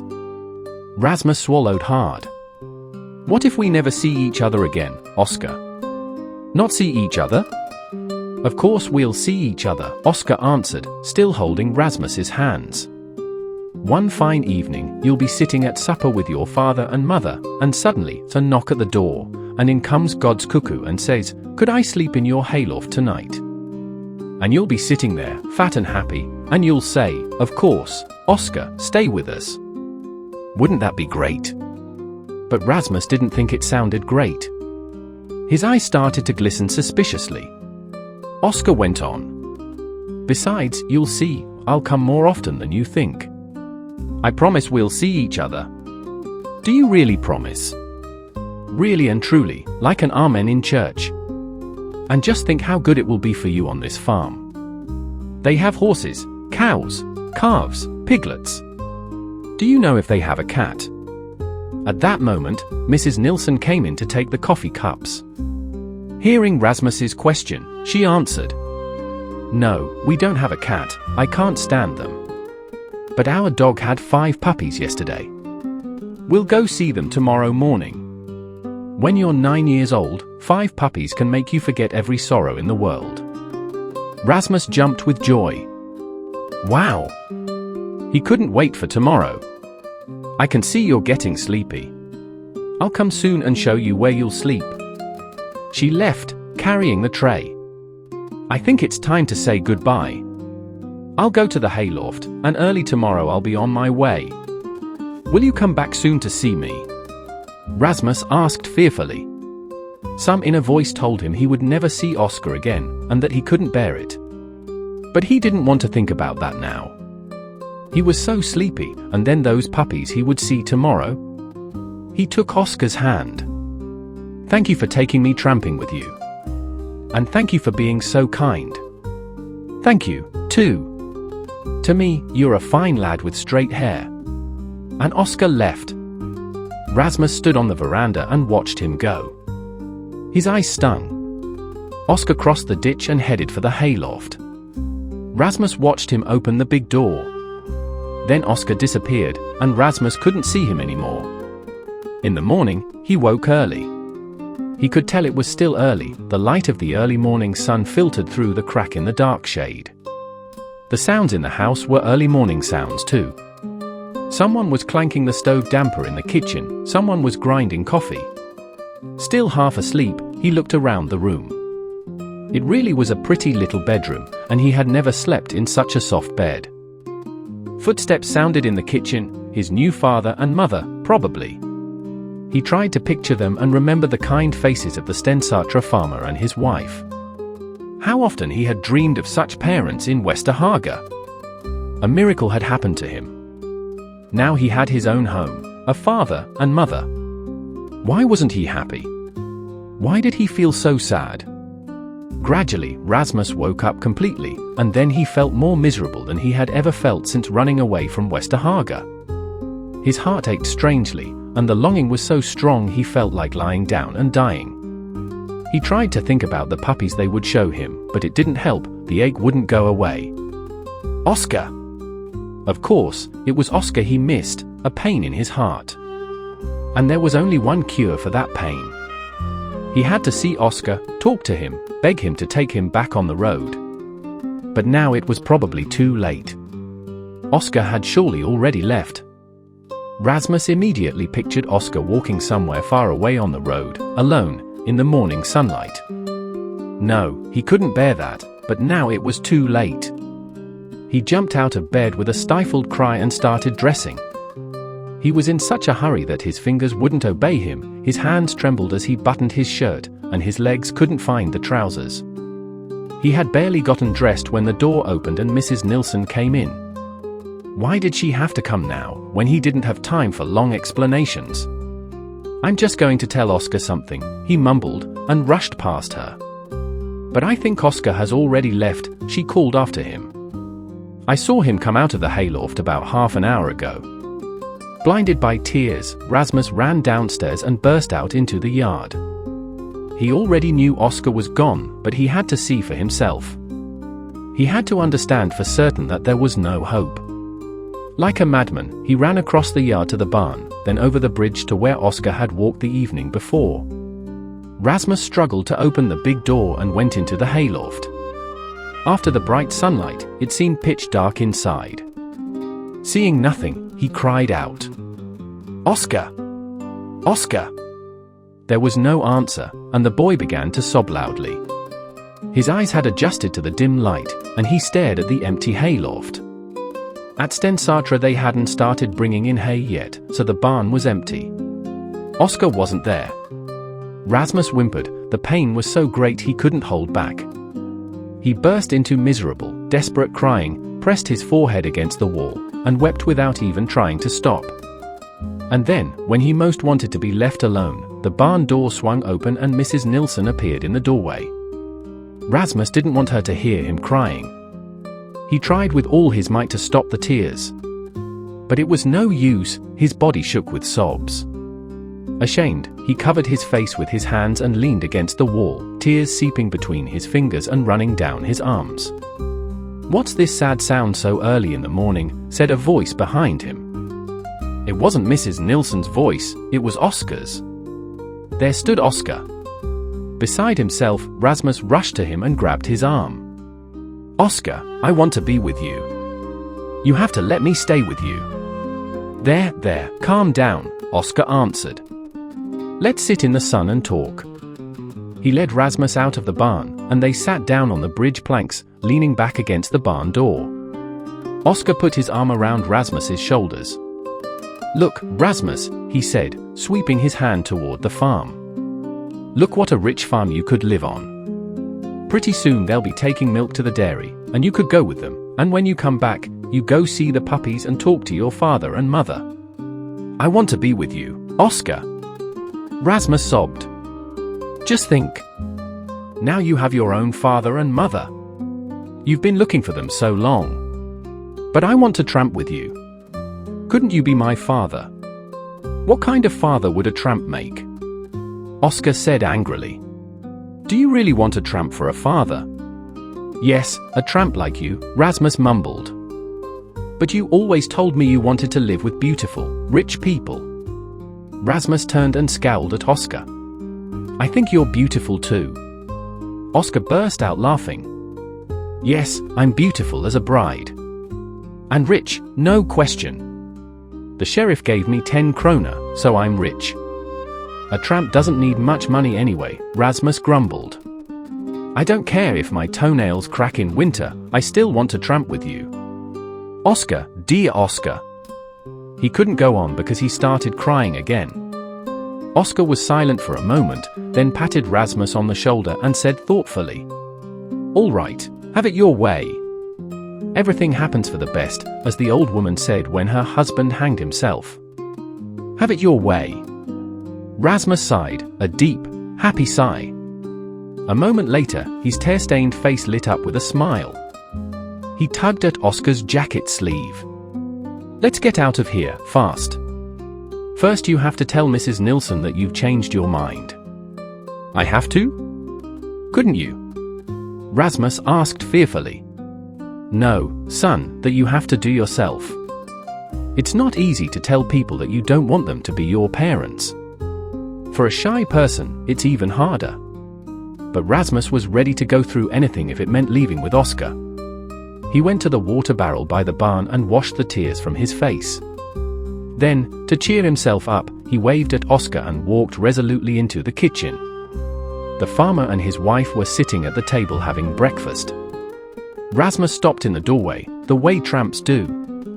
He was trembling, now he had to tell the truth.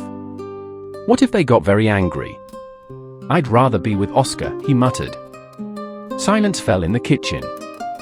Then Mrs. Nilsson said, "Sit down and eat something first. Then you can tell us why you'd rather be with Oscar." Rasmus shrank back. "Because I'm more used to him," he added quietly. Mrs. Nilsson reached for him to pull him to the table, but he resisted. Digging his feet into the floor, he backed away like a stubborn little goat. He was afraid they would stop him from leaving with Oscar. "You still have to eat, even if you're going to be a tramp," the farmer said with a laugh. "Yes, hurry up, Oscar is waiting for you," Mrs. Nilsson added. They didn't seem to be planning to keep him by force. He stopped resisting and let them lead him to the table, sitting cautiously on the edge of a chair, as far from his hosts as possible. He glanced shyly at the people who had almost become his father and mother. "So no one will help us look after the puppies," Mrs. Nilsson said. Rasmus looked down. "I'd rather go with Oscar," he murmured. Mrs. Nilsson patted his cheek. "Don't worry about us," she said. "We'll just have to go to Westerhaga and see if we can find another little boy who likes dogs." Suddenly Rasmus brightened so much that he forgot his shyness. "I know who you should take," he shouted. "Take Gunnar. His hair is straight, but otherwise he's really good, better than anyone. I know all the children there, and Gunnar is the best." "And he doesn't want to be a tramp?" the farmer asked teasingly. "No, what he wants most is to work on a farm. He loves animals. Gunnar doesn't swear like Pete the Giant in a mill, like almost all the others. He's better than all of them." "Then we'll have to go and have a look at this Gunnar, if he's so good," said Mrs. Nilsson, and put a whole plate of porridge in front of Rasmus.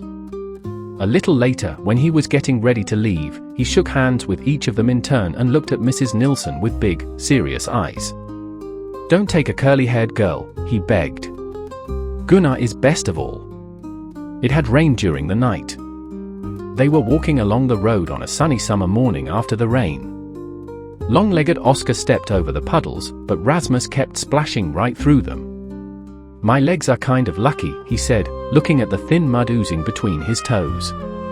"To tell the truth, my whole body is kind of lucky." Oscar laughed. "Of course you're lucky, you got rid of a big farm, horses, cows, and all that livestock." Rasmus happily splashed through the next puddle. "Do you know what I was thinking, Oscar?" "How should I know?" "Something terribly clever and useful, I'm sure. I was thinking that when you're a tramp, everything you look at is yours." "Well, then you haven't lost anything." "Of course, if all of this is yours," Oscar said, waving his hand at the rain-washed forest and the meadows lit by the morning sun. He stopped and looked around.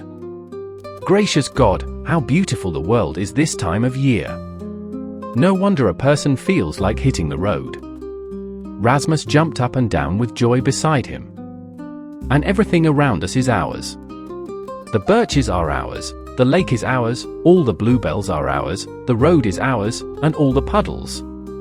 "No, the puddles are yours," Oscar answered. "One is enough for me, if you want to give it to me. And I can even give it back if you like." "But the houses aren't ours," Rasmus reasoned. "Because other people live in them. What do we care about them? The houses are ours too, at least one house is." Rasmus's face suddenly grew serious as he looked dreamily at the little grey crofters' cottages they were passing. "Yes, it would be nice if you and I had one house," Rasmus agreed with a sigh. "A house where we could live in winter so our toenails wouldn't crack." "Oh, my, said Oscar.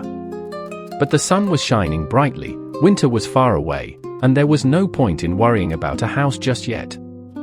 They walked on. Rasmus looked at his green groves and meadows, at the puddles glittering in the sun, and didn't think about houses. They passed a village. Now there were no more crofters' cottages on either side of the road, only forest. Sunlight filtered between the tall, straight pine trunks, lighting up the green moss and the tiny pink bellflowers that rang out the news of a beautiful summer day. "We're walking through the Stensätra forest," Oscar said. "All these trees really could have been yours." "I'd still rather be with you," Rasmus answered, looking at Oscar with love. Oscar looked at this barefoot, mosquito-bitten, skinny, unshorn boy in patched trousers and a dirty blue and white striped shirt. A tramp from head to toe, no doubt about it. "Then I'll tell you something too, I'd rather be with you too." Rasmus blushed and didn't answer. This was the first time Oscar had said he wanted to be with him. And he felt even happier. He stomped through the puddles and felt he could walk forever without getting tired. But soon the forest ended, and the road began to wind down toward a lake. On the shore of the lake, Rasmus saw a croft with a grey little house, just like all crofts, some little apple trees and a crooked fence. Oscar stopped at the gate. "Of course, the houses are ours too. For instance, let this one be ours." He opened the gate. Rasmus laughed. "You sure like to joke, Oscar. Are we going to sing here?" "No, here we'd better sing as little as possible." Without another word, he walked toward the house. Rasmus followed. Then he saw a woman hanging laundry. She was standing with her back to them, hanging towels on a line strung between two apple trees. "Martina!" Oscar called, and the woman turned around. She had a broad, rather rough face. When she saw Oscar, she frowned. "Well, well," she said. "So you're back." Rasmus hung back. Apparently Oscar knew this woman. She wasn't exactly friendly with him. In fact, she looked very angry. "And who's this you've brought?" she asked, pointing at Rasmus. Oscar threw Rasmus an encouraging glance. "I was walking along the road and found a boy. So small you could hardly see him. His name is Rasmus." The woman kept scowling at them, and Rasmus wished they would leave quickly. "Well, how have you been getting along while I was gone?" Oscar asked, almost anxiously. "What do you think?" "Working from morning till night, never straightening my back, barely making ends meet." "Not that you care. You just wander around the roads." "Are you very angry with me, Martina?" "Of course I'm angry. So angry I could hit you, hard." She stopped and suddenly, to Rasmus's surprise, laughed, threw her arms around Oscar, and said, "Yes, I'm angry. But I'm so glad you've come home." Rasmus stood there bewildered, understanding nothing. Did Oscar live here? Was there actually a place where he lived? Rasmus had never even dreamed of that. For him, Oscar was a wanderer who walked the roads day after day, summer and winter, and didn't live anywhere. But if he did live here, then who was this Martina? Was he married to her? Rasmus stood by the apple tree, trying to figure things out. The joy that had filled him evaporated. He felt abandoned. Oscar and Martina looked at each other and laughed happily. They didn't seem to notice Rasmus, as if he weren't there at all. But suddenly Martina let go of Oscar and came over to him. She stood in front of him with her hands on her hips, tall and broad, almost as big as Oscar. Now her eyes had become kind, merry, and mischievous. Looking at him, she laughed, but it was a kind laugh, as if something about him amused her. "Well, Oscar, so you were walking along the road and found a boy," she said, looking Rasmus up and down. "Yes, a strange little boy who wants a tramp for a father. What do you think of that? He didn't want to be the son of Nilsson from Stensätra, he chose me as his father instead. How about that, ho? Well, if he's chosen a father like you, he doesn't have much sense." "You're right about that. But if you'll be his mother, he won't be lost." "True, I certainly wasn't expecting this. But with you, you never know what to expect, what trick you'll pull next." So the boy has no parents at all. He has no parents except you and me. Martina took Rasmus by the chin and lifted his head to look him in the eyes. She studied him for a long, searching moment, then asked, "Do you want this? Do you want to live with us?" And then Rasmus understood that this was exactly what he wanted. He wanted to live with Oscar and Martina in this little grey house by the lake. Oscar and Martina were neither beautiful nor rich. Martina didn't have a blue hat with feathers, but Rasmus still wanted to live in this house. "Do you, Martina, want to take a boy with straight hair?" he asked timidly. Then Martina put her arms around him. No one had hugged him since he'd had the earache and sat on Miss Hook's lap. Martina's arms were hard and strong, yet they felt soft to him, much softer than Miss Hook's. "Do I want to take a boy with straight hair?" Martina laughed. "Of course I do. You understand, why would I want a curly-haired boy when my own hair is as straight as nails? One curly-haired person in the family is enough," she said, looking at Oscar. Oscar sat on the porch steps, stroking a little black kitten that was rubbing against him. "We need a boy with straight hair, or none at all," Oscar declared. "That's what Martina and I have always said." Rasmus's eyes shone, and his face lit up with a smile. "Hey, Rasmus!" Oscar called. "Have you seen this kitty?" Rasmus ran to him, sat down beside him on the steps, stroked the kitten, then picked it up and held it close. "That's exactly the kitten I dreamed about." "Then now he'll be yours," Oscar said. "You know, Martina, Rasmus and I made up a song about a cat who eats herring and potatoes." "Herring and potatoes?" "I happen to have herring and potatoes on the stove. Will you have some?" Oscar nodded. Yes, thank you, he answered, and sang, Believe It or Not, for dinner my cat ate a lot, herring and potatoes. Playfully, he grabbed Rasmus by the collar with his strong hand. Let's go eat. Maybe Rasmus had been born in just such a little grey crofter's cottage, and the first thing he ever saw when he came into the world was a humble kitchen with a scrubbed floor, a wooden pull-out sofa, a drop-leaf table, and geraniums on the windowsill.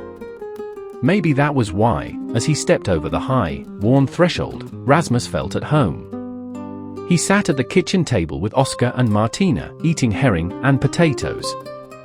He felt so good and so comfortable, he had come home. Martina laughed merrily and chatted away. It was hard to believe she was the same Martina who had greeted them so angrily. You couldn't sit silently with your eyes down when she was around. She made you talk whether you wanted to or not. But she didn't act like grown UPS who only talk to you to show their goodwill or condescension. She talked to Rasmus because she enjoyed it. What scoundrels, she exclaimed when Oscar told her about Live and Lyander. I'd like to have a word with those bandits. They'll get what's coming to them without you, Oscar answered. But I know who you do need to talk to. You need to arrange things with the authorities so they let us keep Rasmus. I'm no good at that, I can't talk to them. I go in and they ask, what did you do on Thursday, Oscar? Yes, I'd like to know that too. I don't know what you did on Thursday, but I spent that day, without straightening my back, washing laundry in the pastor's wash house until 11 o'clock at night. As she cut bread and gave them more herring, she told how hard it was to be the wife of such a lazybones as Oscar. Can you understand, Rasmus, what it's like for me? I wake up in the morning, and there's a note on the kitchen table, gone wandering again. That's all, just a note saying he's gone or wandering. What do you say to that? Oscar didn't seem upset at all. He kept eating his potatoes and said cheerfully, Go on, Martina, give me a good scolding. I don't know how else to scold you. I've already called you a lazybones. Then Rasmus came to Oscar's defense. Oscar isn't really lazy. He told me he can't work year after year, day after day. But when he does work, he works like an animal.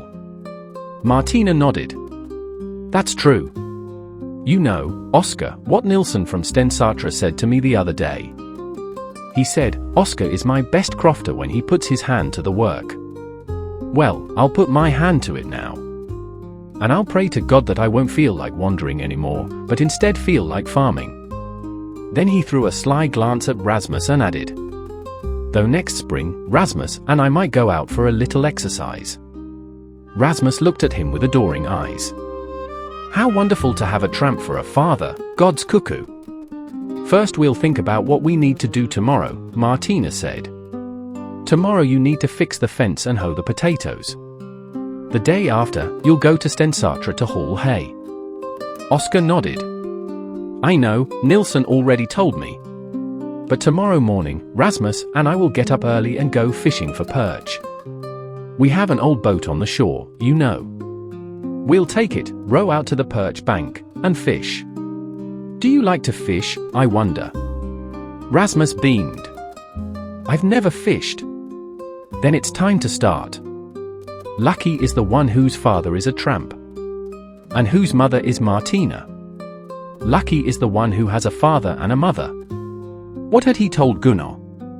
You have to go out and look for people who will take you. And then a thought struck him like thunder, Gunnar. Thinking of Gunnar, Rasmus almost choked on his herring.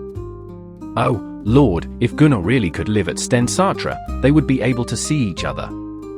It was only about half a mile through the forest.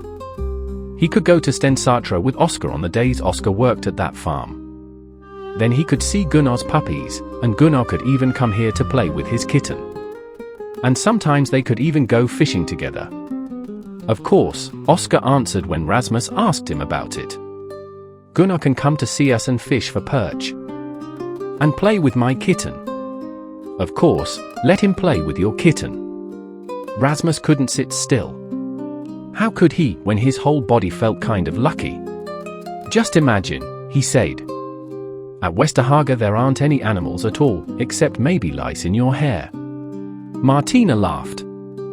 Well, No, we don't want lice here. Speaking of which, you're as dirty as little pigs. Go wash yourselves in the lake. Oscar sighed.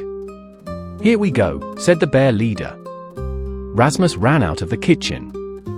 How wonderful that there was a lake here too. This really was a magical day. Such miracles had never happened to him before. He stopped on the porch and waited for Oscar. His kitten was basking in the sun. Yes, this was truly a magical day.